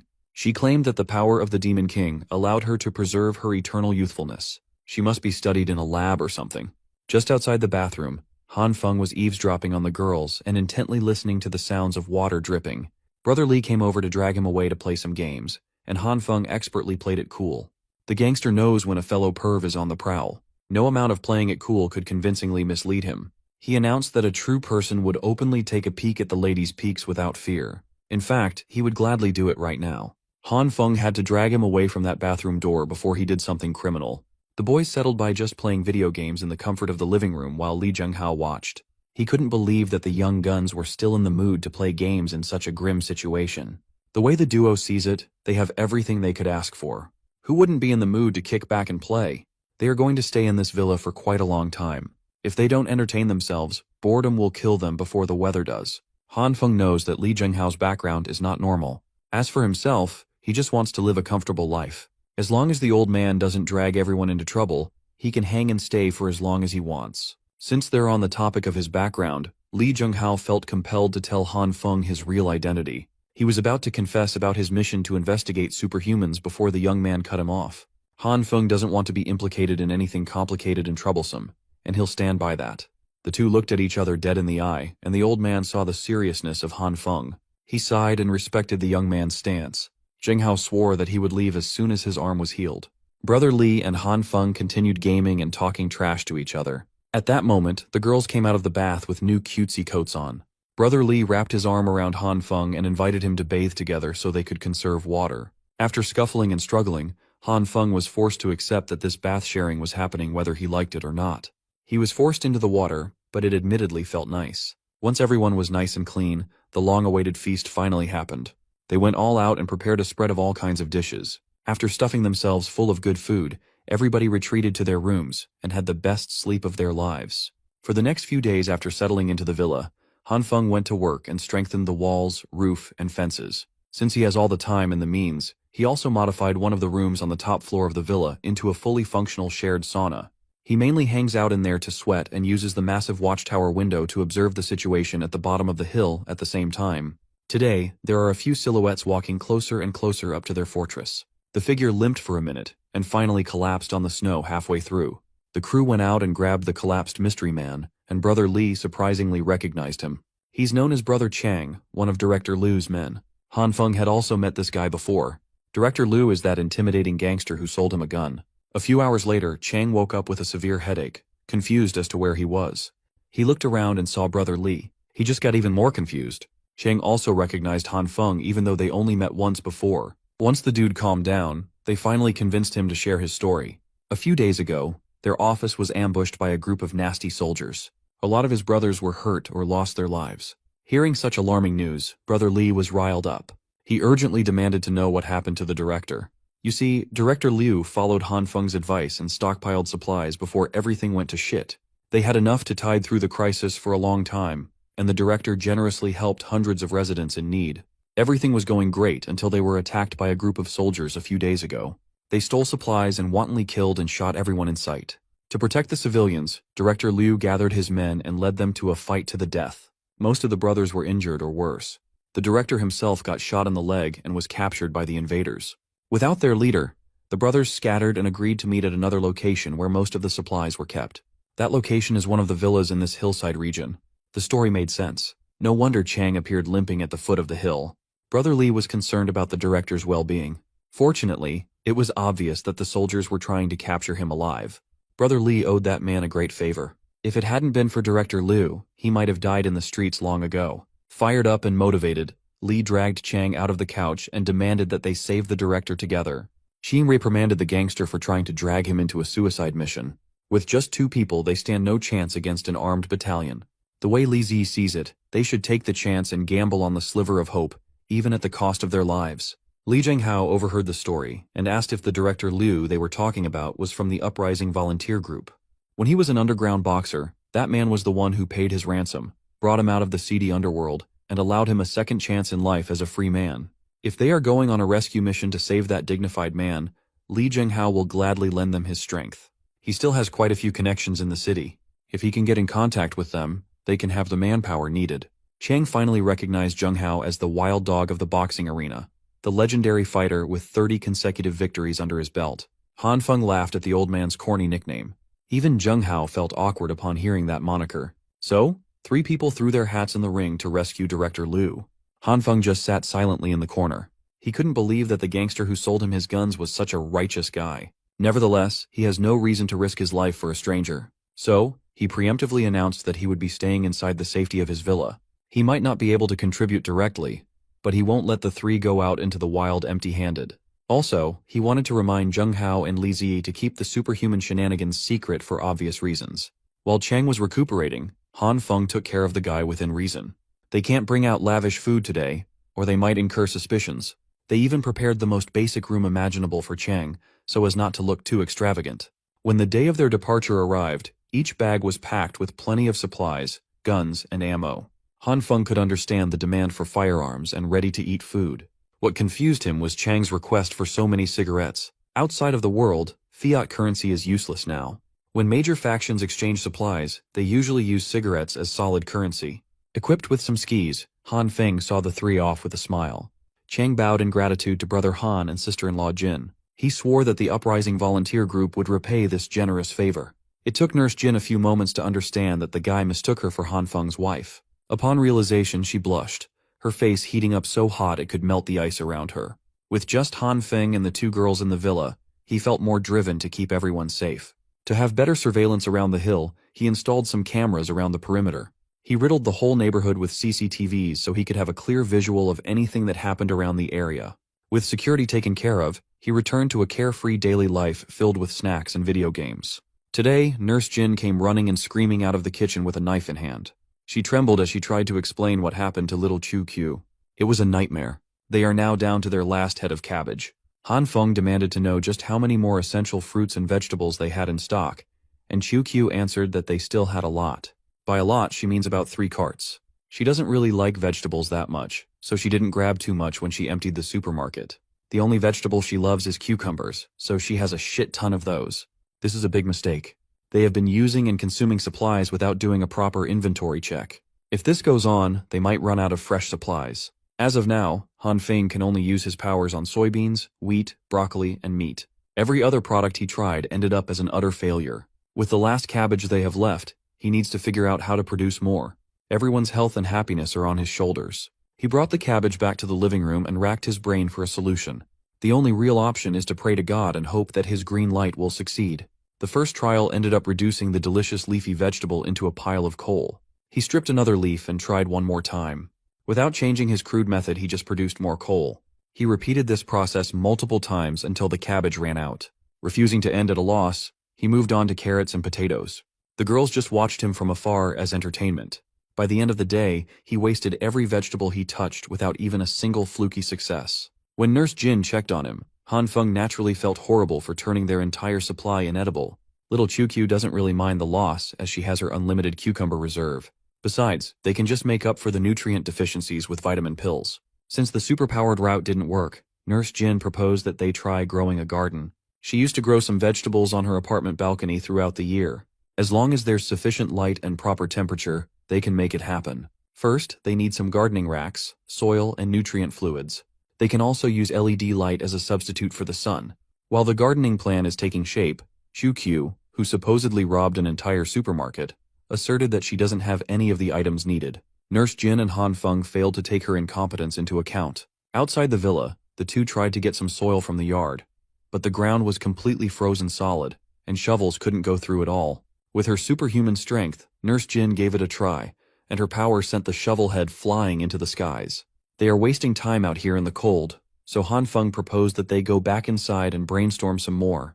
As punishment for not having the necessities in her storage, Little Demon King was relegated to making vegetable-growing containers from plastic water bottles. Surprisingly, she was doing well. She already has a lot of finished products waiting to be filled with soil. Recycling is quite a useful skill in the apocalypse. These plastic bottles can house their future food. Since she's been doing her job diligently, Qiu barked at the two for the soil they were supposed to dig out. They're at the initial stages of gardening, and they're already fumbling. The frozen ground is a huge obstacle. Qiu proposed the idea of using the heating rod to melt the ice covering the soil, but there might be some limit to the heating effect. If they have a way to instantly melt ice, they can steadily proceed with the plan. That sentiment sprung the Demon King up from her seat. She called the Apostle of Bathwater to use his true power. Han Feng immediately understood what she was trying to imply. Previously, his red light made the bathwater warm up in an instant. If he can figure out the principle behind that incident, he should be able to melt the frozen soil outside. He's been dipping his hand coated by the red light in a bucket of water for 20 minutes now, and it's not working at all. Han Feng tried to recall every detail that led to the creation of their warm bath, carefully examining what triggered the heat. Then it hit him. The secret lies in electrocution. He turned to the Demon King and asked for some tool that could shock him. She immediately brought out a high-power strip. When plugged in, Han Feng can just stick a finger in there, and death would be instant. She's basically trying to tell this boy to kill himself. After rifling through the storage, she finally found the perfect tool. A low-voltage self-defense electric baton, or as she calls it, a basic electromagic staff. Although the label states it only has a slight numbing effect, Han Feng still felt nervous about using it on himself. Choosing to trust the Little Demon King this time, he turned the electric baton on and dipped his hand into the bucket of water. Do not try this at home. The numbing effect was a little too strong. It made his eyes roll into the back of his head. At least it worked. The water heated up. Han Feng hurried outside, excited to electrocute himself for some soil. He doesn't quite understand the complete principle behind it yet, but he knows that it works. He put his red-lit palm against the ground and carefully stabbed the electric baton on his arm. This time he tanked the shock better, and the thick layer of ice integrated into the soil exploded and melted away. In his hand was a little puddle of warm water and some good old usable soil. Han Feng was hyped. This was the first time in a long time that he laid eyes on some normal dirt. He dug up enough to fill the makeshift pots they prepared, and the initial prep was finally done. Thankfully, Qiu has a lot of different seed packs in her storage. Han Feng wanted to grab a few random packs and call it a day, but Nurse Jin asserted that the temperature would make it impossible to grow most plants. As expected from a farming hobbyist, she picked out a few that could theoretically survive the cold.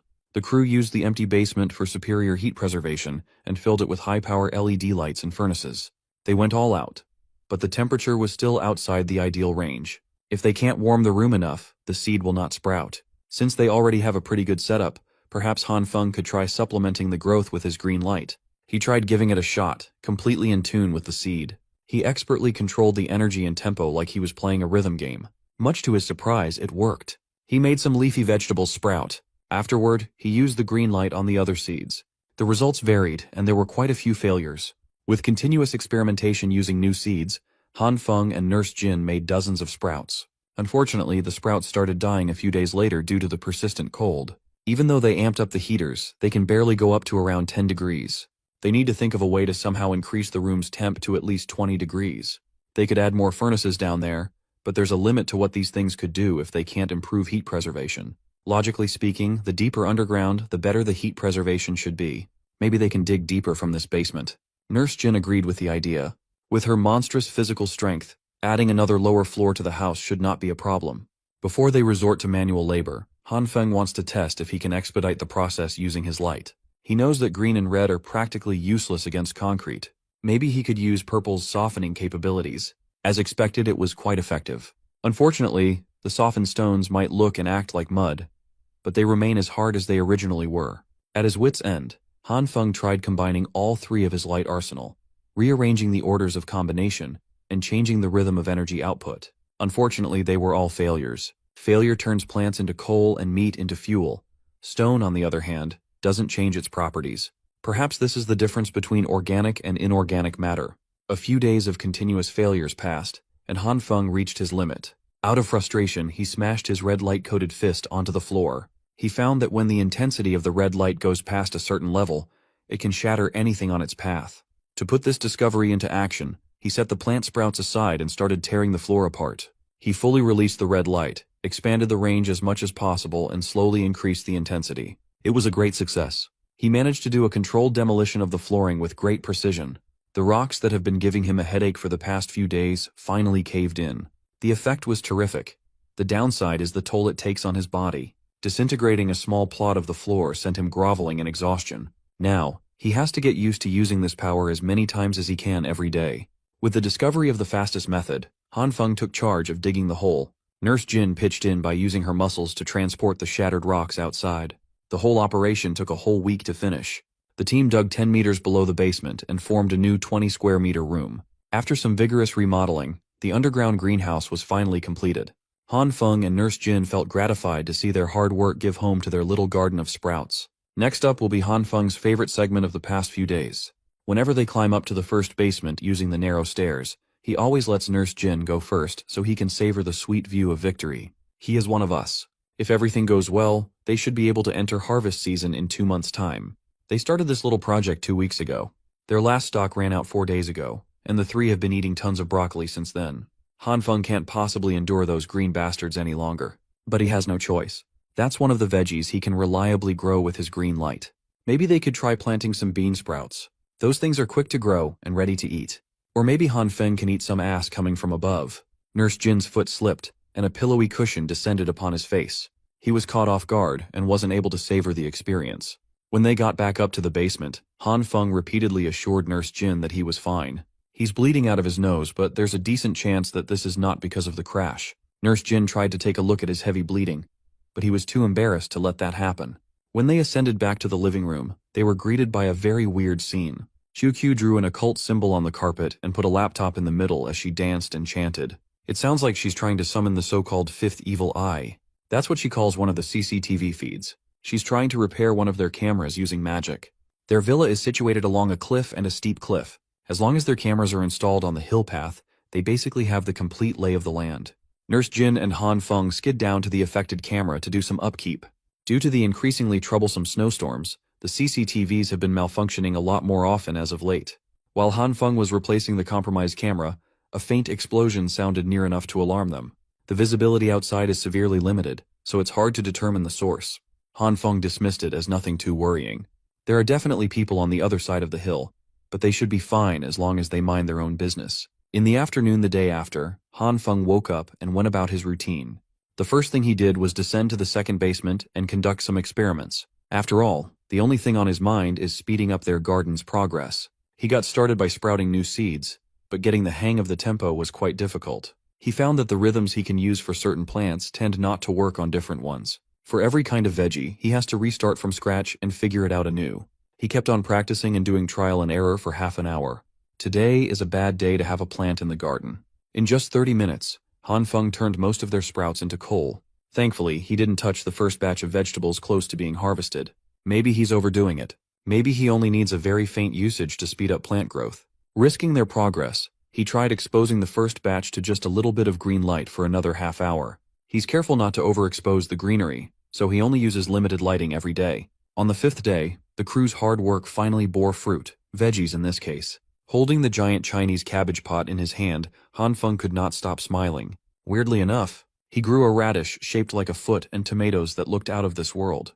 The worst one is the absolute chungus of a green cabbage isolated in a corner. Sure, the vegetables enhanced by his green light microdose look weird, but at least they're all healthy. In their circumstance, they would get anything edible, no matter what it looked like. That radish foot is very sussy though.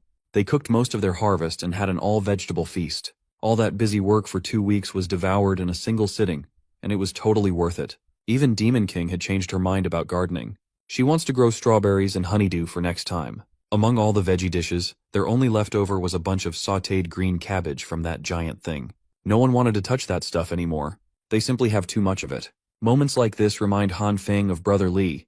That guy could probably finish whatever you put in front of him without complaints. It's already been 2 weeks since he ventured downhill. The food supplies they left with are probably depleted by now. All Han Feng could do was hope for their safety. While they were finishing the feast, another explosion boomed from afar. Today is the 6th day that they've been hearing such alarming sounds. Confident in their pristine location, it's not too big of a worry. The explosions only happen once a day anyway. 3 days later, the blasts ramped up exponentially. This time a barrage of detonations shook the hillside. It's gotten so bad that it is messing with Han Feng's peaceful life.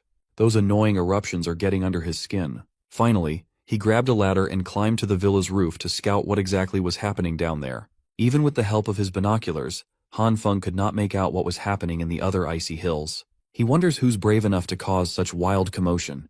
The culprit must not be afraid to reveal their location. Although there's still quite a bit of distance from the villa, if the bombing continues to get closer, it will definitely prove troublesome. Han Feng doesn't want to test if his strengthening can withstand a full-on blast. The problem is their wall. It's a bit too low and thin. Maybe he should do some more remodeling. Although what's happening out there is still a mystery. Upgrading their walls to be taller and thicker, just in case, sounds like a good plan. QQ doesn't have any cement in her storage, so conventional means are not an option. Thankfully, they already have the materials ready to use piled up nearby. They have tons of rocks lying around, dug up from the basement. First, they pile up the stones neatly. Then, you just pour some water over that thing. Before long, the water will freeze and form a pretty strong ice wall that will never melt. With the temperature at a constant low, an ice wall filled with stones can even be stronger than a regular cement wall. The Three Stooges went all out on this new project. They build taller and thicker, each one playing their role diligently. When the stones ran out, Han Feng got some more by tearing down the empty villas next to theirs. With non-stop hard labor, they completed the giant ice wall in just 3 days. They built that thing so tall that it covered the whole house. They can finally rest easy for now. The bombers didn't even give them a moment to appreciate their handiwork. The explosion started once more. This time, the blasts are near enough to be clearly visible from the villa. To make matters worse, the blast epicenters are getting nearer with every explosion. The bombing increased in volume. The next one hit one of the villas in the neighborhood. The blast sent debris flying all over the hillside. Some of them even hit the newly constructed ice wall. Up on the roof, Han Feng was grazed by a tiny wild stone. That little thing flew so fast that it cut his cheek. They're lucky to have finished the wall when they did. It could have been really bad if they hadn't. Han Feng hurried back inside the house and urged the girls to get to the second basement. They hid in the underground garden for exactly half a day before heading back up.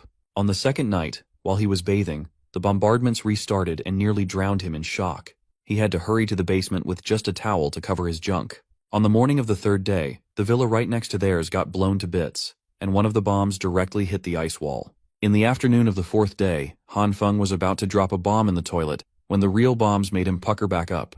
To make matters worse, he almost exposed his Johnson to the Demon King. On the fifth day, he's finally had enough. Han Feng grabbed his sniper rifle and put on ski gear, ready to venture out into the war zone. They've been hiding in the basement every day. They can't eat, drink, or sleep properly. It is torturous. Armed to the teeth, pissed off, and absolutely dripped out of his mind, Han Feng intends to find out who's the madman turning the icy world into their personal bomb site. He reminded the girls to take care of themselves and follow their protocol until he gets back. The ski down the hill went on without a hitch. On the way down, Han Feng saw the destruction caused by those bombardments up close for the first time. He found remnants of military uniforms scattered around the area, a sign that the military might be involved. Maybe that Big Baby and Captain Scar are mixed into this bullshit. As he went farther and farther into the center of chaos, Han Feng saw more and more blown-up corpses along the way. To be safe, he decided to go to higher ground to observe the situation below. The higher he got, the worse the cold got. It was very tough on his lungs. Looking through the binoculars, he found a huge cave that looked like a secret military facility of some sort. Hidden up in the walls were a bunch of cannons. Maybe those are the source of his headache for the past few days. Outside the cave's entrance, the soldiers were acting sneaky as though their enemy was inside. Then, they entered the complex while letting their trigger fingers go nuts. Maybe this is some sort of internal strife. Before the soldiers could fully funnel into the cave, they were vigorously blown out by a domineering invisible force. One soldier was pushed out high enough to land where Han Feng was spying. When he carefully looked at the poor sap, all he saw was a pile of mangled body parts. It seems like that group of soldiers got wiped out in just a few seconds. Turning his attention back to the cave, Han Feng saw a group calmly walking out. There were 3 of them, a little girl with a bazooka in hand, a little boy who had some decent drip, and a white-haired woman wearing glasses and a stylish coat. For a split second, she looked as though she had just detected something interesting. The woman looked directly at Han Feng's concealed position and smiled, her purple eyes bewitching. This is peak mommy design if you ask me. Han Feng felt his blood run cold. He was hundreds of meters away and above her, but he felt like a helpless prey being hunted. Han Feng stayed in a prone position. No survival instincts at all. When he looked through the binoculars a second time, he saw the little girl holding the bazooka aiming at him with an unhinged smile. She pulled the trigger and blew up the top of the hill he was hiding on. Fortunately, he managed to slide out of the blast radius in the nick of time. It is basically confirmed that he was spotted from afar somehow. Those 3 are bad news. Han Feng decided to hide further before deciding on his next decision. Following the explosion, sounds of gunfire filled the air. There were still some surviving soldiers trying to hold their ground against the trio. They are fearfully retreating while emptying their mags. Unfortunately for these helpless soldiers, the little boy is there to cut their escape route by manipulating the snow to surge like a tidal wave. He did so while wearing a blank expression on his face.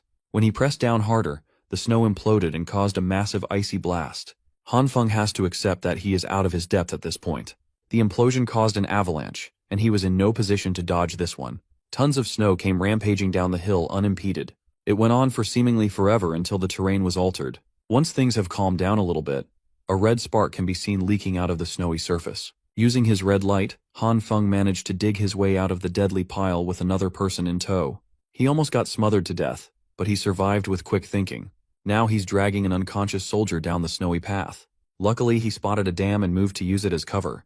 Otherwise, he would have been pressed down by that white mass, miserably dragged to his death. That little nonchalant boy must have the ability to control ice and snow. That's the most overpowered ability in this apocalyptic snowscape. Hopefully the soldier he rescued will be able to provide him with some useful information about that 3-person army. Han Feng walked around for a little bit and finally found a building high enough not to be completely buried by the snow slip. He dragged the soldier into a derelict room and tied that dude up for safety.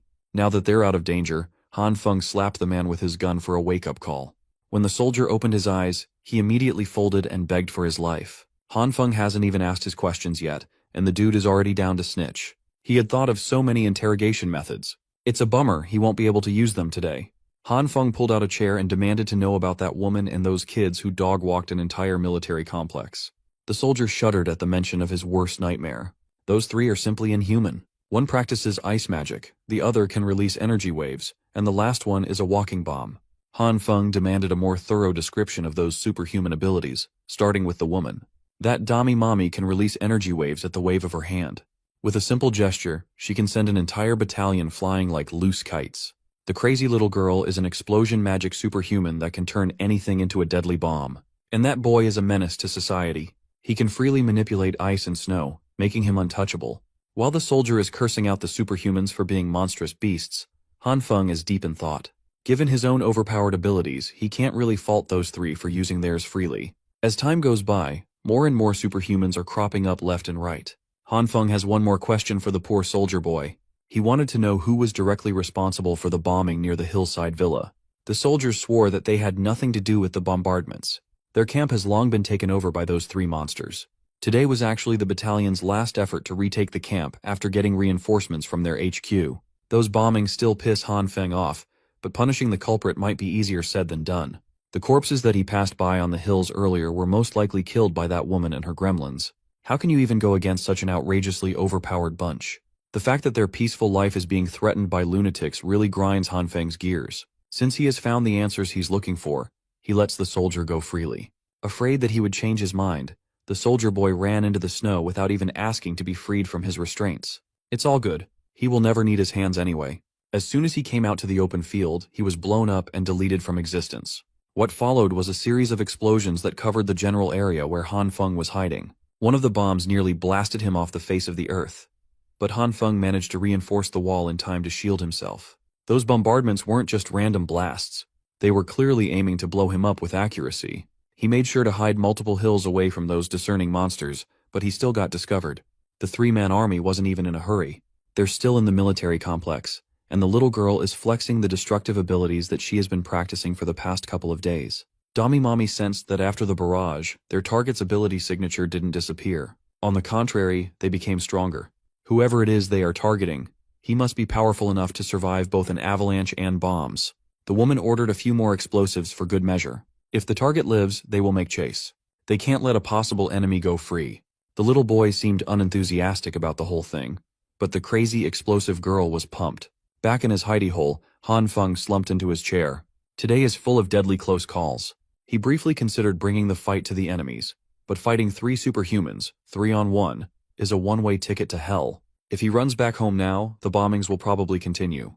For the sake of a peaceful future, Han Feng must take it upon himself to get rid of the threat to his way of living. He grabbed a stone and began to draw his plan of attack. Nearby, there's a thick snowfield in front of the dam surrounded by hills on both sides. Camping in that snowfield are 3 enemies, all of them possessing special abilities. The crazy girl can turn everything she touches into a bomb. Han Feng already gauged that his strengthening could adequately defend against her bombardment. The other one can emit powerful energy waves from long distances. She poses moderate danger. His biggest headache is the boy who can manipulate ice and create lethal avalanches. If that kid controls the snow from a faraway distance, he can essentially bury Han Feng and the dam together. Currently, he has a sniper rifle on deck. At least he can use it to fight back from long range. Unfortunately, he's not a trained marksman. If the distance is too far, he'll most likely miss the shot. If the enemies hit on the hills around the dam, it would be impossible to scope out. Han Feng racked his brain for other methods that could get rid of the threats. Maybe he should try setting up a snow trap, but that would require knowledge of their route.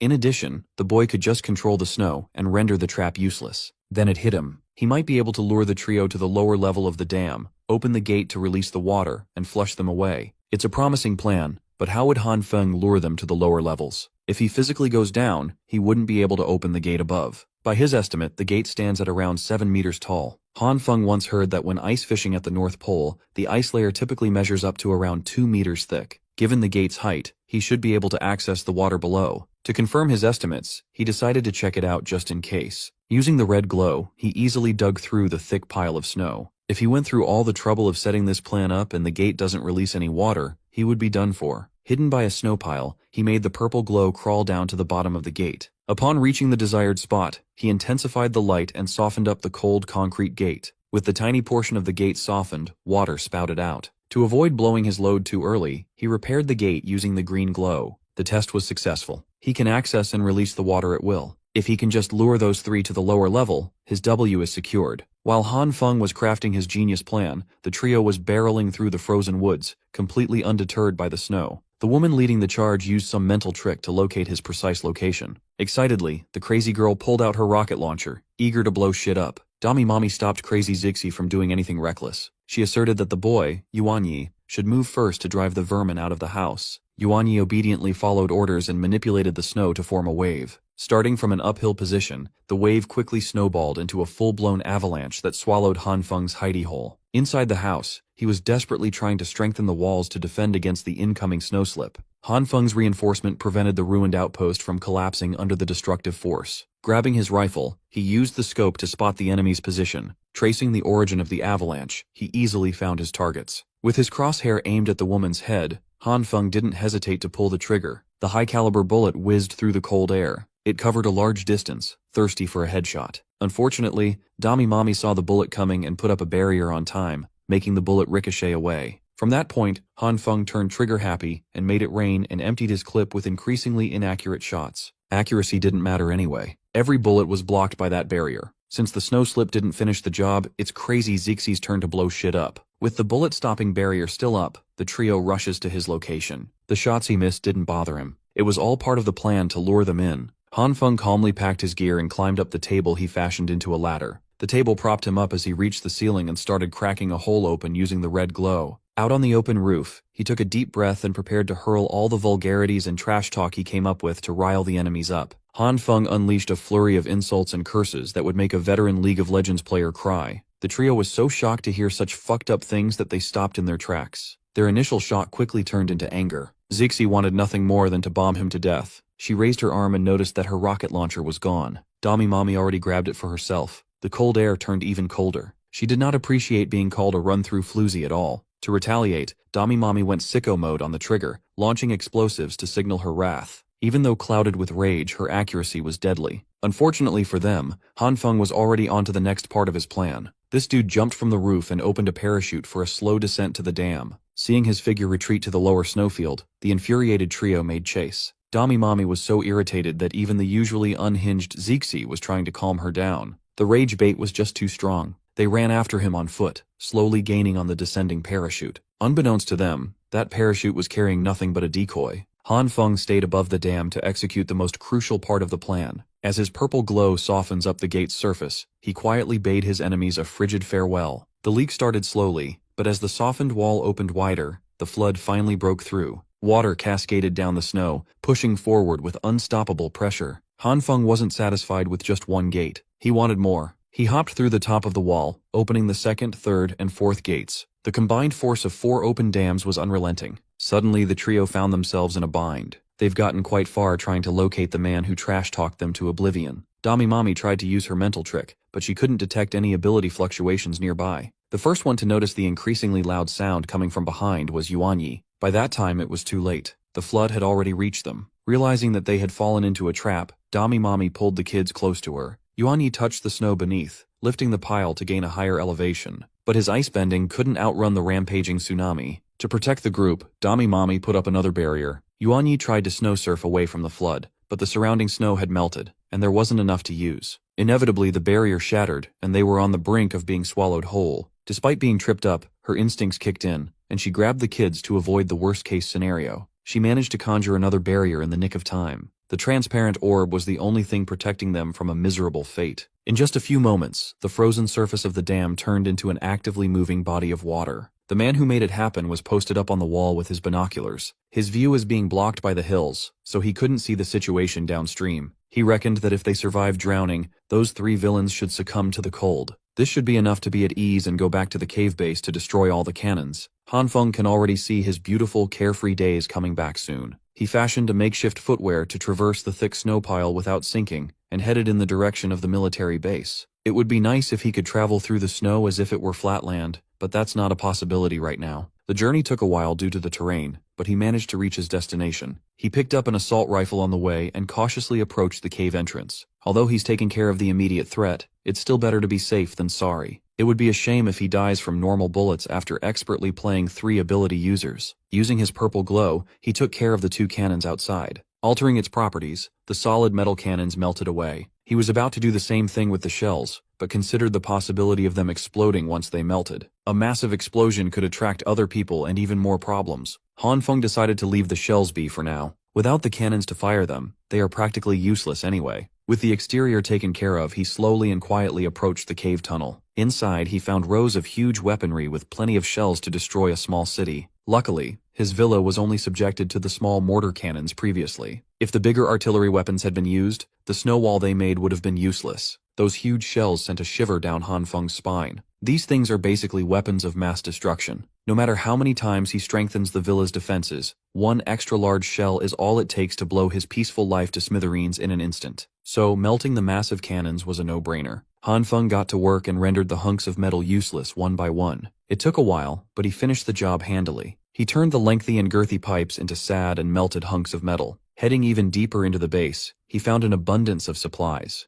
There should be enough here to gear a decent-sized military troop. It's no wonder those soldiers were trying so hard to retake the place from that super trio. Han Feng is just one man. He can't take all these valuable supplies by himself. Still, he worries that someone else might discover the crates of firearms stored in this base. If that little delusional girl were here, nabbing everything would have been easy as pie. Just thinking about such a beautiful image of Chukyu absorbing everything into her storage space excited him. Maybe he can go back to the villa and bring her here. It would be safer to have all this firepower at their disposal. After finishing his thorough sweep of the base, Han Feng made his exit. On the way out of the tunnel, he was greeted with a bunch of loose rocks thrown his way. Upon closer look, he saw mystical handprints on each of the rock's surfaces. Immediately, the rocks lit up with a crimson hue in unison. What followed was one massive explosion of combined power from tens of charged explosives. The culprits were standing on top of the cavernous entrance. Zixi finally felt better now that she had finally blown up the slippery Han Feng. Using her mental trick, Damimami tried to check if the target was dead. Her calm demeanor was replaced by shock upon scanning the blast radius. The dust of the explosion slowly dispersed, revealing Han Feng stalwartly standing while emitting a faint green and purple glow. Upon noticing the explosive rocks in his feet, he hurriedly covered up with his winter wear and strengthened his outfit. It was frightening, but he survived. If he didn't have gear that covered his whole body, he would have died for sure. It looks like the rocks came directly from right above the cave. Cursing his luck, he activated the red glow and targeted the walls of the cavern entrance. Since the enemies are resorting to ambush, he's down to retaliate by any means necessary. The red glow quickly covered the tunnel's mouth. Immediately, the concrete walls gave in and collapsed, disintegrating under the effects of his ability. Before they could figure out what was happening, the trio fell down with the collapsing surface. Zixi landed on her butt, Yuanyi hit his head, and Dami Mami lost consciousness for a second. Willing herself to sit up, she warned the kids to get up. Upon seeing Han Feng posted up with an assault rifle aimed directly at them, she tried to drag the other two away. Han Feng ruthlessly opened fire to prevent his tormentors from escaping. Since she prioritized the safety of the kids, Dami Mami fell behind the pack. One of the bullets burrowed through her leg, cutting off her escape. The other two barely leapt into safety while their leader was incapacitated. Recognizing that the tables have officially turned, Dami Mami surrendered at gunpoint. Always with a hot temper, Zixi threatened Han Feng to release her big sister. Internally, he is terrified of the crazy little girl. The explosive power of those rocks nearly took him out just a second ago. If he were to shoot the woman first, he might not be able to defend against another explosive rock in time. But if he were to shoot the girl first to eliminate the booming threat, the woman would undoubtedly attack him with an energy wave. Not to mention the boy who can bury him in snow out of sight. After weighing his options, Han Feng decided to open a dialogue. With complete honesty, he asserted there's no bad blood between them in the first place. If they stop bombarding his house, he's open to a peaceful agreement. Dami Mami was confused while Zixi looked like a deer caught in headlights. The crazy girl asked if Han Feng lives in one of those hillside villas uphill. Han Feng passionately complained that he's just minding his own business, yet he's being bombarded by dangerous explosives every day. He wouldn't even bother going down to this dangerous place otherwise. Confronted by her big sister,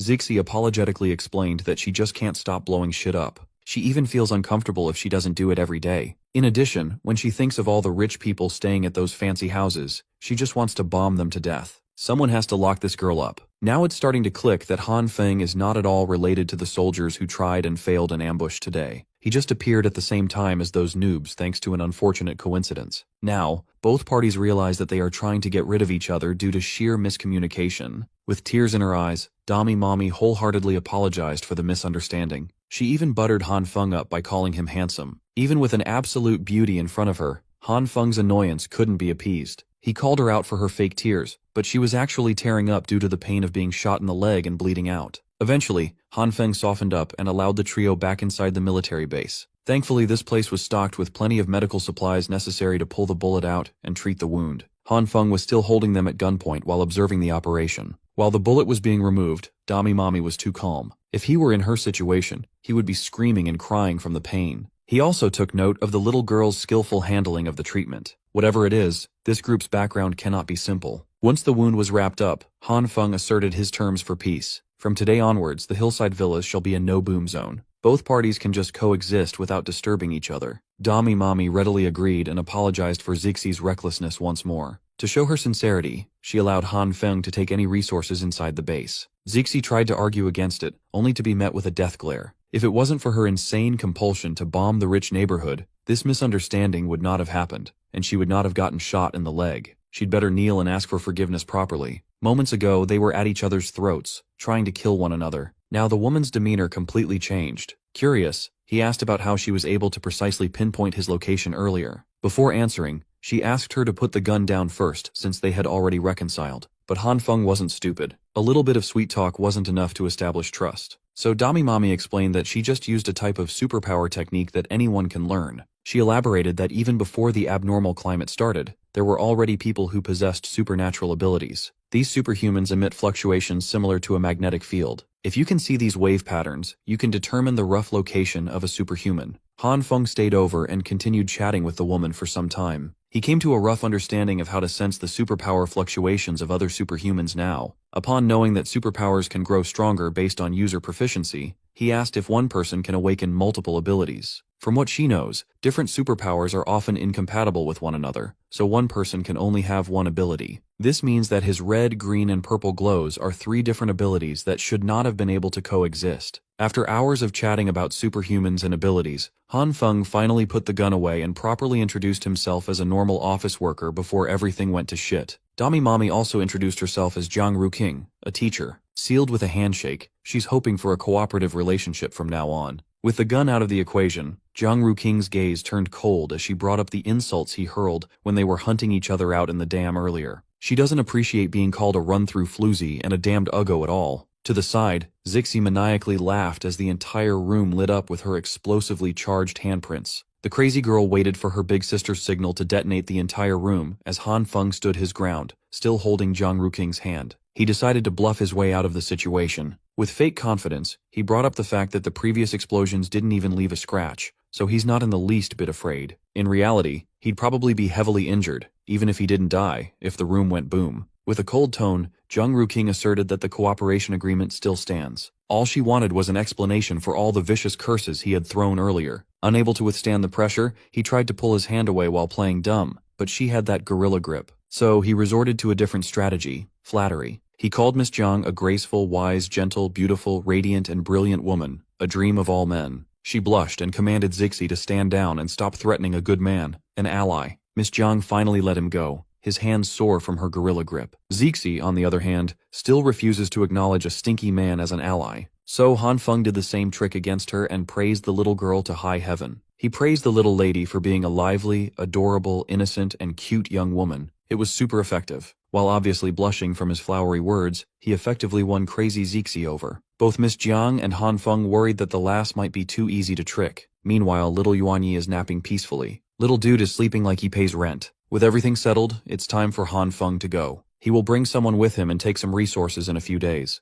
The fuel for his home generator is starting to run out. It would be nice to re-up. Miss Jiang flaunted her assets and assured Han Feng that he could take whatever he wanted from her. And since it's already dark outside, she invited him to rest for the night and leave when the sun rises. Han Feng wasn't about to let a little beef get in the way of tasting a different kind of gorilla grip. Unfortunately, with crazy Zixi nearby, he won't be able to feel safe at all. Against his will, he had to skedaddle out of the room and into the snowy fields to head back home. Once he was gone, Zixi asked her sis if it was okay that they left some crucial details out regarding superpowers. Miss Jiang deliberately held back some information in hopes of using it as a bargaining chip in the future. She then turned to little Yuanyi and asked the boy to stop pretending to be asleep now that the visitor was gone. This little shit was a great actor, and he hates talking to strangers. Since he used his abilities multiple times today, Miss Jiang asked if there were any changes in his body. Zixi performed a thorough checkup from head to toe. She even checked his ass. Laughing her ass off, Zixi found what she was looking for in Yuanyi's butt cheeks. With utmost sincerity, Miss Jiang was relieved that only his butt was affected. But for Yuanyi's safety, they'll be limiting his ability to use it in the future. Outside, the temperature is at its absolute lowest, while a lone figure treks the snowy hills, braving the cold. The physical toll of the events earlier in the day and the long walk back to the hillside villas had drained Han Feng's stamina completely. Suddenly he felt something was wrong with the way his heart was beating and pumping blood. He took a knee in discomfort. It felt like he couldn't even catch his breath anymore. Han Feng quickly realized that he might not last long in this harsh, cold environment. Luckily, he had reached the woodland perimeter where he had hidden CCTVs installed. He found one of his cameras and tried to signal for help.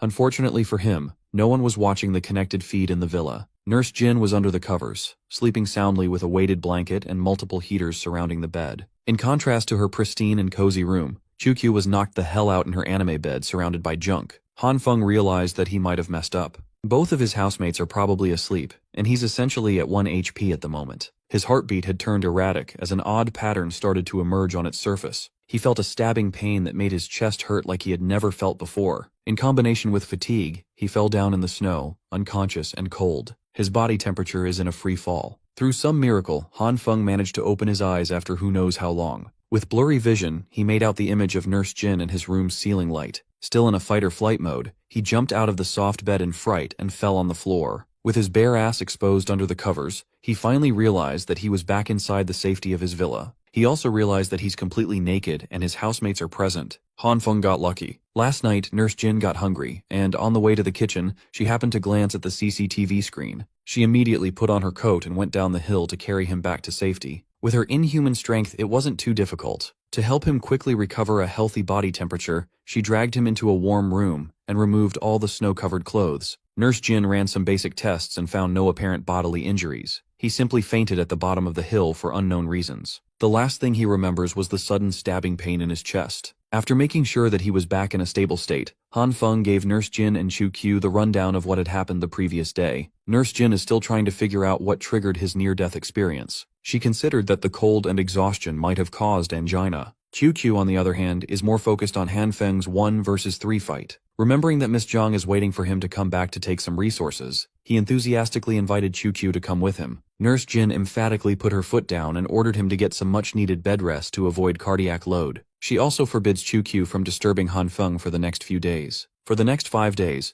Nurse Jin attentively tended to his needs, and he recovered completely. In all those 5 days, Han Feng has been practicing the superhuman sensing technique he learned from Miss Jiang. After exerting himself with utmost focus, he finally grasped a sense of Nurse Jin's location and found her sitting down in a weird posture. Peeing in the bathroom on the other side of the house, the poor woman suddenly felt like someone was staring at her. At this moment, Han Feng realized that he had just unlocked a divine technique. Back in the military base, Miss Jiang is starting to grow more concerned for Han Feng in her wheelchair. She thought he would return quickly, but 8 days have quickly passed since he left. Her worries dissolved upon sensing his presence heading for the base. Much to her surprise, he had 2 other superhumans with him. Finally, the 2 superhuman parties are about to meet. With a smile, Han Feng greeted Miss Jiang enthusiastically, while he and Nurse Jin pulled Qiu in a sleigh. He turned to his housemates and properly introduced Zhang Ruqing, Zixi, and Yuan Yi as their new allies. Nurse Jin politely bowed with a sweet introduction, and Qiu gave a deadpan hello. The little demon king and the Dami Mommy caught a glimpse of each other, and they both stopped in their tracks. Qiu immediately turned around and boarded the sleigh while grumbling that coming here was a mistake. Miss Jiang miraculously stood up from the wheelchair and worriedly referred to Qiu as Big Sister. Every other person present was flabbergasted by this unpredictable twist of fate.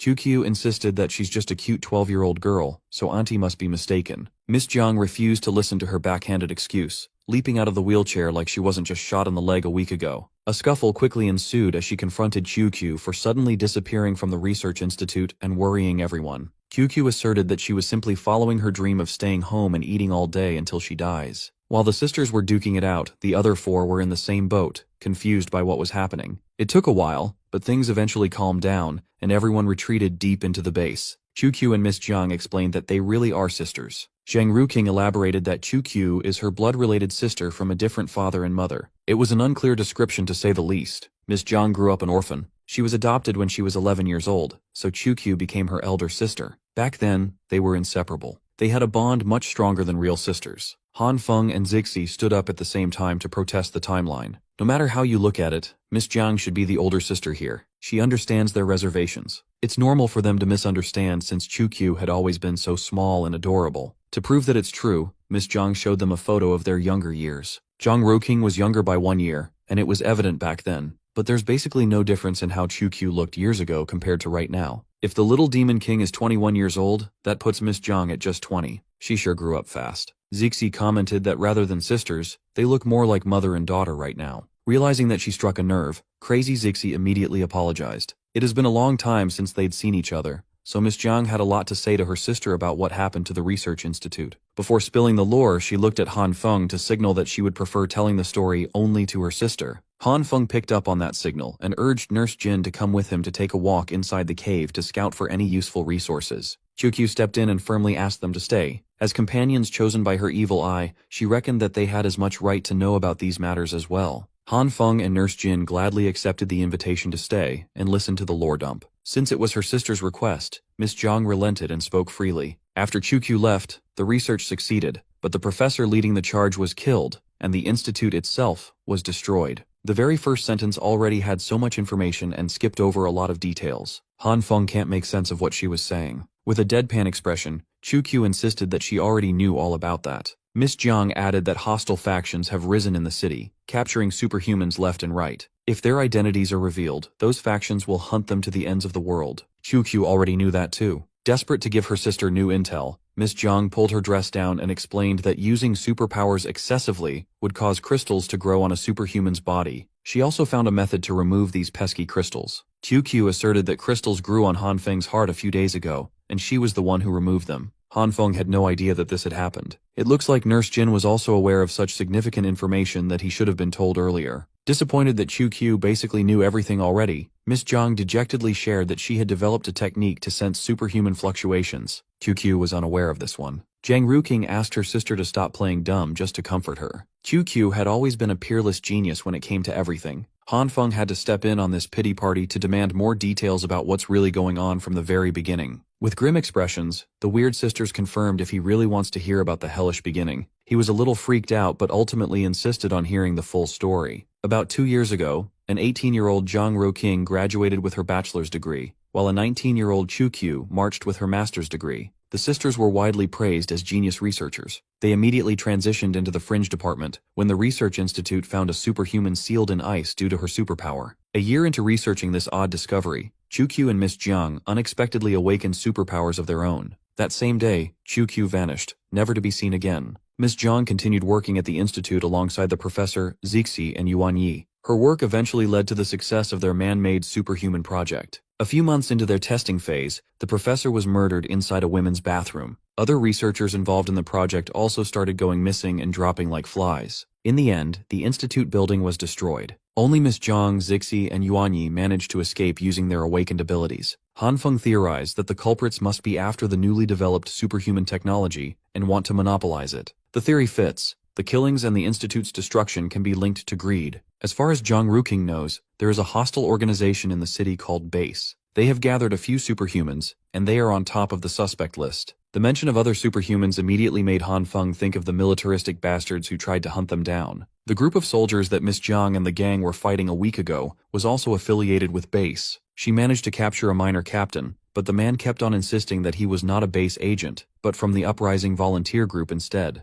According to this so-called captive uncle, he once helped an entire neighborhood get through a disaster. He was then captured by the Uprising volunteer group and was forced to become cannon fodder. He's a refined gentleman, cultured and sophisticated. Han Feng refused to believe that the Uprising that Brother Li joined would do such a vile thing. Furthermore, the Uprising is full of scary-looking gangsters with hearts of gold. They are the farthest thing from looking cultured and refined. Curious about the captive, Han Feng asked the kids to bring him to the cell for a face-to-face meeting. Since they're in a hidden military base, rows upon rows of jail cells were already set up for prisoners. Zixi approached the only occupied room, and the captive uncle moaned that he had already told them everything that he knew. This man kept on insisting that he was just a victim of the Uprising volunteer group's tyranny, that he was just following orders for the sake of survival. Upon hearing that familiar voice, Han Feng took over. He couldn't help but gloat at the man who forced him out of his home. Jiang Shuiyu, the clever dictator of the neighborhood, is now an emaciated prisoner. Han Feng asked what happened to the great philanthropist who was supposed to bring his people away to a better life.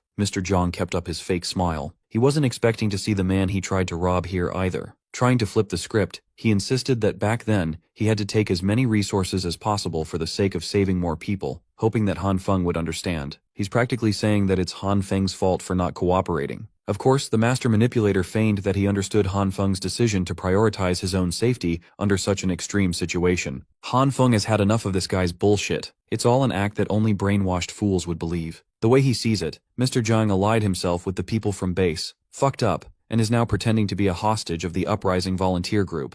Zixi absolutely hates those Base bastards. Now she's furious after being fed lies. As always, Mr. Jiang doubled down on insisting that he never told a lie. He admitted that he did join Base initially, and was appointed as a minor captain. On his first mission, his team was trying to encircle the Uprising group, but fell into an ambush. They surrendered and switched sides. Afterward, he was assigned to a battalion trying to impersonate soldiers in order to take over the underground storage in this cavernous military base. As we know, their defeat was swift, leading to his capture. Mr. Jiang is a great storyteller, but all Han Feng could hear was line after line of horseshit. He sighed and accepted that there was nothing more he could do. In response, Han Feng grabbed that son of a bitch by the hair and slammed his face into the metal bars of the cell. This crappy act duped the residents of the high-rise, but not Han Feng. Even with his face all fucked up, Mr. Jiang continued doubling down on his story. Unsatisfied with just a few bruises, Han Feng started treating that duplicitous face like a bony punching bag. Those prison bars cannot possibly stop his revenge. Groggy from the slam and punch, Mr. Jiang tried to sit back up. You have to give it to the guy. His commitment to sticking with his script despite torture was impeccable. He admitted that he has no more cards to play. He's a helpless captive with a horrible past, so for the sake of his survival, he swore to never tell another lie.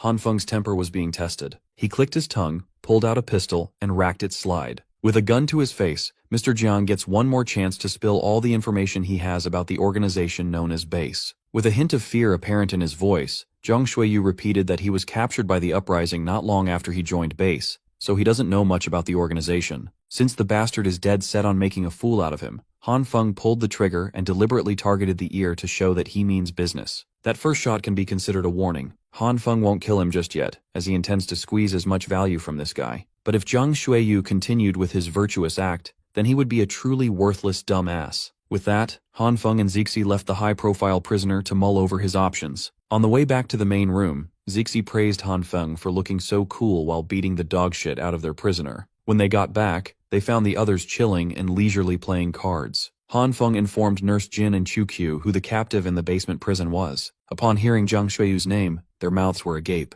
Confused by all this, Zhang Rouking received a brief summary of everything that happened in the frigid neighborhood from her sister. She couldn't believe that she was being led on by a sociopath. Yuan Yi already expected something like this to happen. He believes that most good-looking people are bad people. Since Zhang Xueyu is affiliated with Base, it's safe to assume that the underground storage originally belonged to them as well. It seems that Base's patrol team is being harassed by the uprising volunteers. They are desperately trying to gather strength to squash the rebellion. There's a good chance that Uncle Li is the one giving Base a headache. However, through his chat with Zhang Xueyu, Han Feng found out that the current leader of the uprising volunteer group is Li Ziyi. That's right. My goat brother Li is running things. Han Feng didn't believe it at first either. He thought Zhang Xueyu was lying, so he beat that asshole up some more. Still missing some of the plot, Zhang Ruking listened to another lore dump regarding how they were connected with the uprising from her sister. So far, they now know that Base is currently occupying the international airport, and they have close to 1,000 soldiers on deck. They have been tirelessly searching for resources and manpower throughout the city. They take young men and assign them to the military to be provided with normal meals. The women they deem ugly, old people, and corpses are secretly processed into food to be provided to the ordinary citizens. Base is an inhumane organization, to say the least. If it were up to Zixi, she would gladly blow the whole thing up to ashes. Han Feng just dropped a lot of shocking details, yet his housemates looked unperturbed.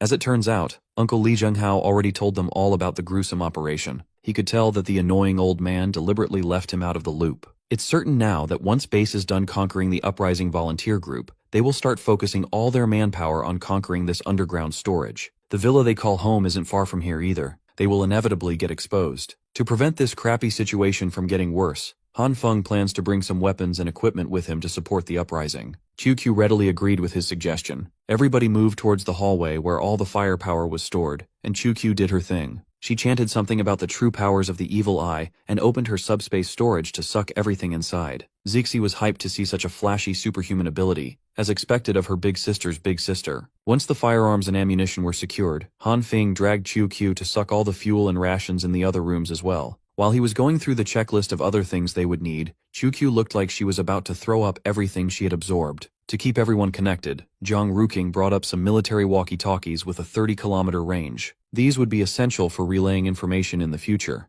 Han Feng continued shoving tons of military supplies inside the little lady, maxing out her capacity. Meanwhile, the fight for the city is raging on. The people from Base have surrounded the remaining members of the uprising. Uncle Li Zhenghao is nowhere to be found, and Brother Li is starting to believe that he's not cut out to be a leader. To make matters worse, Base soldiers have tied captured uprising volunteers on their armored cars to serve as meat shields as they advance. Once in range, they gave the rebels a chance to surrender at once. Otherwise, they will start shooting. The soldiers warned the remnants of the resistance that they had thermal imaging to see through buildings. At this point, they were riddling random buildings with bullets, hoping to locate the slippery rebels. They have been patrolling the area for a long time, but their thermal imaging hasn't picked up a whiff of Brother Li and his men. The boys manning the tank had been following their captain's orders blindly, despite being totally in the dark regarding the target's position. The 4th Squad completely swept one sector and wasted bullets, but the plan continues. They were ordered to scour the next street and continue the search. Leading the hunting squads was none other than Captain Scar. Just like the 4th one, the 1st and 2nd squads found jack shit. Tagging along with scarred Captain Zhao's ride, a young man with some immaculate military drip expressed his doubts about the captain. Captain Zhao already has a bad record. He let a superhuman escape not long ago and got punished by the commanding officer. Now, he can't even deal with a bunch of normal humans within a reasonable time frame. Visibly annoyed, the captain explained that the buildings of the old district are cluttered together. Finding the uprising volunteers won't be quick. Shrinking down the areas bit by bit and suffocating the perimeter is the way to go. After rage-baiting the scarred captain, the young officer got out of the car out of boredom. He popped a cigarette into his mouth and lit a blue fire at the tip of his finger. The young officer is a superhuman. Once the young officer was out of sight, the captain's driver asked about who that arrogant prick was. Captain Zhao described the rage baiter as something not human. Refocusing on the task at hand, Zhao roused all his squads to continue shrinking the search area and to leave no stone unturned. Not far from the city, 3 people were speeding through the land, completely undeterred by the thick layer of snow in their path. It was Han Feng, Chu Qiu, and little Yuan Yi, working as a human snowmobile by controlling and surfing through the ice. While sitting on a comfy chair, Han Feng praised Yuan Yi's supremely convenient superpower for bringing them to the city so soon. The kid couldn't help but feel like he was being treated like a mere transportation tool. If it wasn't for the sake of fresh meat and vegetables that Han Feng tempted him with, he would not have gotten out of bed for this mission. According to Han Feng's estimate, they should arrive once they turn left and cross 2 more snow-covered streets. Finally, they arrived at their destination, the sewers that he and Brother Li used to go back and forth from their original residence. The entrance has been breached by a ton of snow, but Yuan Yi easily cleared the way down. Once they set foot on the sewer system, Han Feng warned the two to stick together. The paths down here are very complicated, and it's very easy to get lost. They are heading for the district ahead. There might be some people posted there, so they must be vigilant for a possible ambush. The trio traversed the sewers without a hitch, but they encountered a massive blockage on the final stretch. Han Feng easily dealt with the pile of boulders blocking the way with his red glow. With that out of the way, they made an exit through Xingfu District's second basement. Looking at the familiar car park, Han Feng didn't expect that a day would come when he would come back to this place willingly. All those horrible things happened not too long ago, yet it feels like a lifetime away now. Now they have to figure out how to find Uncle Li and the others. According to Zhang Xueyu, the uprising is camping around the old district to the west, and there's no concrete location. An hour passed, and the three easily secured a high ground position in the western district. From above, they could see the soldiers slowly patrolling and encircling the area in search of the uprising remnants. They thought following the soldiers would lead them to Brother Li, but these armed men suck at their job. An hour has passed, and they're still running in circles. Thankfully, some explosive development happened a few blocks away. Looking through his binoculars, Han Feng saw one of the base tanks blown up and mangled. He turned his attention to a nearby building and found Brother Li leading the attack with a bazooka in hand. It might look like a win, but the resulting explosion swiftly drew the attention of the other squads. They have been surrounded. Brother Li asked for a megaphone, and one of his men fetched it. With his delinquent voice amplified, he cursed the bastards from base, taunting the weak-ass soldiers to get him if they can. Their numbers might have dwindled, but their spirits are as fiery as ever. Even if they get wiped out, the uprising will take their enemies down with them. Brother Li's men will literally follow him to hell and back. Captain Zhao had arrived on the scene and issued the mandate to shoot with the intent to kill. He doesn't want any uprising bastard left alive, even if the higher-ups ordered him to find the mithril in the hands of the uprising volunteer group. This dude is tilted that he had to sacrifice so many of his troops just to locate the rebels. He wants blood. Ignoring the bigger picture, the base soldiers dutifully followed the captain's orders. They set up their own artillery rounds from below and aimed them all at the rooftop where the uprising was holing up. With an emphatic signal to fire, multiple explosions erupted, but it was the base tanks that blew up. Confused, Captain Zhao craned his neck out of the vehicle. From above, they saw a man and 2 kids surfing above the neighboring roofs, seemingly manipulating snow while unleashing a rain of military-grade hand grenades. QQ kept a steady output of hand grenades coming while Han Feng happily tossed them from above like an airborne bomber. All hell broke loose as the tanks, vehicles, and soldiers were blown to smithereens. Captain Zhao took one look at Han Feng's face, and memories of his failure came back. Thinking about the situation objectively, he reckoned that Han Feng was trying to lure him away to save the uprising volunteer group. Nevertheless, capturing a superhuman will be highly valued by the commanding officer. This could be Zhao's way back to his boss's good graces. So he ordered his remaining men to ignore the jerks from the uprising volunteer group and go chase after the brat who did a drive-by using grenades. With a megaphone of his own, Captain Zhao tried to negotiate with Han Feng. He promised the post of second-in-command upon joining base. Unbeknownst to the desperate, scarred captain, he's following Yuan Yi, who was tasked with the responsibility of luring the enemies away. Once the assholes from base were gone, Han Feng and Chukyu emerged from the neighboring rooftop snow pile. After signaling the uprising group to go downstairs, they met in the snowy streets below. Brother Li was finally reunited with his lil bro. It was quite emotional, with tears, snot, and other bodily fluids freezing in the air. Still crying, Brother Li introduced Han Feng to his men as a sworn brother with whom he's been through life and death. Han Feng asked the volunteers to follow him as he prepared some good stuff for the men fighting the good fight. To help with the cause, Han Feng restored some of the big-ass cannons that he melted and gifted them to the uprising. He then whispered to Brother Li that they should keep Chukyu's abilities a secret from the others just to be safe. With the cannons as his backdrop, Han Feng roused the uprising volunteer group to prepare for the counterattack. It's time to turn those base bastards into dust. Stealing the scene,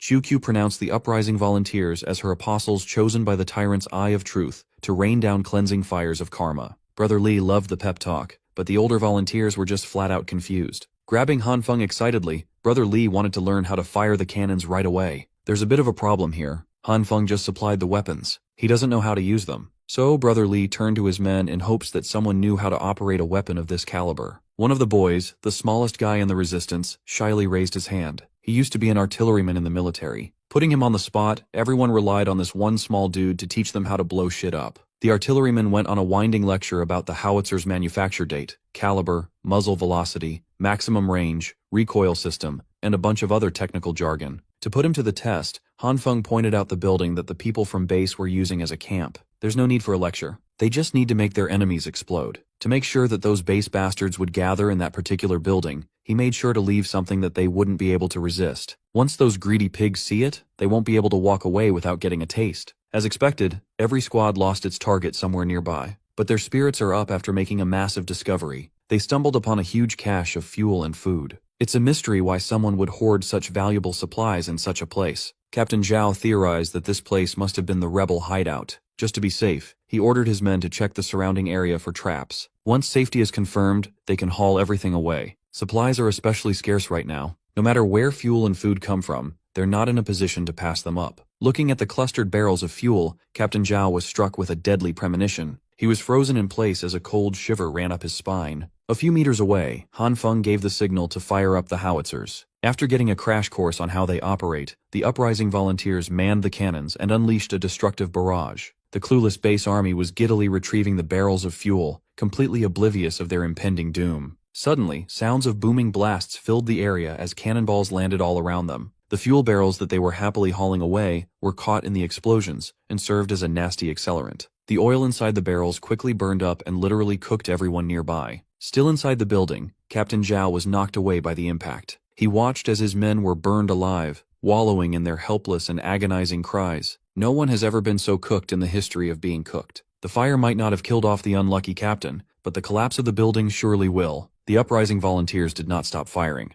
They reloaded cannonball after cannonball until the building was razed to the ground. Brother Li was enjoying every second of it, even though their eardrums were suffering from the loud booms. After this barrage, their position will be exposed. The best thing to do when they run out of shells is to move out quickly. The assault lasted for an entire 10 minutes. The high-rise target collapsed and was consumed by hellish flames. With the mission completed, everyone rushed to Han Feng's side to celebrate their savior. They could not have asked for a more badass backup. Before everyone gets carried away, he reminded them that they must stop dawdling and use this brief window of safety to escape. The volunteers agreed and rushed to the cannons, eager to bring these heavy weapons with them. Han Feng stepped in and told them to leave the cannons be. They'll just plant some landmines around it, so when base bastards come looking for it, they'll be blown to bits. So, instead of laboring and failing to take the howitzers away, the rebels focused their energy on filling the area around them with landmines. While the boys were working, Han Feng asked how Chief Lu's rescue had gone. Brother Li admitted that they don't even know where the chief was being held. They have been capturing base officers to collect intel lately. That's why they have been attacking patrol units.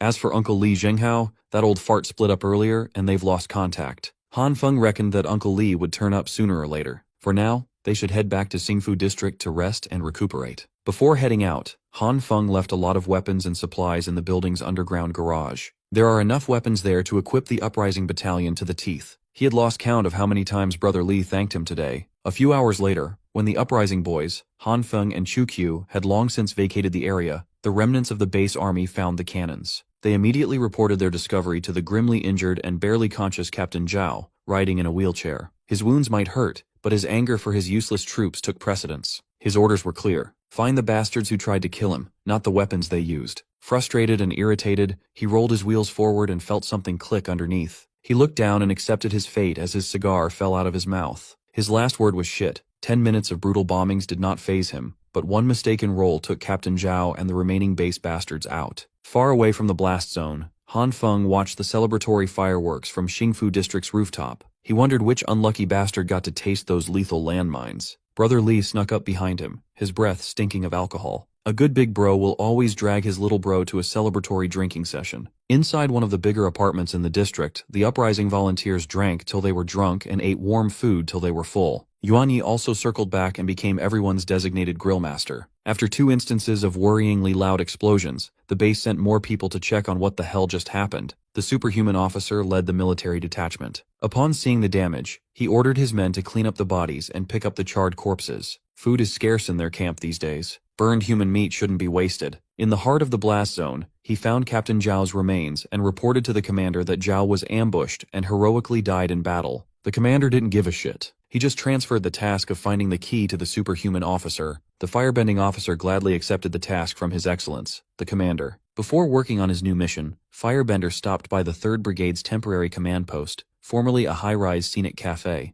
Base's prized superhuman, Zhang Dongshu, had taken over as the 3rd Brigade's new captain. He excused that there's a blizzard raging outside. Only a fool would go out to work in such hellish weather. He would rather have some hot coffee instead. Besides, his underlings will do all the heavy lifting for him outside. He divided the depleted squads into 3-man teams to widen the search perimeter. He won't tolerate people slacking off. Captain Zhao's second-in-command survived, and this change of leadership sucks for him and everyone in the 3rd Brigade. Back then, at least Captain Zhao shared his men's hardships on the field. The new captain is just a lazy brat. Unwrapping a box of rice balls, Captain Zhang Dongshu anticipated that the uprising volunteer group would eventually run out of food and would be forced to crawl out of their hiding spot to find something to eat. Once that happens, his patrol teams would undoubtedly pinpoint their location. Captain Zhang took a bite out of the plain rice ball and praised its impeccable taste. Only someone of his stature could eat such a delectable treat in this new society. He would bet that those rebels are probably chewing on snow out of hunger by now. If he was eating like a king, these men were dining like gods.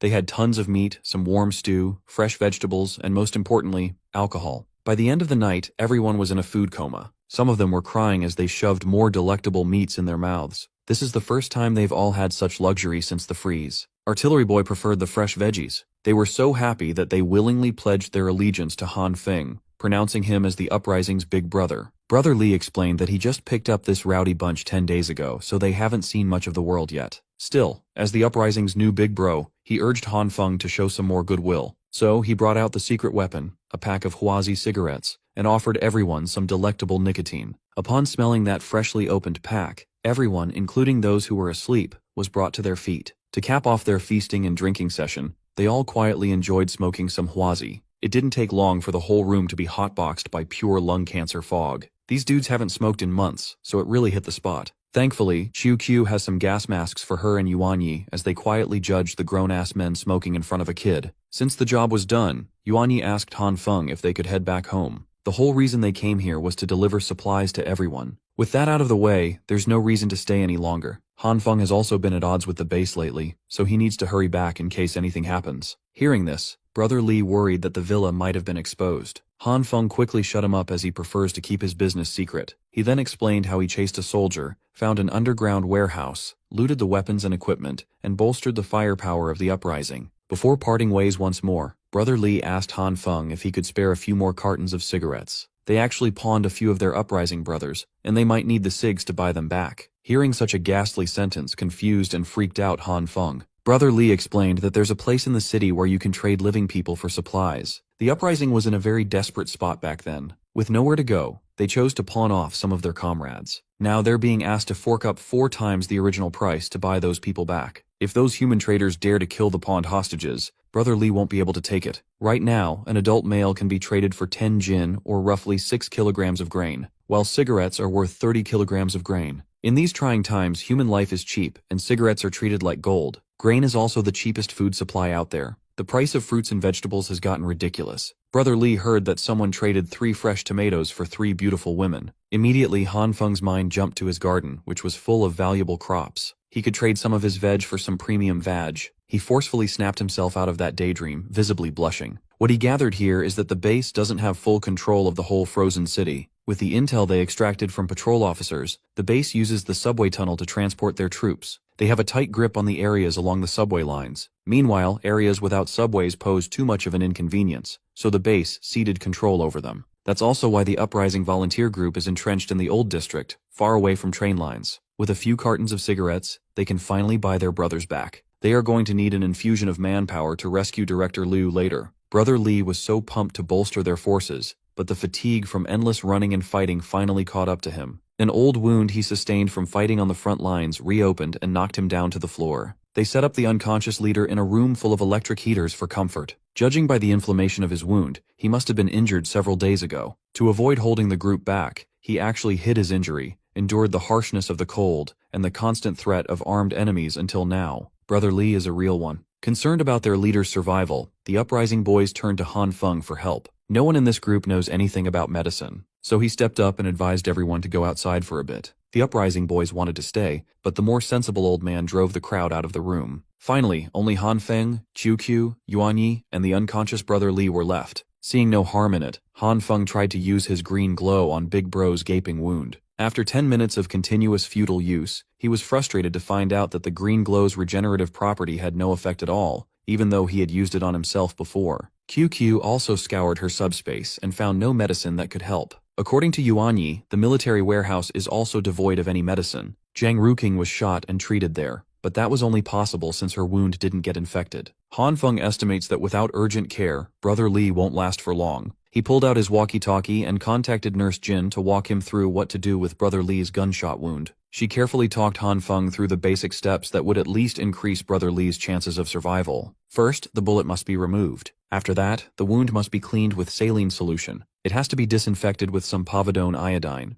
and Brother Li will need some fever reducers and antibiotics. In order to find the necessary meds, Han Feng decided to suit up. With the old man, Brother Chang, as his guide, he headed for the city's underground black market. To get there faster, they had to rely on Yuan Yi's snow surfing ability once more. Brother Chang was absolutely floored by this turn of events, while the kid was starting to feel like he was nothing more than a taxi. They are getting close to the seedy place. The black market is located under the nearby river on the city outskirts. As they ventured deeper into the outskirts, the cold winds continued to ramp up. Yuan Yi was unbothered while the other two struggled. Brother Chang elaborated that the black market is inside a cross-river tunnel a few kilometers away. Scavengers would often set up ambushes along the main road, so they must take utmost precautions. Judging from the mountain of wrecked vehicles scattered around the area, a lot of people must have died journeying here. People are bound to have supplies coming to the black market, so it's a hotspot for criminal activity. Not many scavengers have access to guns, so they should be fine with their gear. Unfortunately, they came on a day when a desperate thief equipped with a rifle was keeping an eye on the main road. The thief complained that it had been 5 days since they looted something good.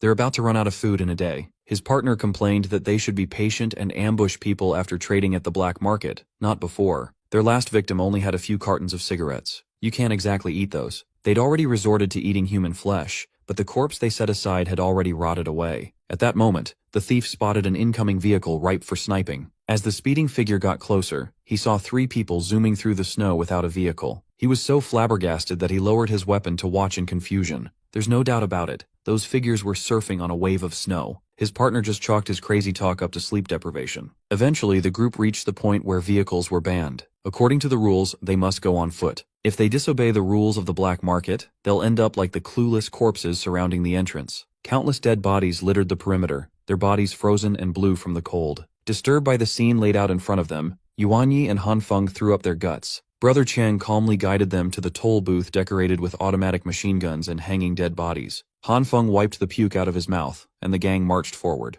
After a few more minutes of hellish walking, they finally reached the secret entrance. They entered a dilapidated building, and Brother Chang told the other two to steel their resolve for what they're about to witness. Out of nowhere, a rectangular hunk of metal snuck up on Han Feng with a polite welcome, demanding that they present a membership card. Upon closer look, the machine must have been one of those hotel robots. It's crazy that someone is still charging it up. Brother Chang took out a black card from his bag and showed it to the bot. He was recognized as member number 250 and was escorted as an esteemed guest. The robot explained that the market is a peaceful establishment, and any violent behavior is subject to the punishment of being riddled with bullets until violators are turned into paste. This place is no joke. The blood of those who disrespected the rules is permanently painted on the walls. Perhaps even more shocking was the fact that this place still has an operational elevator. The robot, the elevator, and the lights were in perfect working condition. Han Feng couldn't even imagine how power-hungry these things are. The faction behind the black market must be incredibly powerful. Upon arriving at the farthest door in the basement hall, the robot enthusiastically urged them to step inside. Han Feng grabbed the door's handle, preparing himself for what might be waiting on the other side. Maybe it's a place where the most vicious criminals, murderers, and thieves convene.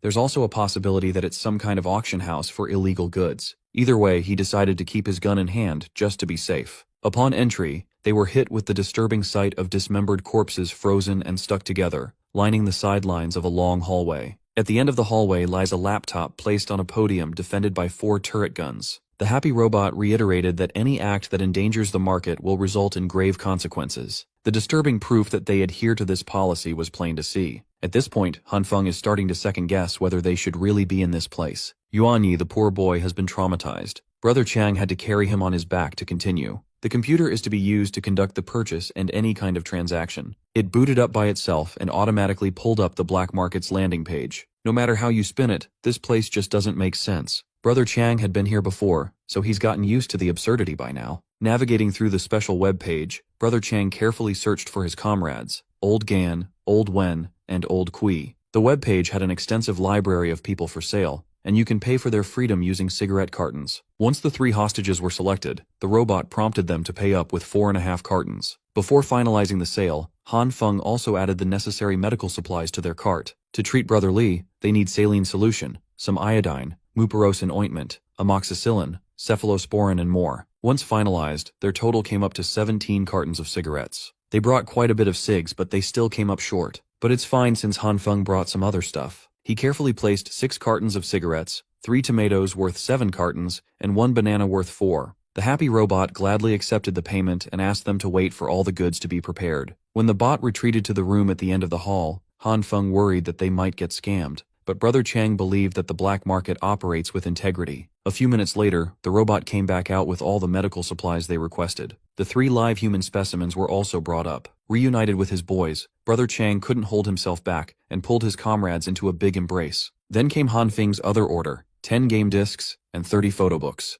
These photo books are special. They are for men of culture, so Han Feng discreetly, carefully, and quickly put them in his bag. Once they got what they came for, Han Feng and the gang exited that creepy place and vowed to never return again. On the way back, Brother Chang tried to ask Han Feng for a few of those special photo books. With a heavy heart, he negotiated that he could only spare 2 books at most. Like a good businessman, Brother Chang haggled for 3. Yuan Yi also joined in and asked for 2 as payment for his taxi service. The pervy grown-ups had the nerve to scold. They asserted that looking at these pages was unhealthy for a growing boy. While they were yapping about dirty nudie mags, the thief waiting for them to come out finally pulled the trigger. The bullet hit Han Feng squarely on his chest. Ecstatic, the lowlife licked his lips in anticipation. He finally caught a big fish, and so, the group was forced to take cover while the thieving sniper continuously fired away. Brother Chang fired back and screamed his lungs out, determined to avenge Han Feng no matter what. The situation quickly devolved into a blind shootout. Mr. Thief is starting to feel the pressure. The gunshots are bound to attract the attention of other criminals scouting the area. He's been struggling to get a kill shot on the rest of his prey. His high ground wasn't helping. Brother Chang was practically spamming the trigger while crying about Han Feng's untimely death. Just kidding. Han Feng is alive and well. He just tasked Brother Chang to draw the thief's attention, and now Unk is giving an Oscar-worthy dramatic performance. While bullets were raining up and down, Han Feng quietly snuck through a blind spot. He used the scattered cars as cover to get closer to the building from which the lowlife was firing. Once in range, he used his red glow to avenge himself. No one gets a free pot shot at Han Feng without going to hell. Still embroiled in the shootout, the thief noticed the creeping red glow far too late. Once fully covered by his power, Han Feng melted one side of the building,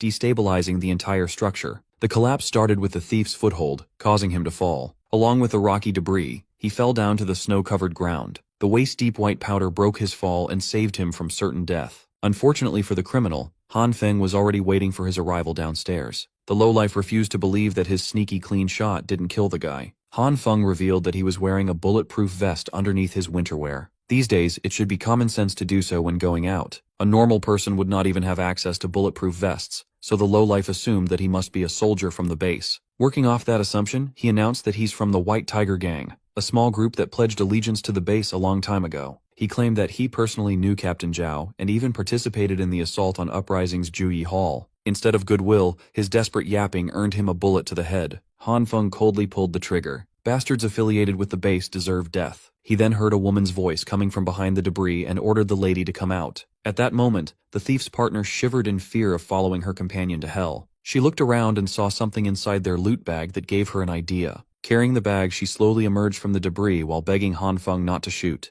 With some pretty damn good acting, she insisted that she was a victim of that dead lowlife and had been imprisoned in the building for days. She also offered to give Han Feng her bag full of cigarettes as a token of gratitude. She swore that from then on, she would willingly do anything Han Feng asked. Han Feng looked like he was about to fall for his thirst again. He stepped closer to the woman and assured her that he and his group were not bad people. She repeatedly thanked him while stealthily pulling out a knife inside the bag. Once Han Feng got close enough, she burst into action with the intent of stabbing him to death. He calmly raised his pistol and pulled the trigger in quick succession. The woman was stuck in place as the bullets tore through her internal organs. She never expected that a man would shoot a beauty like her. Han Feng never bought her shoddy story. She claimed that she was imprisoned by a man for days, but her clothes were pristine, she had no signs of injuries, and she was even wearing makeup. Only a horny idiot would fall for that weak ruse. Brother Chang and the others ran up to Han Feng. They praised him for his decisiveness. If Brother Chang had been holding the gun, he would have definitely faltered. Well, Han Feng has built up a tolerance for shit like this. The woman he just killed reminded him of a witch he used to know after all. Going through the criminal's loot bag, he wondered why the two didn't just trade the cigs for food at the black market. Brother Chang explained that a membership card is required to conduct business in that place, and the membership fee is 5 cartons of cigs. The unlucky duo only managed to gather 4. From that point, the group's journey back to the Xingfu district proceeded without a hitch. After they got back, Han Feng immediately tended to Brother Li's wounds. The very next day, the goat woke up and everybody rejoiced. The 3 people who were bailed out also recovered their spirits after being treated to a proper feast. That day, Brother Chang approached Han Feng with the offer to become the new leader of the uprising,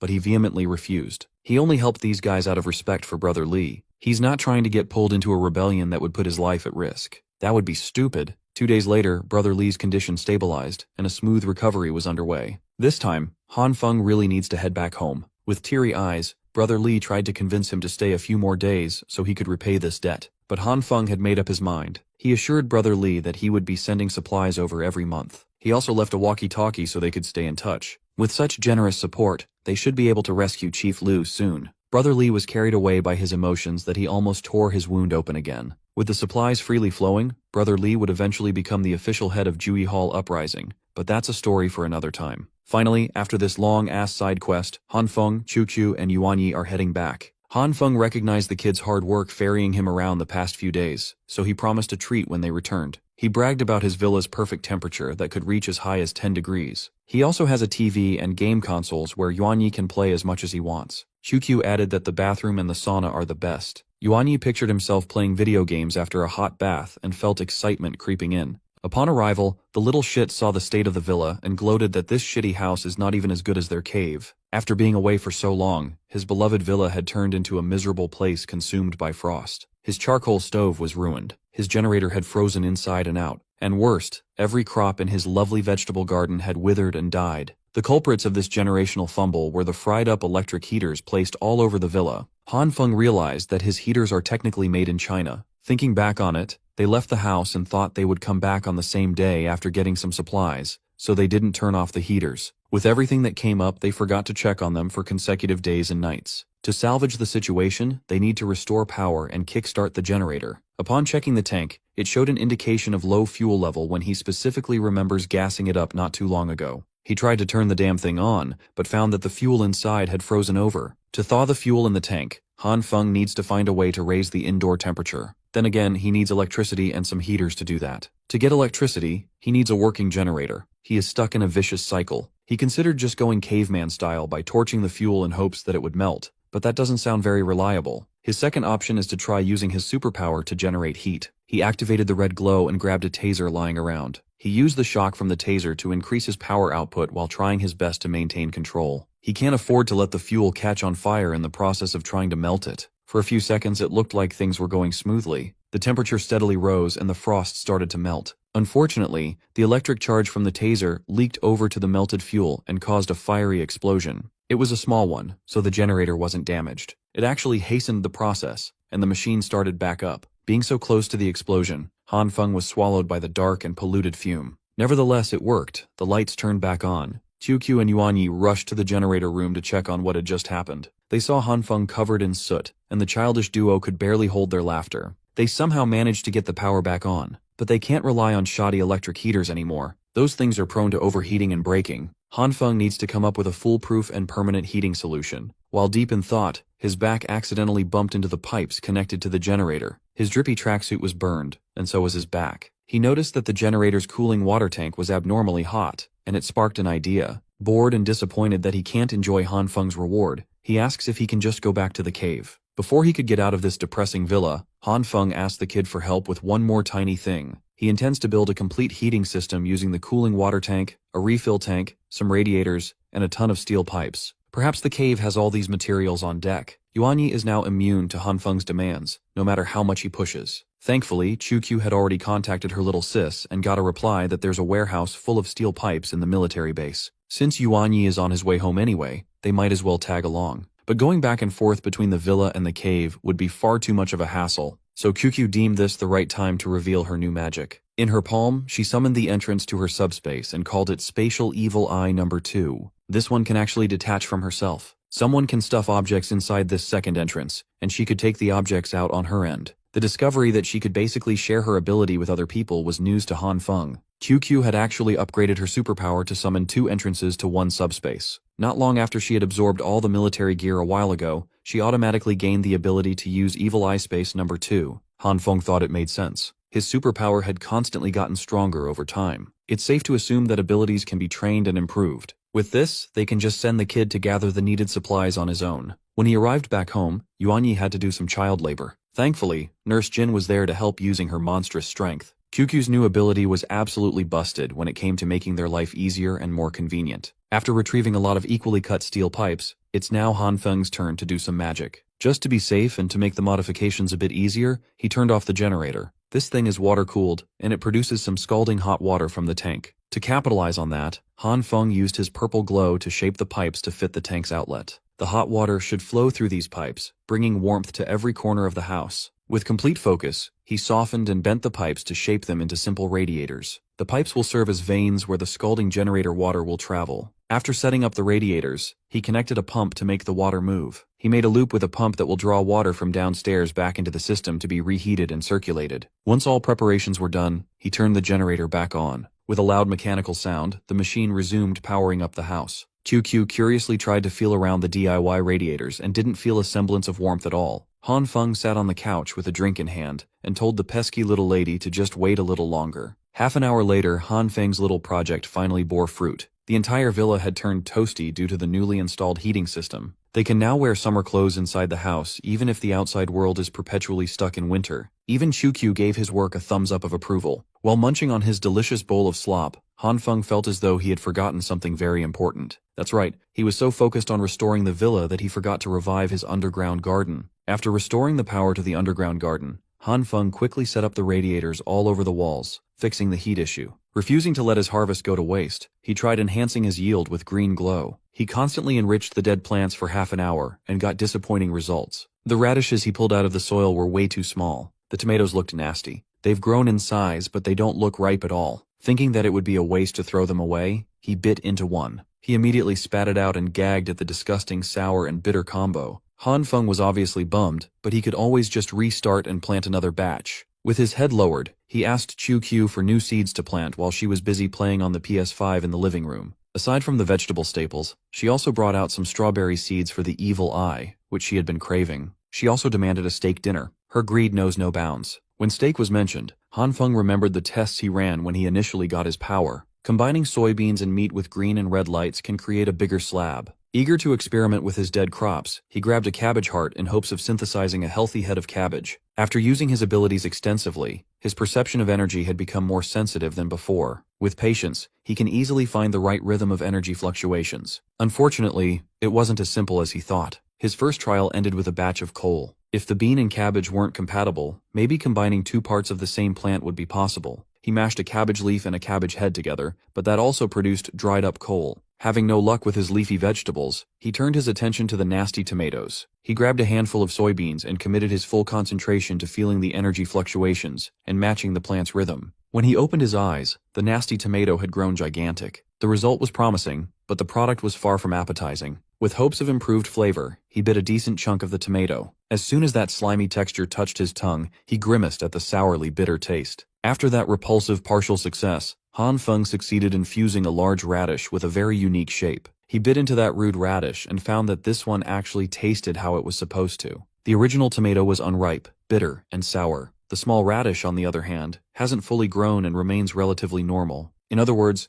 just like with meat, fruits and vegetables get bigger, but retain their original flavor. Barging into the garden out of nowhere, QQ suggested that he should grow ripe strawberries and then enhance their size to make giant treats. She actually went down here to inform Han Feng that Nurse Jin had just returned, so they wouldn't have to pick her up from the cave. That woman also said that she found a pet, which begs the question, in this god-awful weather, what kind of pet could she possibly have come across? Han Feng's question was immediately answered when he saw a clearly traumatized bear standing in his doorway. Nurse Jin's new pet sure looks a lot like a beaten and battered polar bear. She named the scared bear Da Bai. She thinks the cute and obedient furball must have escaped from the zoo. It's also gotten skinny from hunger, and she just couldn't help herself when she sees animals in need. From what Han Feng knows, polar bears are the farthest thing from cute to obedient. You see, after leaving Miss Jiang's place, Nurse Jin decided to jog all the way home. On the way, he was jumped by the little guy. She threw a punch out of instinct and accidentally knocked poor Dabai out. Nurse Jin felt really bad, so as an apology, she carried the poor thing the whole way through to treat its wounds.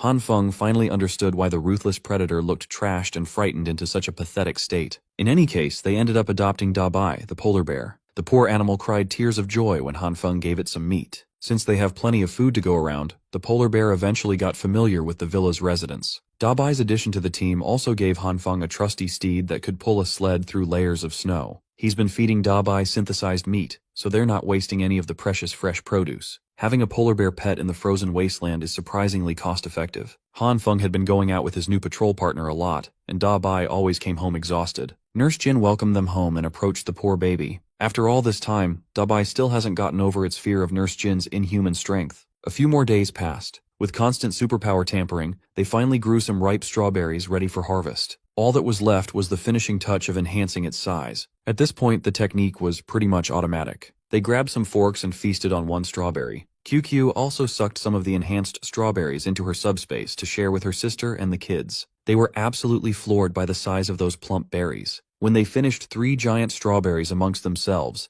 their stomachs were practically bulging. While paralyzed by the humongous fruits, the entire cave outpost shook. The lowest floor had been breached. Zhang Raoqing swiftly covered the entire cave with her senses and detected a trespassing ability user. If Han Feng were here, he would undoubtedly recognize the big baby that single-handedly dug a tunnel through the cave. As soon as the wall was breached, base soldiers poured into the site in a synchronized manner. They lined up in the tunnel to make way for Captain Zhang and a lady wearing the exact same drip. The captain signaled the reserve team to advance to the front lines. The so-called reserve team was comprised of a ragtag group of lowlifes given access to firearms. They are to search every room to capture everyone in sight. Captain Zhang promised that when the operation was done, they'd become official members and would be rewarded with a woman to warm their beds. Blinded by the prospect of moving up to the world and perverted lust, they charged in without thinking. The layout of the underground warehouse is complex, and they are up against 3 dangerous superhumans. In order to minimize risk, it's better to send pieces of trash to scout ahead. The lady captain criticized the captain for promising rewards that he didn't have the authority to grant. But Zhang is betting on the majority of those cannon fodder to die. Only the living gets rewarded. Captain Zhang proposed that the 2 main forces should split up to cover more ground, and she dismissively accepted. Heading to the left hallway, Zhang called dibs on the big baby, Old Jin. Lady Captain's animosity towards Zhang Dongshu was palpable, but she had to work with the shithead.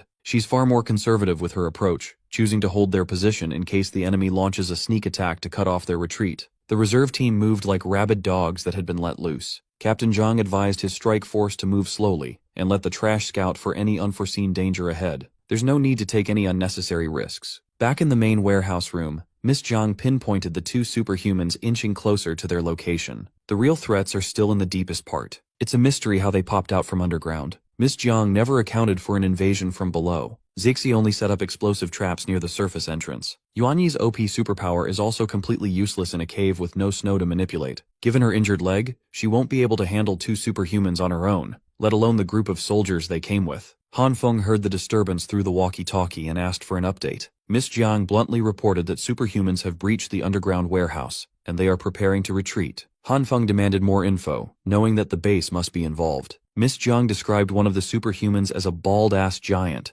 far larger than a normal person. His mind immediately jumped to the big baby they had to deal with back in Xingfu district a while ago. Zhang Ruqing assured her big sis that they'll be fine. They will make contact once they've retreated somewhere safe. With that, she turned off the walkie-talkie to focus on the trouble at hand. If those base bastards successfully retake the warehouse, they will undoubtedly seize the remaining weapons and ammo in the cave. That could bring disaster upon Brother Li and the uprising boys in the city. In addition, the villa is positioned not too far from the cave. If base takes over that outpost, they'll likely discover his home. Once exposed, the base will definitely stop at nothing to eradicate him and his peace. Han Feng can still prevent all that from happening by getting to the supplies first. If he can't take it for himself, then destroying them is also an option. So he proudly declared that he won't leave Miss Jiang, their ally, to fend for herself. On the contrary, Chu Q doesn't seem worried about her sister at all. She believes that the combination of Ruking, Zixi, and Yuanyi's abilities would make escaping a breeze. In fact, she found Han Feng's desire to insert himself into the situation strange. QQ realized that Han Feng must have been smitten by her little sister. The evil eye has approved his feelings and demanded to be addressed as Lady Sister from now on. Nurse Jin didn't know what was happening, so QQ quietly filled her in. She ran with her idea that Han Feng had fallen for Ruking, and wanted to be the hero who would save the damsel in distress. A few minutes later, he was fully geared for the harsh winds with Dabai pulling the sled.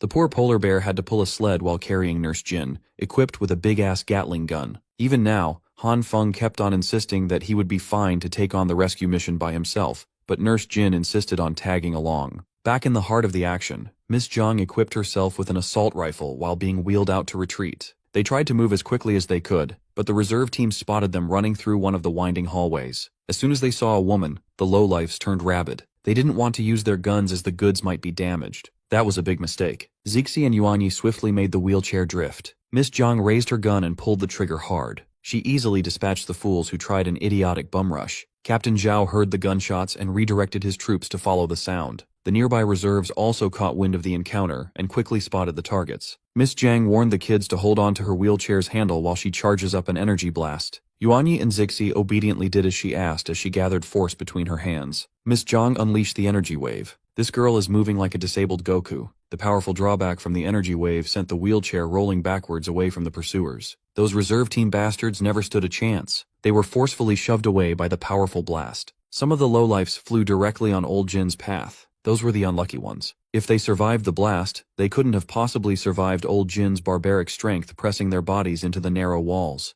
Big Baby is thirsty to get all the credit for this operation. Flying like a bullet in a wheelchair, Miss Jiang Ruoqing, Zixi, and Yuanyi sped out of the underground tunnel. A few meters behind them, Old Jin barrels through like a big baby looking for Dami Mommy's milk. They'd been so focused on getting out as fast as they could that they overlooked the pile of debris blocking their exit. With Miss Jiang's quick thinking and power, she summoned a sturdy barrier to protect herself and the kids from the impact. Using their momentum and upward angle, she launched the wheelchair up into the open air. While they were rapidly gaining elevation, Zixi took care of blowing up the exit to deter any pursuers. Her tiny explosions were good enough to pelt the big baby's skin, but they were not destructive enough to shake him off. Thankfully, the debris around the exit had been weakened enough to cause a rock slide, sealing off the path. Not far from the blast zone, Han Feng and Nurse Jin spotted the commotion. He immediately used the sensing ability he learned from Miss Zhang, and determined that they had escaped the base. The barrier protecting the wheelchair-bound trio almost popped when they landed in the snow. It would have been a perfect escape and landing, but the wheel got snagged by a rock, throwing them off course quite a bit. To make matters worse, the big baby did what he does best and tunneled through the blockade with his bare hands. He was visibly hurt, but injuries won't stop him. In the blink of an eye, he caught up to the defenseless trio, ready to smash them as flat as a pancake. The kids were naturally shaken by their seemingly impending doom. Old Jin smashed down like an angrier and balder version of the Hulk, but was stopped halfway through. Sounds of continuous gunfire echoed all over the snowscape. Bullets tried tearing through the big baby's body, but they barely left scratch marks. Nurse Jin might be the most caring health practitioner in existence, but she can also be a Gatling gun-wielding, polar bear-riding badass when the situation calls for it. She pushed Old Jin off Miss Jiang and the kids with her unmatched accuracy. Han Feng steered the sled near Miss Jiang and extended a much-needed olive branch to get them out of this place. When Old Jin saw who just slid through like Santa Claus, his blood boiled. He kept on getting outplayed by the same person over and over again. Unfortunately for him, Nurse Jin was there to take care of his baby ass. As soon as she ran out of bullets, she bashed the machine gun right into his baby face with enough force to shatter it to pieces. The kids only knew Nurse Jin as the nice nurse. They didn't know she was built like that for real. After taking the big baby out of the equation, she grabbed the little ones while Han Feng rescued the Dami Mommy. Even after all the beating and bullets, Old Jin's durability continued to impress. He managed to stand up and resume his chase. Han Feng called on Yuanyi to use the snowdrift on their side to start an avalanche. It would stop or at least slow Old Jin down. Without hesitation, Yuanyi touched the snow and manipulated its movement. Now that they are out in his playground, Yuanyi demonstrated once more how overpowered his power is. In just a few seconds he amassed a monstrous avalanche at will. Completely full of himself, Old Jin faced the incoming snowslip head-on, thinking that a single punch could smash it away. Unfortunately, his dumbass didn't get the chance to commit such a mistake as a whisk of blue fire shot past him. The radiant blue fire formed a line protecting Old Jin from the avalanche, quickly melting the incoming snow pile with unbearable heat. When everything had melted away, the big baby motioned to continue his chase, but a calm voice commanded him to stand down. The captain of the invading squad nonchalantly told the muscle to leave the runaways be, as they've got more pressing matters to attend to. Driving off the superhumans was enough for now. Without a pesky baby on their tails, Han Feng and the gang made their way out of the danger zone. They found an abandoned building nearby and set up camp. The poor polar bear was running ragged the whole way through. The poor guy needed a breather. Han Feng asked Nurse Jin to take the others back to the villa. He won't be joining them just yet. He plans to stay back and cover the rear just to be safe. If those pricks try to follow their tracks, he'll gladly unleash hell on Earth. Miss Zhang and the kids are glad they reconciled with this guy back then. After a few more minutes of resting, the rest of the group finally disembarked for a sled ride back home. Now it's Han Feng's time to shine. He snuck his way back into the underground HQ and saw the damage Zixi did to the sole entrance and exit point. Since it was completely compromised, the soldiers did not bother putting guards out. Some normal-ass guns and guards would not have mattered anyway. Han Feng found that reinforcing his clothes was enough to make them bulletproof. The only real threats in this place are the big baby and the other superhuman. They are probably in the deepest part of the cave right now. There's a low chance of running into them right away. With that in mind, Han Feng got to work and softened the blockade of rocks with purple light. Once it was soft enough, he carefully squeezed his body through a gap. He focused all his energy on getting this right. It would be embarrassing to get caught stuck out here. After loosening the rock enough, he confirmed that there was no one manning the entrance from the other side. He slithered back into the reclaimed enemy territory and readied his firearm. Han Feng traversed the HQ from the entrance to the supply room. Something was off. He hasn't seen a single soldier the whole way through. Those pricks went through all the trouble of capturing the cave, yet they're not sending anyone to haul out all the valuable supplies. Since they're letting him sabotage their loot so easily, Han Feng didn't complain. He retrieved the sticks of explosives from his bag and placed them in key positions. As long as he can destroy all the fuel, weapons, and ammunition, his goal will be achieved. After rigging the fuel barrels, his next destination was the armory. On the way there, he heard some violent commotion down a winding tunnel. It appears that the soldiers have turned against one another. Captain Zhang Dongshu, the blue fire guy, just went off script and betrayed his comrades. The lady captain knew the guy was bad news, but this is going too far. He killed his fellow soldiers. Han Feng finally got his answers as to why no one was moving the supplies. These idiots are actually fighting amongst themselves.